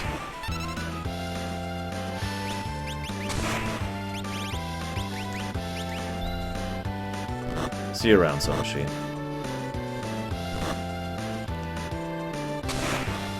I don't know what you mean, Preacher, because I don't really have anything like that in the Imperium. The highest tiered characters in my setting all died at the very beginning of my setting.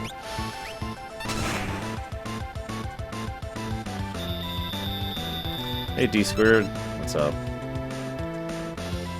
Oh, crap. Who's it gonna hit? You know what, that's acceptable. I'll live with that.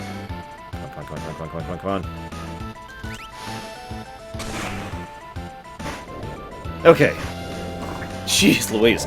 Yeah, no, I agree, Something Classic. If they'd done a split party thing, I mean, they even literally have a pseudo split party thing where it's like send off people in different directions and you get different gear based on who you send where.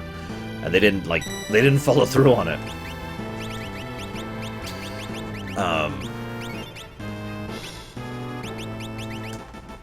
And then we have FF10's. I don't like FF10's last dungeon. It's probably the first FF dungeon I actively don't like.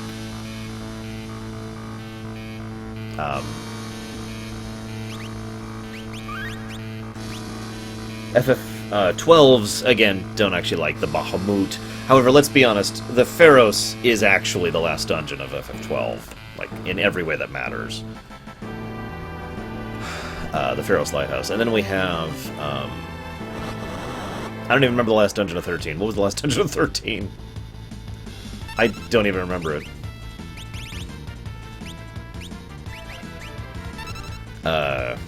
And then 15 didn't really have a last dungeon either. I mean, it had the final run back up to the castle. That's about it. So of that list, I would say my favorite last dungeon of the FF is the one I didn't actually mention. The one I didn't list. Which was FF4's. Crap. Okay.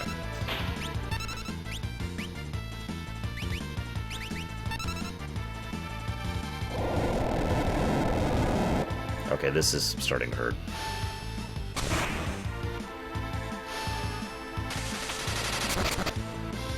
Okay. Jeez. Oh, that's right. There was, like, orphans holding area, or whatever the hell it was actually called. Crap, I don't think I can run from this group. Wait, can I? Let's find out. Can I run? Nope. Okay. I'll just die. I'll just die all over the place. Jeez Louise. Okay. We'll do this first of all.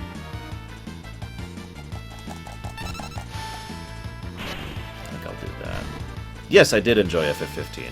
Well, it certainly had its flaws. I mean, what game doesn't? I mean, that's part of the point of the whole Keeping Perspective series, is to acknowledge that things have flaws and can still be good. Hell, they can still be great.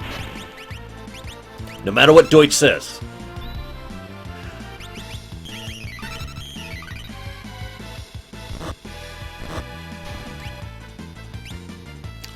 Thunder, I think?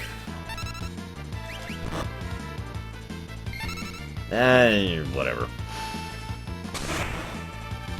Whatever. We got him. We got him. Yeah, Orphan's Cradle had the same problem, in my opinion, that the Insides of Sin did. It was weird for weird's sake. And I don't like weird for weird's sake. Just my opinion on that.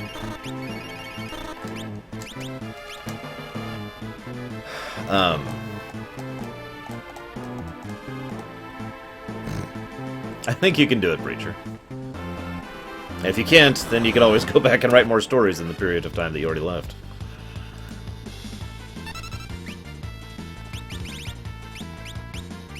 I should have bought more smoke bombs. I will probably at least do one... Oh, no, I know for a fact I'll do a replay of FF15 because it was requested for a rumination for the upcoming year's cycle, so I have to replay FF15. But, I will probably... I mean, I will definitely wait on that until both story DLCs are out. I knew it, Preacher! It's mutiny! I can't say it like Shatner does. It's mutiny! Deliberate and villainous mutiny! God, that episode was terrible.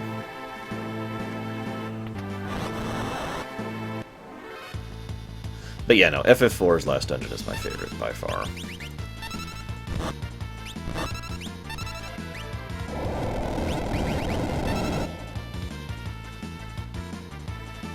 Sixes and fives are probably about tied for after fours for me. Then I'd have to really think about it to go past that point. Hey, Skull Dragon. Bye, Skull Dragon. Oh crap, I think I can't run from those. Find out in a second.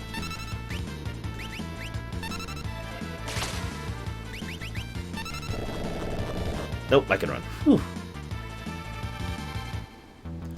I don't mind it, Ryan, when it flows naturally. FF3 is actually a good example of a final dungeon that's actually in another final dungeon.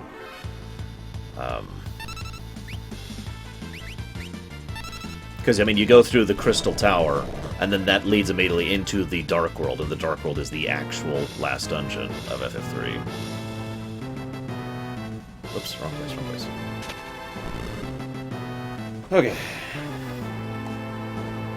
Can take a break. We're controlling Mog.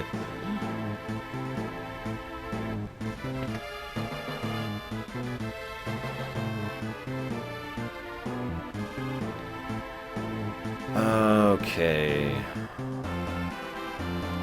Now I need to make sure I make the right choices here. Which means I need to have Setzer go up first, I'm pretty sure. So I need to go this way.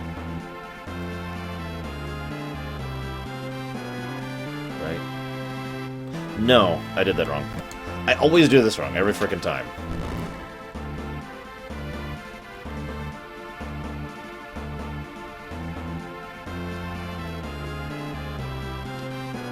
That's why I save stated right before that.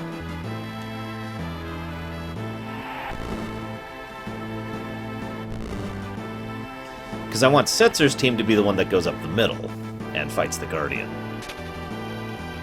By the way, sections like this are why I love this last dungeon, and I just praised the game again. But whatever, it's an amazing last dungeon.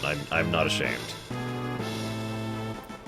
Like, if you can spot a flaw, please point one out. But I ain't seeing any.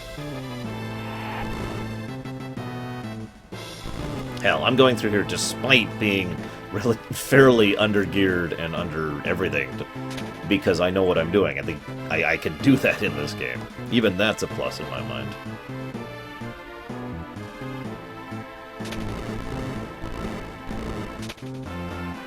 And of course, the parties interacting with each other and coordinating with each other in order to be able to progress. Just, yeah, I love it. I don't want to fight you. Welcome, friends. I know how I want to say that line in my head, but it's really hard to get the exact emphasis on welcome. So if I was ever to actually do voice acting for Kefka. Guardian time. I used to think this is the hardest boss in the game. I don't know why. See you around, Myron.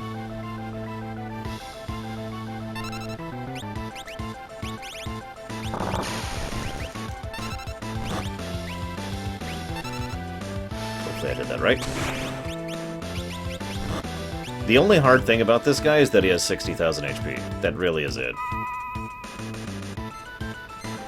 Also, I screwed up Bum Rush.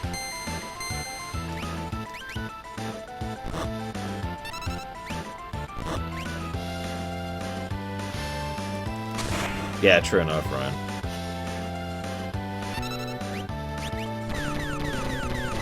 Oh god, the GBA can't handle it.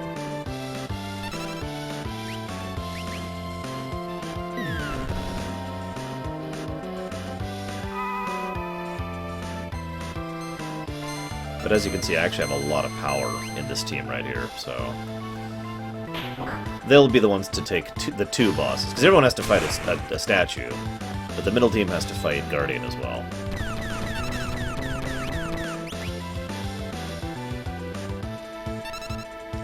And they'll be the backup for all the other teams, because of the tent trick, which I also don't think deserves a negative. In fact, the tent trick feels like a deliberate thing. Oops. Hopefully I did that right.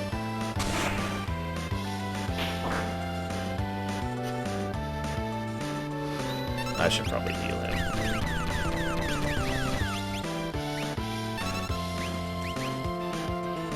Nope, we're good.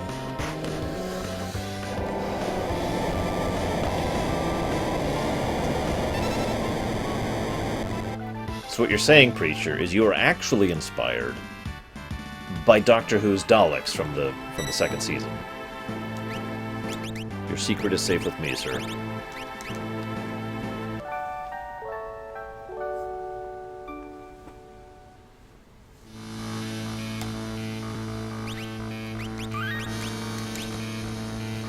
For those of you not aware, the tent trick is when you get on a save point with one of the characters and then you can use a tent on the other characters. Although maybe they fixed that in the GBA version. Oh, crap. I was kind of relying on that. Because it's a great way to be able to have Mog support the others by getting to a save point.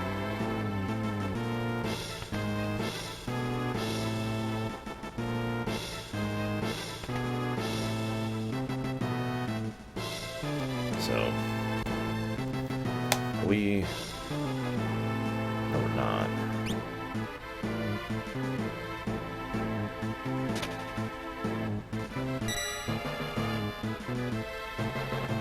There we go. Okay, tent trick still works. Hey, Coffee Powered. As for why they fight you something classic, this is an assumption on my part, but I've always presumed that the reason they fight you is because they are basically wild monsters or beasts at this point. All the magic's been drained out of them. Whatever sentience or sapience they ever had is gone. They're just... and they were probably just put in place in the tower as basically guard dogs, so, you know, they are probably lashing out at everything around them. And again, if I was going to have this whole, you know, proper remake situation, I would actually emphasize that, like, as you're on approach, you see them, like, just destroy a nearby enemy that happened to be too close to them. That kind of a thing. Just showing that they're completely wild and bestial at this point.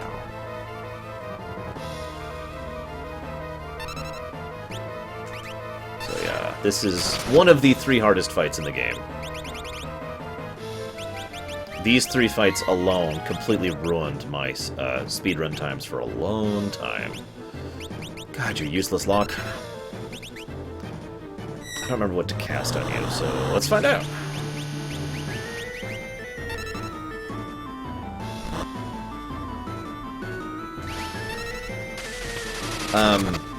Yes, I have, Preacher. Not Frost.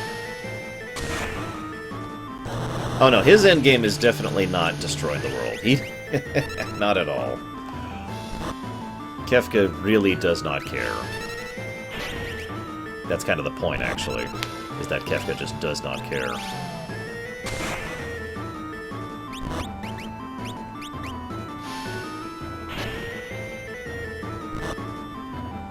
And he's dead.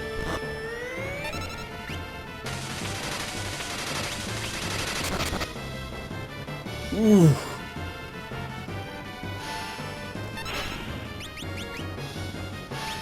Yeah, Kefka thought it would be fun to destroy the world, and then it wasn't. And so then there's nothing. I don't know, Preacher.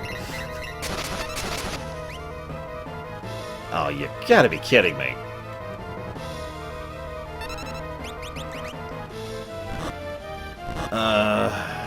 Really good architecture. Okay. This may be the wall for me, guys. Because these guys are, as you can see, really rough. They're also kind of gear checks, and I don't have gear. So, yeah, I am dead. Oh, crap. It's okay, I just saved.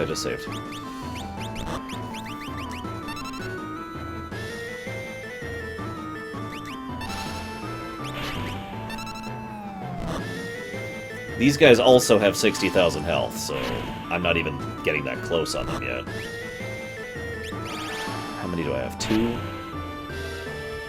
I can afford 1 here. Ugh.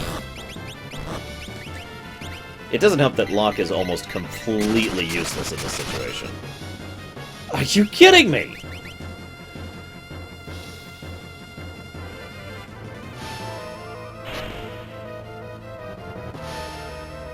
That's another 1/10 of his health gone.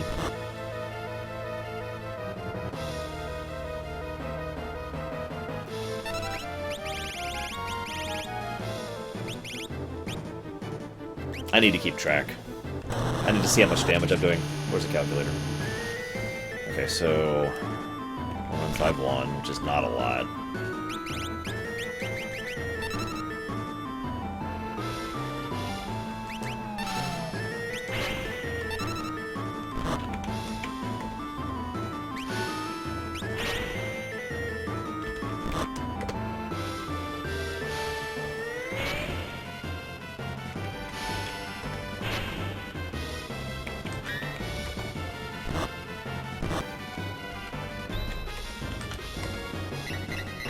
Alright, let's see what happens here.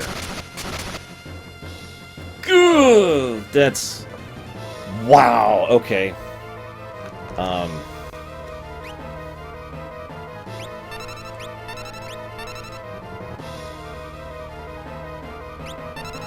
I have an answer for this.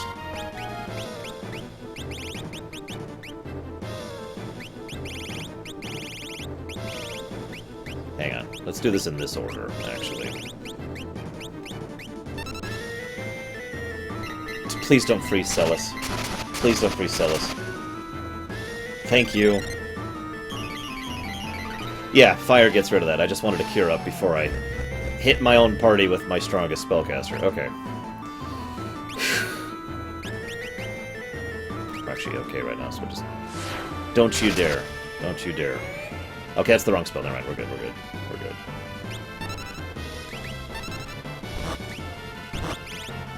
Shoot, I stopped keeping track of damage. Whatever.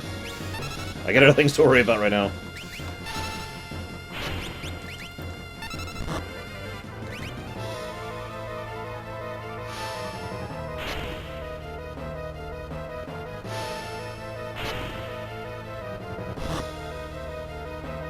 Agreed, something classic. They actually do some really good stuff. I'm not praising this game again, I swear. Okay, that's good. That's actually really good. Because, yeah, he's about to do Force Field, which doesn't matter. Oh, okay, that's actually Tera bad.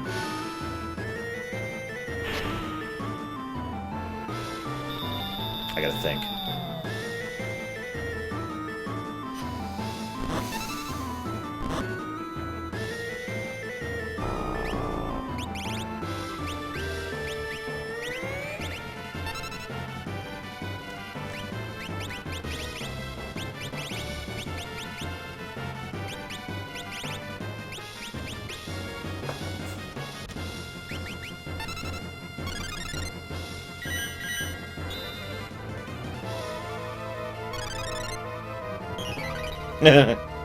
Lol, preacher.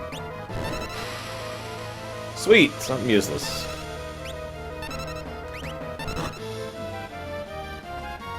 Okay. That's cool. Shoot, what do you do? I didn't catch it.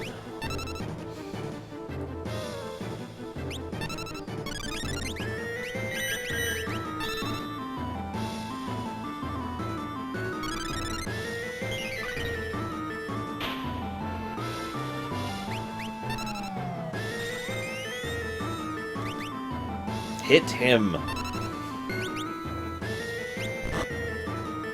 Oh my god.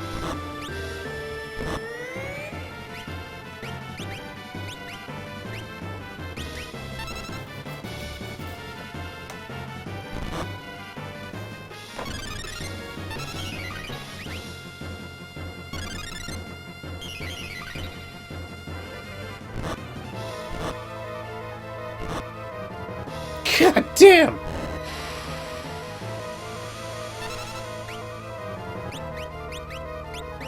The longer this fight goes on, the more invincible he will become. Each time he casts Force Field, he's basically becoming immune to another type of damage. Eventually, this will just stonewall. The good news is he doesn't use most of his really powerful attacks while he's in this phase. So, all he's doing is one-shotting Tera over and over.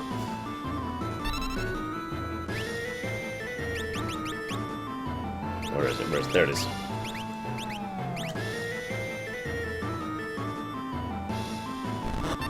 You son of a submariner. Oh no! Oh no! Please don't do it. Okay, okay. Okay. Come on. He's now immune to wind damage. The good news is he can't become immune to Atma Weapon, because Atma Weapon actually bypasses several calculations when it comes to damage.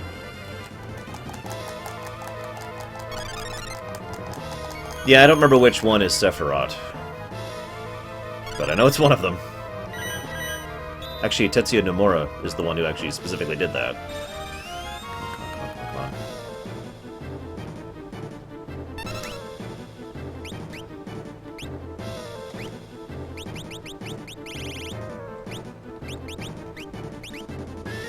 Live for a second, live for a second, live for a second. Okay.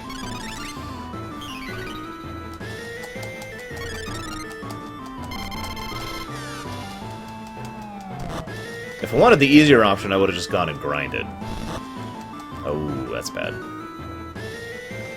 Backup save. Bravery strats.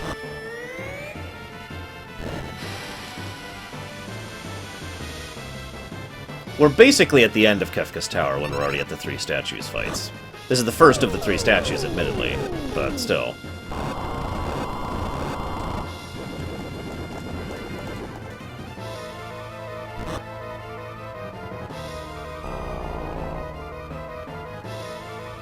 Sure. I don't have time to waste on getting back in the front row. Yes! Sorry. Level 30 runs without leveling magics for the win. Holy crap. This may actually be my lowest level run at this point that I've gone through this.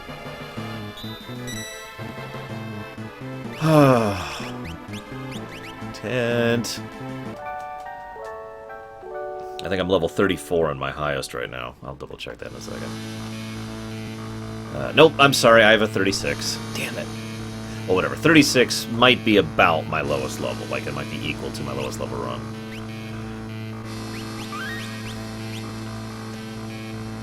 Save. Next. This one's actually going to be much worse. I have a lot of power in the team that we just did. I have almost nothing in the power that in this team.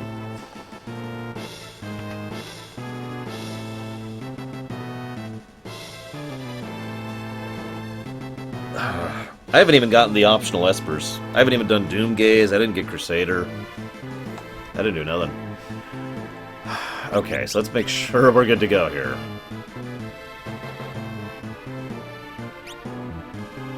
so he's got force armor, so he's good there. And he's going to...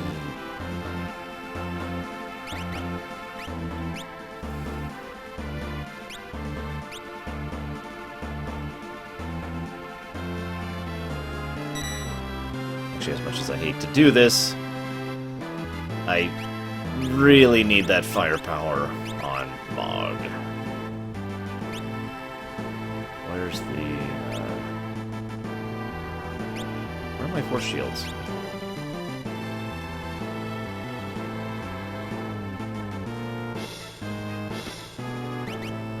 There's one.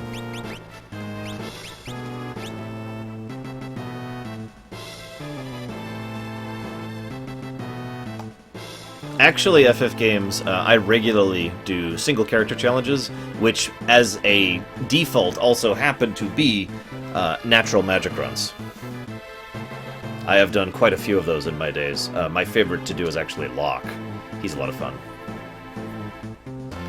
Okay, so first and foremost, Tent.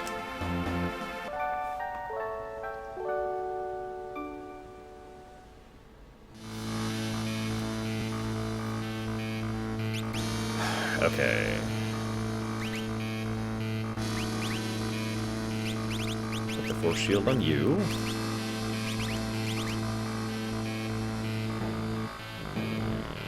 Yeah.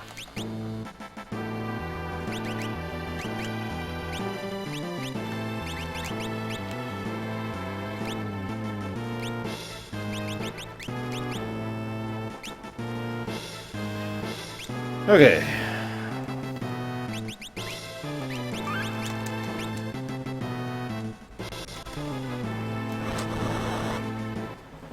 Now, last time I did this, I was at level 40 or so, and Edgar quite literally carried me to victory on this fight, so we'll see what happens.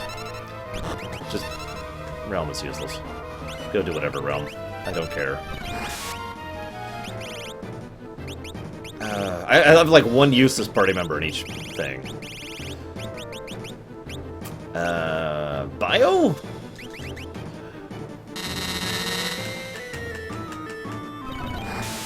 Yeah, I have to, FF games, otherwise I literally can't complete the game. No! Crap, crap, crap. Okay, that's bad. Please don't let Gao die because I misclicked and wasted one of my 3 X potions. Not in this fight, Herc. All she can do is use items and nothing else. Okay, you know what? Why don't you go into healing mode? Let Edgar and Gao carry this.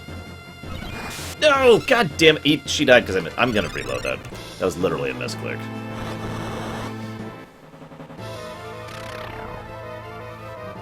That's... Yes, I have, Preacher. Sit there.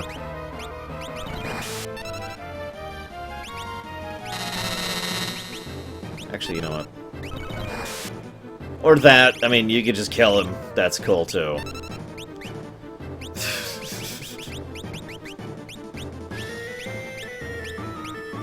There we go. Jeez Louise.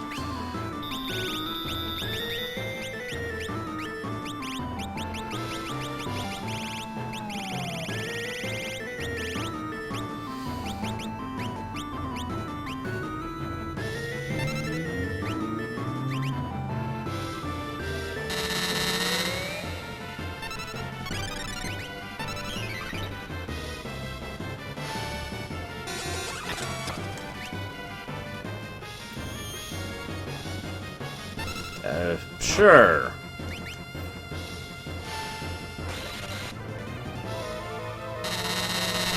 No, if I'm going to do that, I'm just going to cut off the stream, Eric. I mean, the whole point is to not grind. If I can't do that, then I have failed, and I will move on to the next job I need to do, which is Fallout 2, as it happens.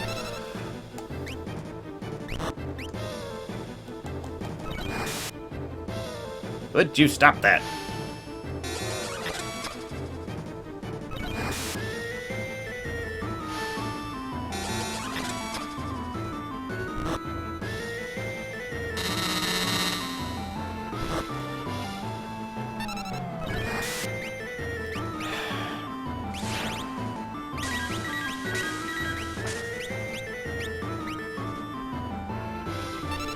Oh, that's something I almost never see her use. No, that's the actual goddess's head is what she's standing on. That's just a figurine on her head. I don't even know how that's possible, FF Games. I'm barely managing with this setup.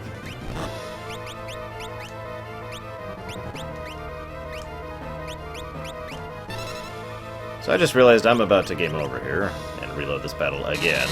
Unless I can kill her before the timers run out, which is actually kind of unlikely at the moment.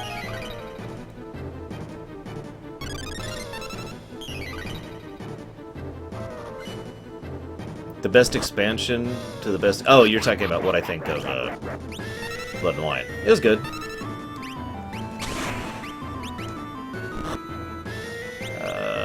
Holy water. I was looking for Revifies.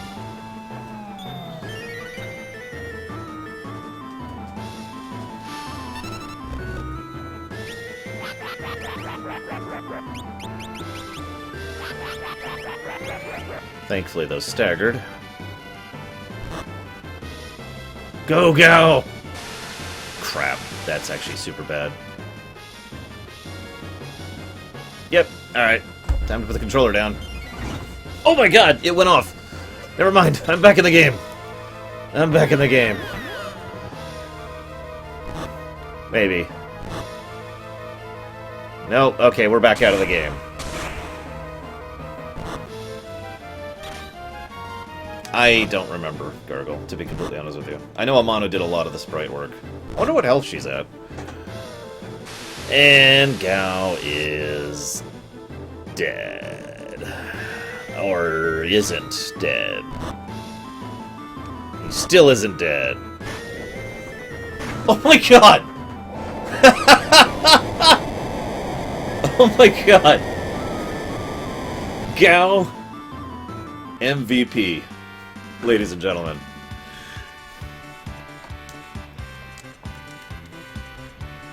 And that is why I spent like 30 minutes getting Cat Scratch earlier.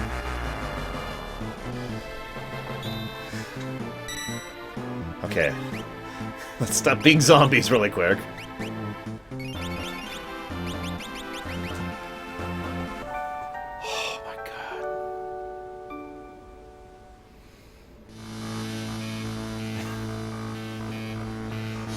That's basically the hurdle at this point. That was the last fight I was really worried about, right there. Because my third team, the one I haven't done a statue fight yet, is my powerhouse team. And if I can manage it with these other two, I'm probably just going to wreck Poltergeist. But I do need to go back to my old setup here. So, take that off. Leave that there. Leave that there.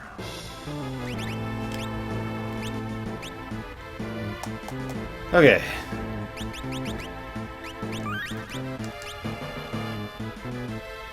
I did skip Atma, yes. I also skipped both dragon fights, because they're optional. There's no reason to fight them. Now, ironically, I will probably have some problems with the final Kefka's Tower boss leading up to Kefka. Did I already set that up? Yep, okay. Yep.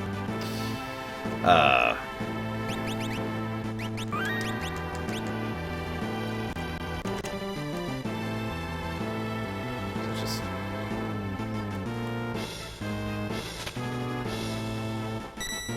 leave her there for the moment.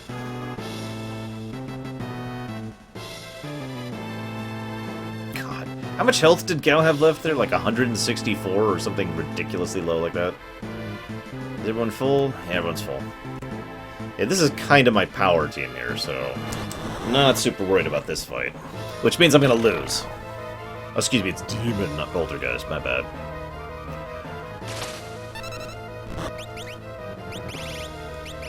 I don't know what you're weak to.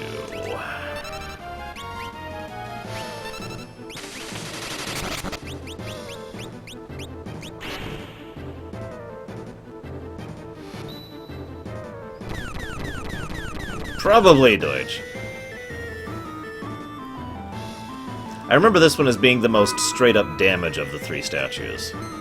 You saw what Goddess's trick was. She was basically a proto-form of Unaleska.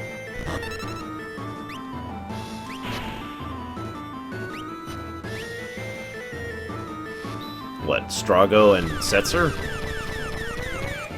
Or Umaro?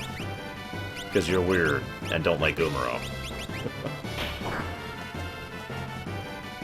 I have no idea, Aethel.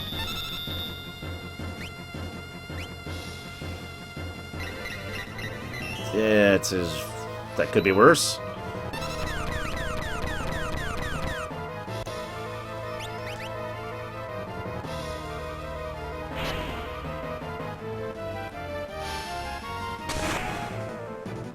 That's about what I thought. As usual, the Figaro brothers carry us to victory. No, I didn't bring Cyan with me. Well, yeah, fair enough. Setzer, I turn Setzer into a mage thanks to espers every time. By default, he's kind of just there. How did you lose Morden? Ah, crap. I should probably be safe stating my blitz inputs, because I can't afford to lose a blitz input right now. Because of things like that. Ah, go! Go! Yeah, I'm probably going to be starting this fight over. It's all because I had the temerity to be like, oh, I got this fight for her.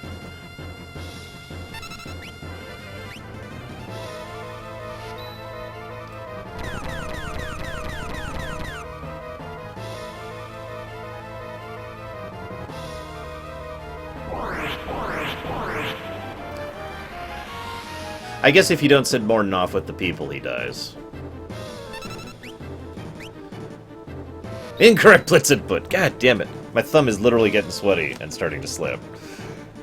And that's gonna be death right there. Yeah, okay, so rewind.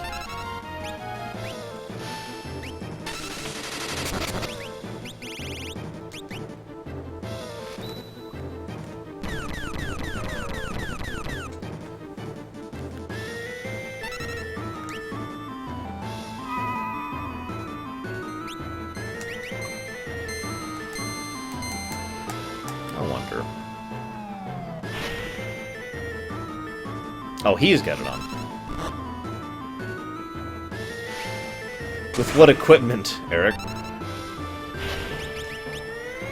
He does have it. How did he... Oh, right. Okay.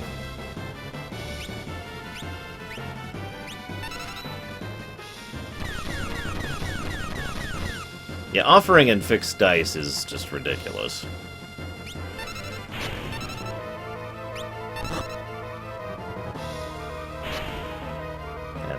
Has been. Okay, what do you have on? Do I have another one? I do. Hey Gary, welcome to my very low level, haven't leveled magics, haven't gotten side equipment run. Not doing great, if I'm honest, but this is my third of the 3. So, you know, hopeful. That's kind of... That's the point, Eric, is to skip stuff. And do it without, and make it more difficult. Ah, crap! Flare Star. I didn't even know he could use Flare Star. Oh, Flare Star does fire damage. Thank you for healing me. Yes, I do, Preacher. God, I do. I'm gonna start save stating my inputs on this because I really need to be getting every single bum rush I can.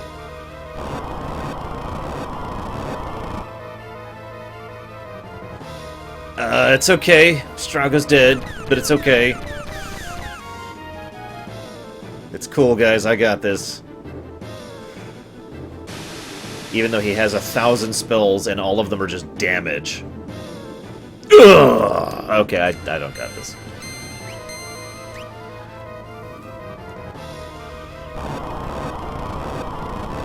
I may have to reset to the beginning of the fight. Yeah, let's reset to the beginning of the fight. Okay, so let's try this again. Actually, let's not do that. Let's see if that works. It did work. Perfect. It was part of a story section, FF Games, so that's why I did it. Because... Censor, why do you have nothing equipped? God, that explains a few things.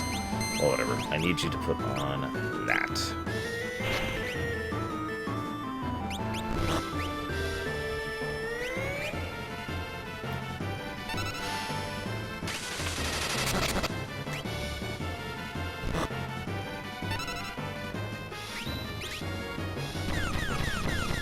Although, truth be told, I did kind of hang around just for a few, like, seconds in order to actually get Grand Train, rather than just killing Hidden.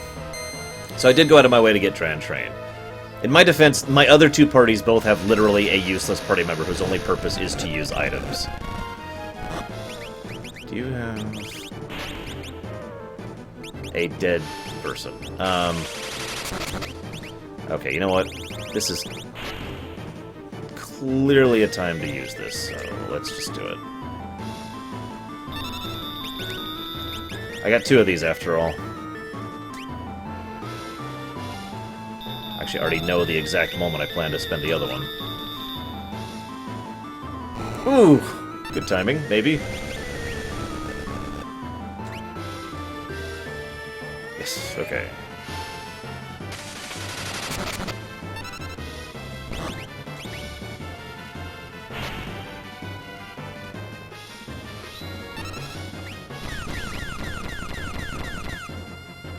Lag the screen. This is funny. My team is, in this particular setup, is just pure damage. And he is just pure damage. It's a nice setup. I like it. I take it back. I don't like it at all. Oh, God. Oh, God. In the face. In the face. Oh, Jesus Christ! I actually was doing well! I was doing well, and then he literally just one-shots me.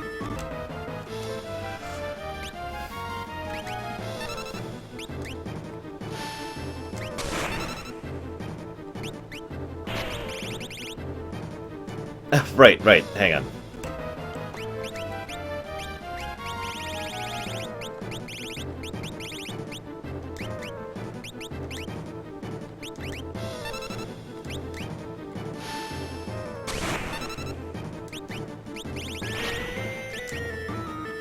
Put on a shield first that time. Wait, what? How did I screw that up?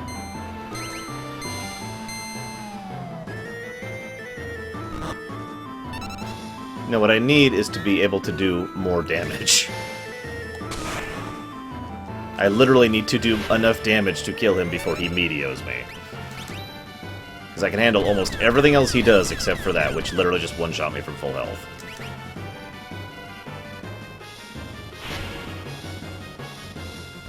The good news is I've completely nullified his counterattack except to Umaro, who is easily the least performer in this particular setup. Which is funny, because Umaro is usually one of my biggest heavy hitters, but most of his damage comes from levels, so...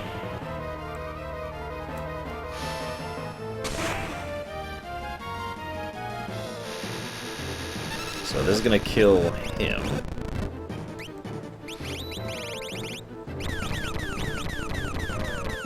I gotta think about this. Yeah, I think I will get him up. Actually, no. No, I won't. I'm gonna do something really risky. I know, right, Jason Barr? I never should have opened my mouth. This is the one fight I wasn't worried about of the three. It's like, it's okay. I got Setzer, I got Sabin, I got Strago, and I got Umaro. This is my power party. I got this! Oh god, we're dying!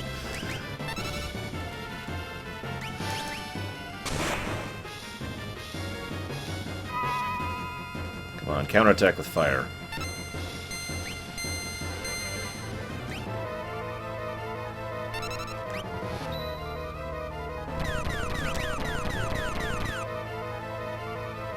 way too risky here.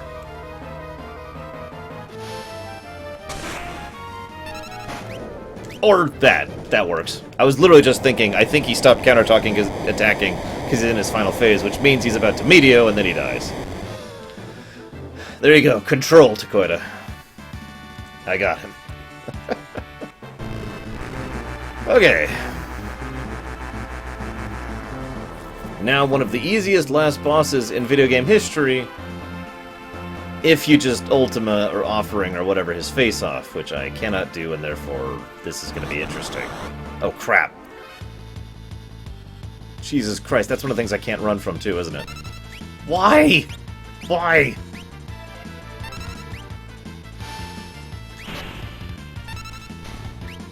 I'm just gonna unleash. Just go! Full power! Full power on the trash fight! Full power on the trash fight! Oh, God. I'm gonna die. I'm gonna die. Oh, God. Unleash everything. Oh, God. Oh, God. We're still alive. We're still alive. Okay, we're still alive. We're still alive.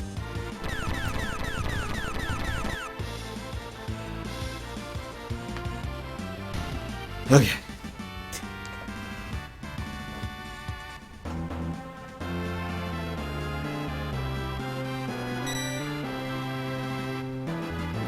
Tent.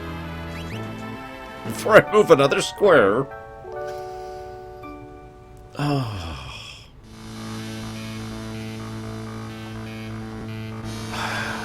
FF7, Dr. Nimbus. Or FF10, depending if you count the remakes and whatnot. Okay. Save, save, save, save, save.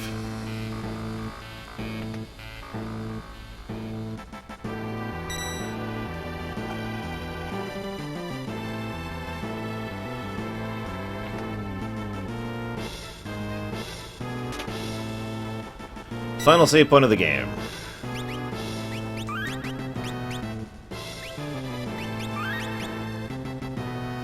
If we're counting the remake and stuff, then 10 probably outweighs 7. I don't have exact numbers on how much the remakes and stuff sold. Yeah.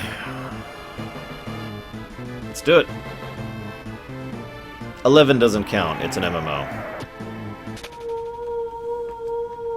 FF11 is not an FF game. It is an MMO that had the FF game tacked onto it. I'm not saying FF11 is bad. I'm just saying it's not a freaking FF game. God, this creeped the hell out of me when I was a kid.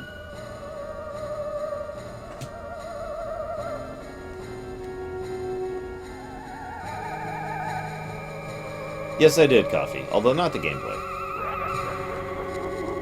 Welcome, friend.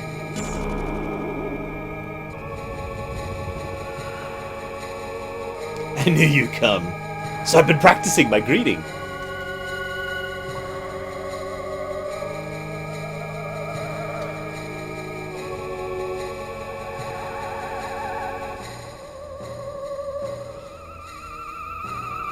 Embrace your destruction. It is the fate of all things.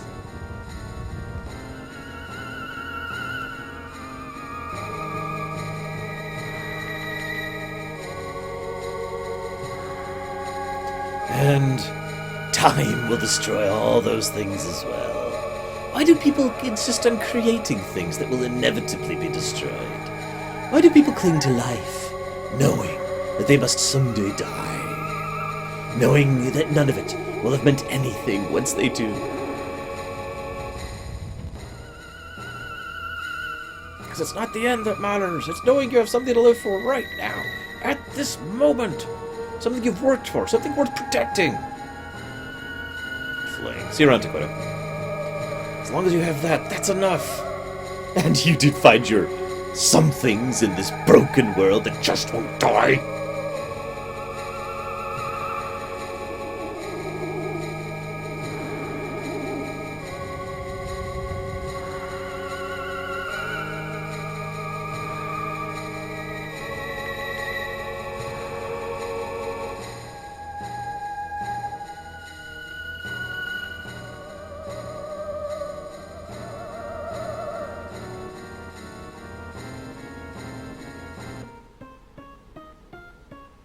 And then he drops the pretenses. He stops pretending like he's some kind of deity. He stops pretending like he's some mega powerful person. And he just reverts to being Kefka. Pah! You people make me sick! You sound like lines from a self-help book. If that's how it's gonna be, I'll just snuff them all out. Every last one of your sickening, happy little reasons for living.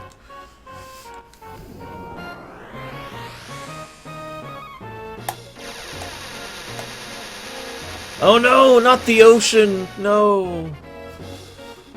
Fish live there. I wield the greatest power in existence. You may as well be the dirt on the bottom of my boots, or the dirt stuck to the bottom of that dirt!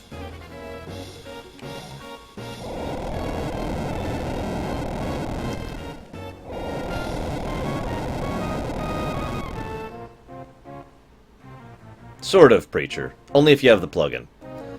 I'll destroy everything. I'll create my own empire of death. You can't destroy everything. People always have dreams. No! I'll destroy the entire world.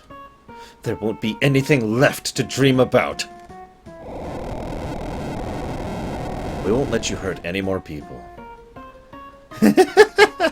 Oh, but what fun is destruction if no precious lives are lost? Death to the ocean!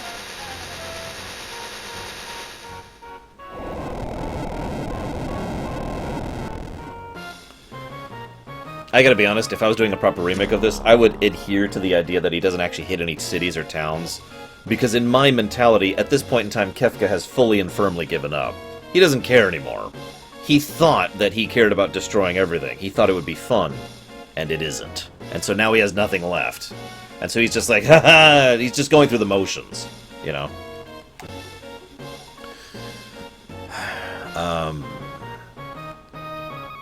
I gotta think about this for a minute.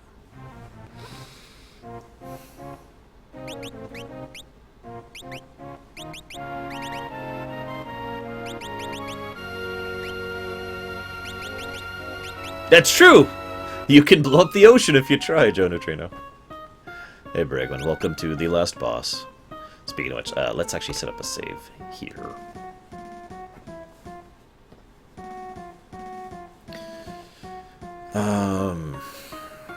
Holy crap, Eric and I agree on something? Other than the fact that FF6 is awesome. Doesn't count as praise. Whoops, I didn't mean to do that. Okay, let's try that again. Celes, Magus, I mean Setzer. Edgar. Mog. Sabin will be my first backup. Gal will be my second backup. Tera will be my third backup. The rest of these guys are basically worthless, so whatever.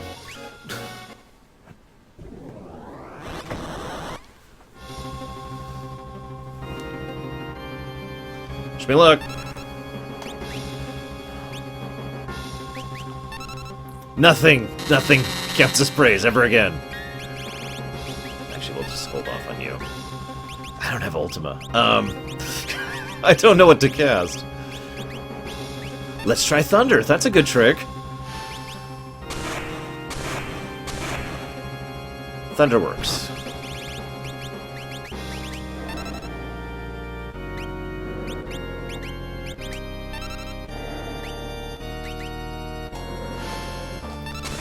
The one I'm most worried about is the second. I have ways around the third.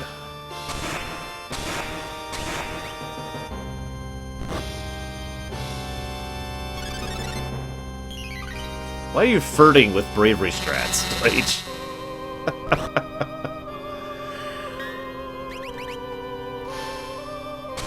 Let's approach this like it's a real boss fight for, like, the first time ever. Well, that's not true. I've done that before. In single character runs.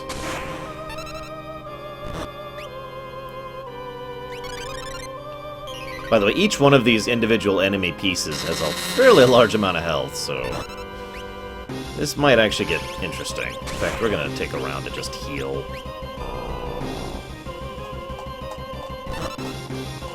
Quickly, quickly. God damn it! No, no, no, don't do the command I already put in. No, I would hate it if you did that.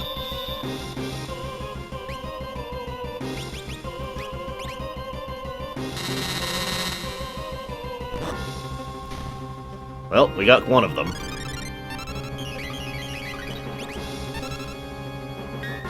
Come on, come on, come on, come on.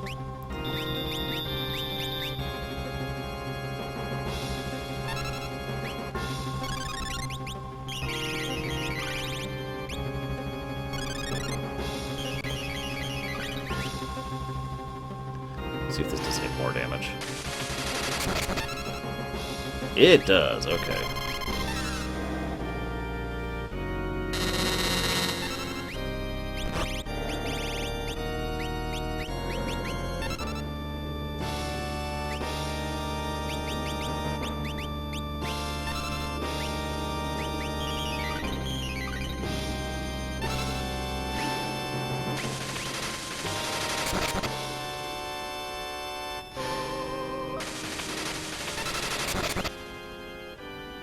Yeah, I think I do.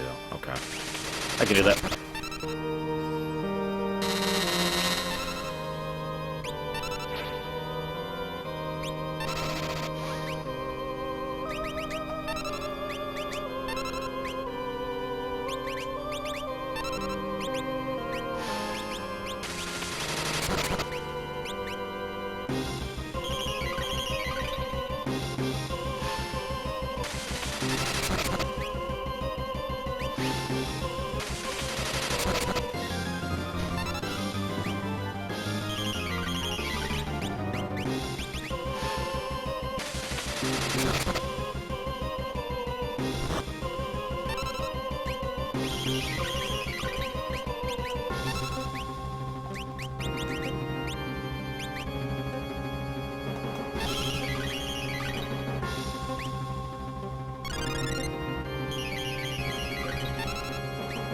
You know, I can't remember the last time I've had to try this hard on this boss.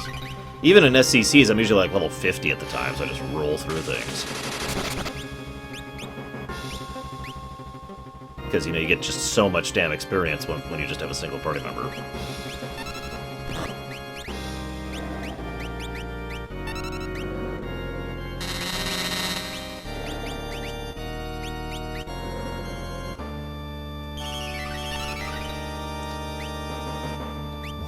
Why am I crazy, Deutsch?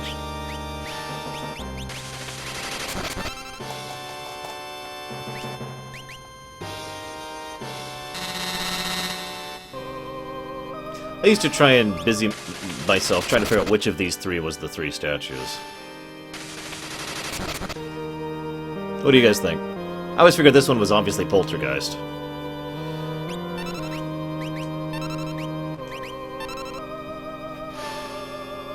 Second one's a little more difficult. Second one also has way more targets. Phase 2! Yeah, so the music transitions don't work in the GBA version, unfortunately. There's actually smooth... They brilliantly designed the music to literally transition after finishing a loop, rather than just immediately into the second phase. Personally, I like to think this one's Doom and the next one's Goddess, but the reverse could also work.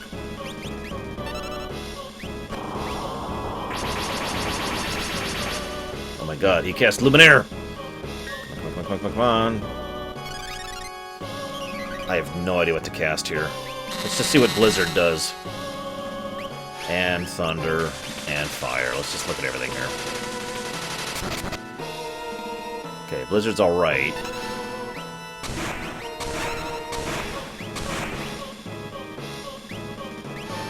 Some of them are actually weak to Thunder. And some of them are weak to Fire. Okie dokie. I can roll with that. You're right, Eric. And as we've discussed before, a lot of real effort was put into fleshing out the music and the style and everything basically about this whole last boss to make it significant, symbolic, etc. Please don't kill Setzer. Thank you? Wasn't expecting that, but I'll take it. I'm okay with Mog dying. He's not actually super useful here. He's a healer. With Cure 2 and not Cure 3.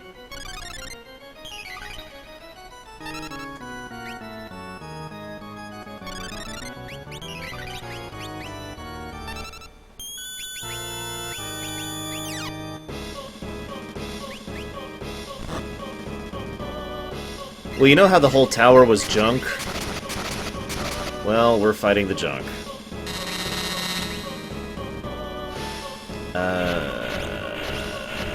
Let's go ahead and burn that.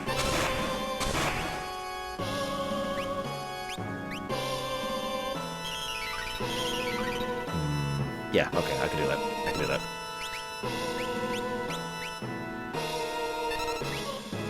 She's still good for a bit. That's not Kefka. We know where Kefka is in this pile. That works.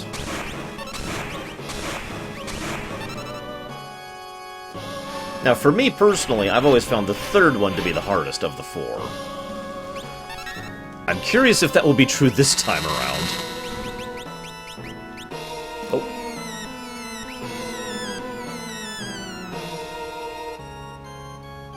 Well. That sucks. Ooh, that might work. Well, it's less gory, Preacher, so, I mean, that's good, right?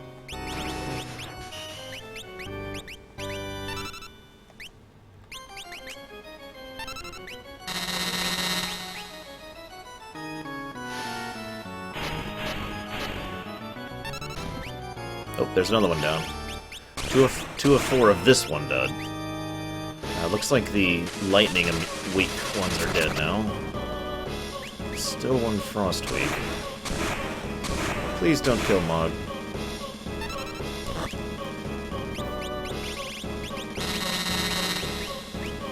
Okay.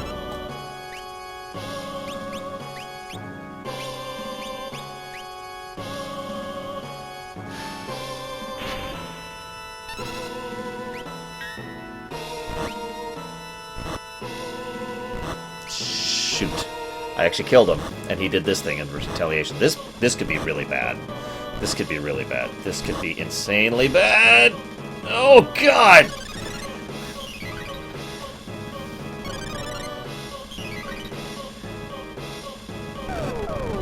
Ah!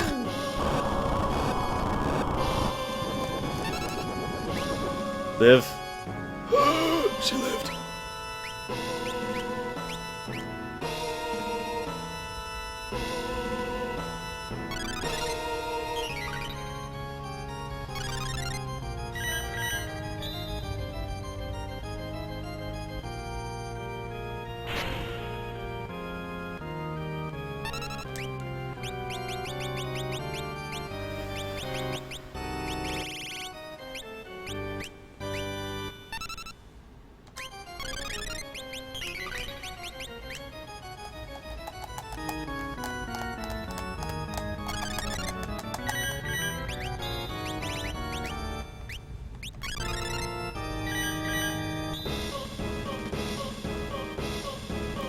Okay, I'm back in the game.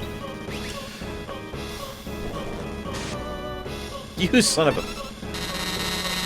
Oh, cure yourself, Strago. Or Mog, excuse me.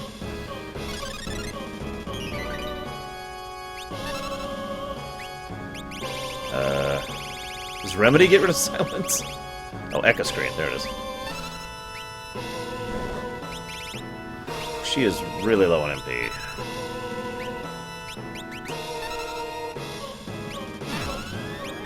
Holy? Really? Ugh.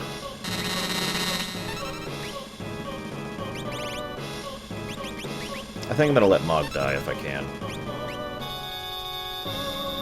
Hang on. I don't remember which one this one is weak to. So we'll just kind of do a test here.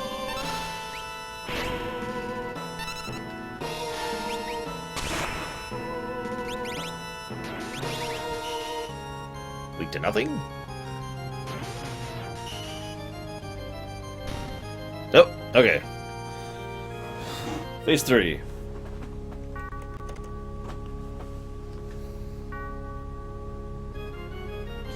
So now, Tera or Sabin should be coming in. And there's an extremely high chance that at least 2 people will die in this fight. Also, this is indicative of a statue whose name I can't remember, and blah, blah, blah, moving on. Sabin, that works for me. First thing he does is Murton, which I'm completely set up for, so okay. I don't know what the top is weak to, and I need to kill the top ASAP.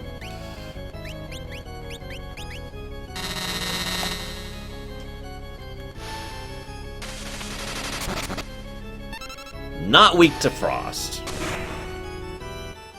Not weak to lightning. Okay, absorbs all 3 elements. That's gonna be interesting. What do you make of bio?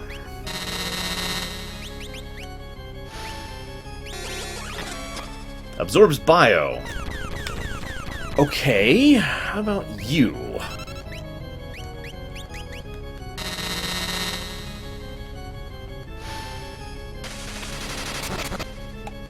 Okay, he doesn't absorb stuff. Good.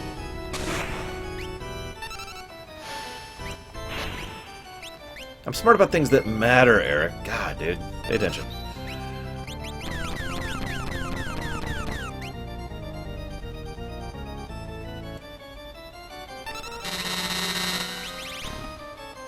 Okay, top's dead. Thank God.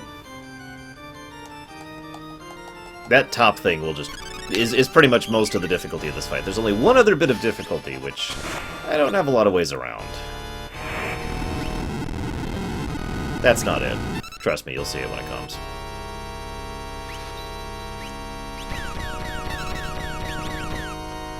I think I'm going to prepare just in case that everyone lives through this.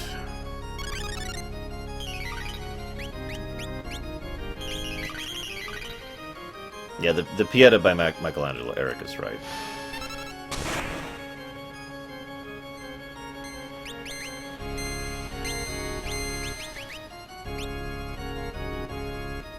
Oh no, we all have shades now.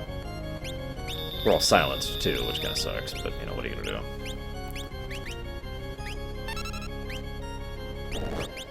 So let's get rid of that. Silence and blind is actually kind of a nice combo if you think about it.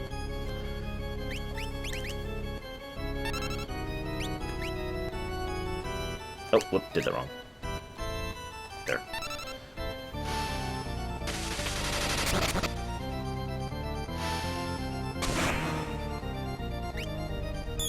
So this sucks, and it got Celes too. That sucks.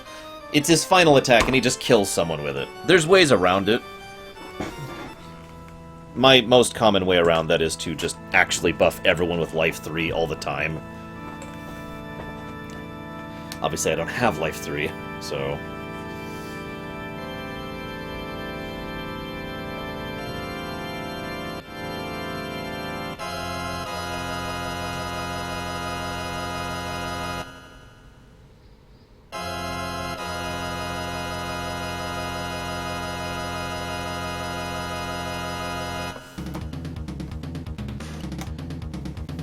dreams and hope. Where do they come from, and where do they go? Such meaningless things. I'll destroy them all.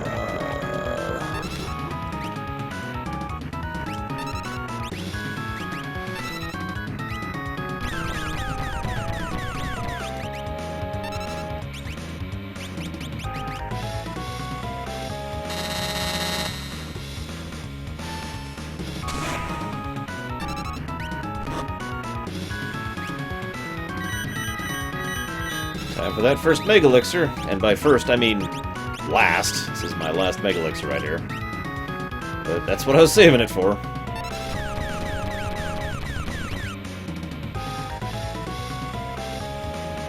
Also, I need to see more lore Kefkas in the chat. Come on, guys.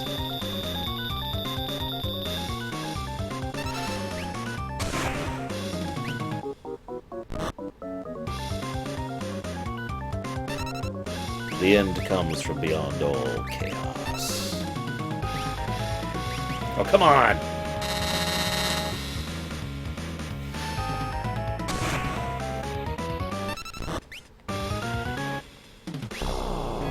This is technically the strongest spell in the game, but it doesn't pierce defenses like Ultima does, so Ultima actually does more damage, by and by. Now, we'll see what the result of this is. I'm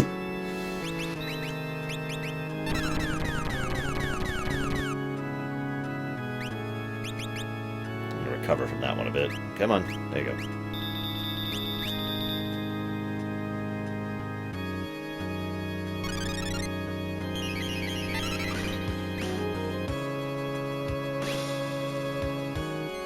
Would you stop that?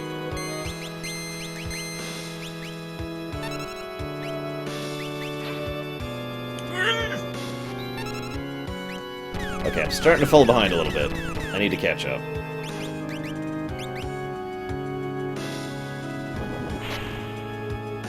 Yeah, I'm definitely falling behind. Okay, this is bad. Ugh. Decision time.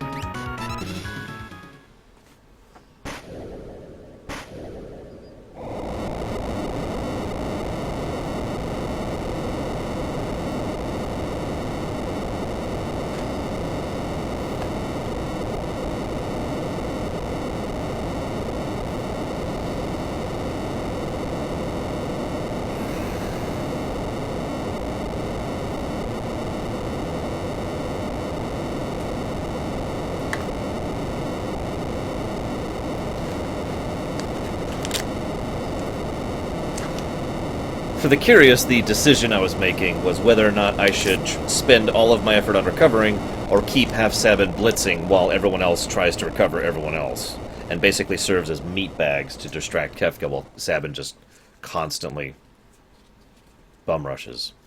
And yeah, for someone who has been the most talkative character in the entire game, by the way, literally has more lines of dialogue than any other character in the entire game, Kefka dies in silence. God, I love this game. No, he wasn't God. He was just the amalgamation of all of the sources of magic in the world, that's all.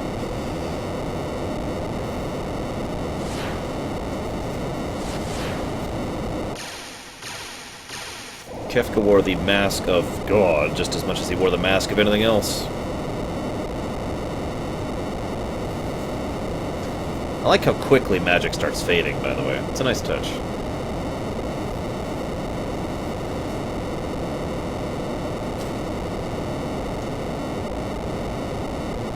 I only have on YouTube, Eric.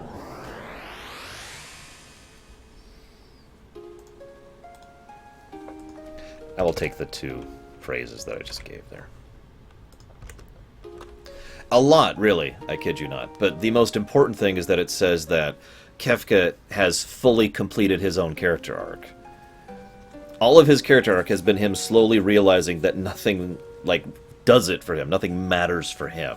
I'm not saying nothing matters, period, but nothing matters for him. He was never able to find something to actually connect him or to have some significance or purpose for himself. He thought destruction was it. He thought that was the thing that could fill the gaping hole in his existence. It was not. It was just as boring as everything else. So in the end, when he finally dies, he dies in silence because there's nothing else to be said. It was all meaningless from the beginning.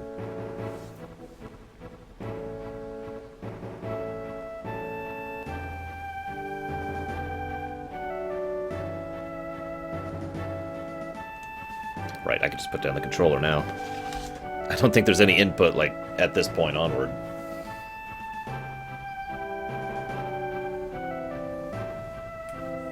I actually do, Eric.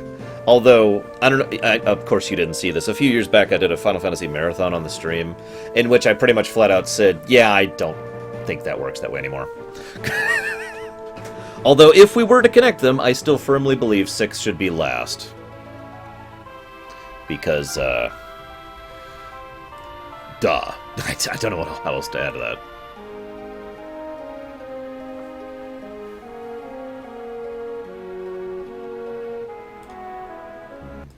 Whoop, sorry.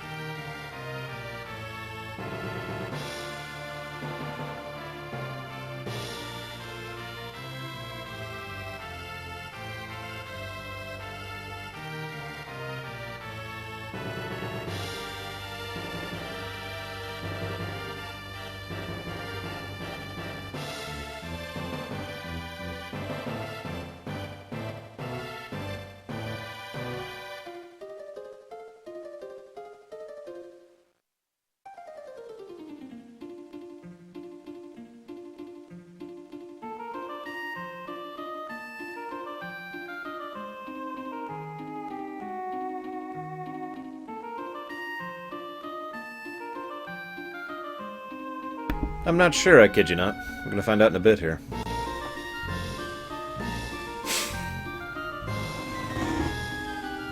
I actually commented on this before. Most games, when I get to a certain point in the game on a replay, I just put it down. You know, FF7, pretty much as soon as I get to the final dungeon, I usually put it down. Sometimes I go ahead and beat the final boss, but it is a very exceptionally rare game that I sit and watch the ending to a game every single time I replay it. This is one of those games. This is one of those truly rare games that I always watch the ending of, even though it's like half an hour.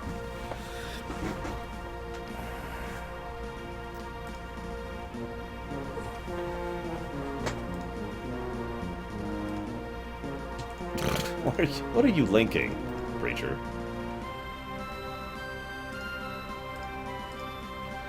By the way, feel free to tell Roximus I got his links. I suppose I should respond to him.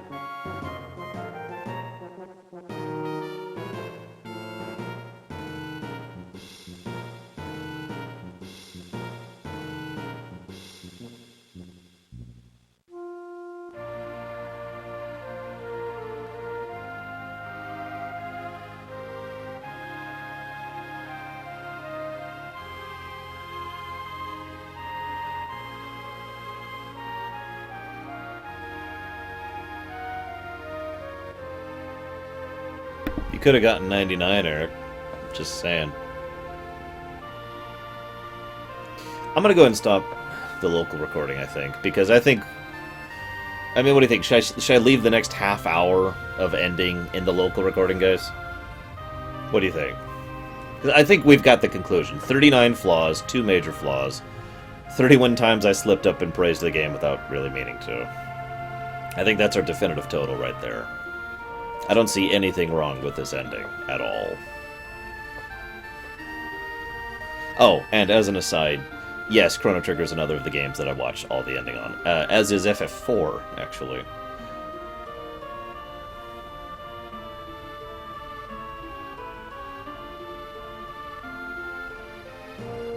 But I need to leave this scene in, because this is the conclusion of Locke and Celes' character arcs, right here, in the ending. Celes' sentimentality for the bandana that gave her the hope, and Locke finally not letting go. God, I'm sorry, this one gets me every time.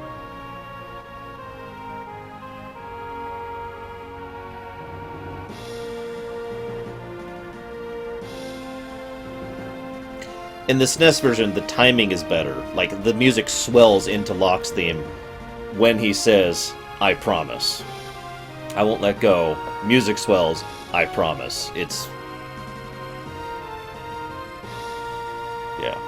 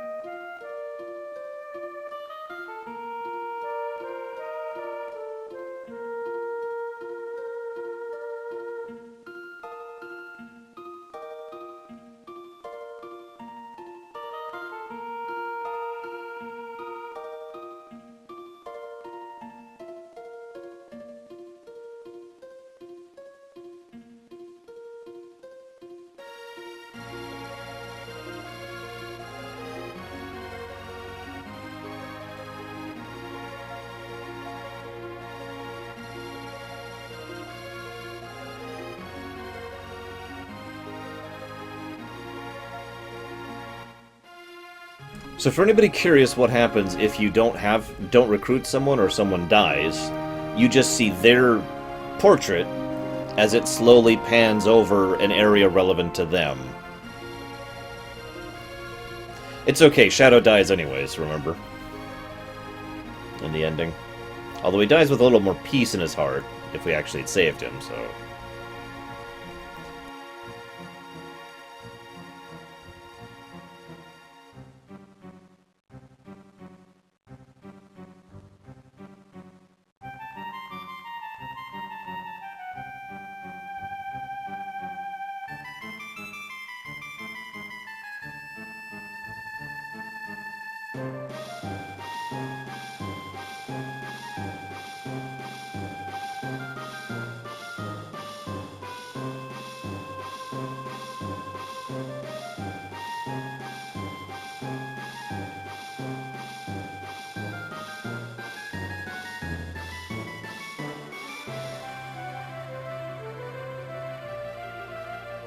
And you. Not me, you guys. Thank you for joining me in my keeping perspective with Final Fantasy VI. Very flawed, still amazing.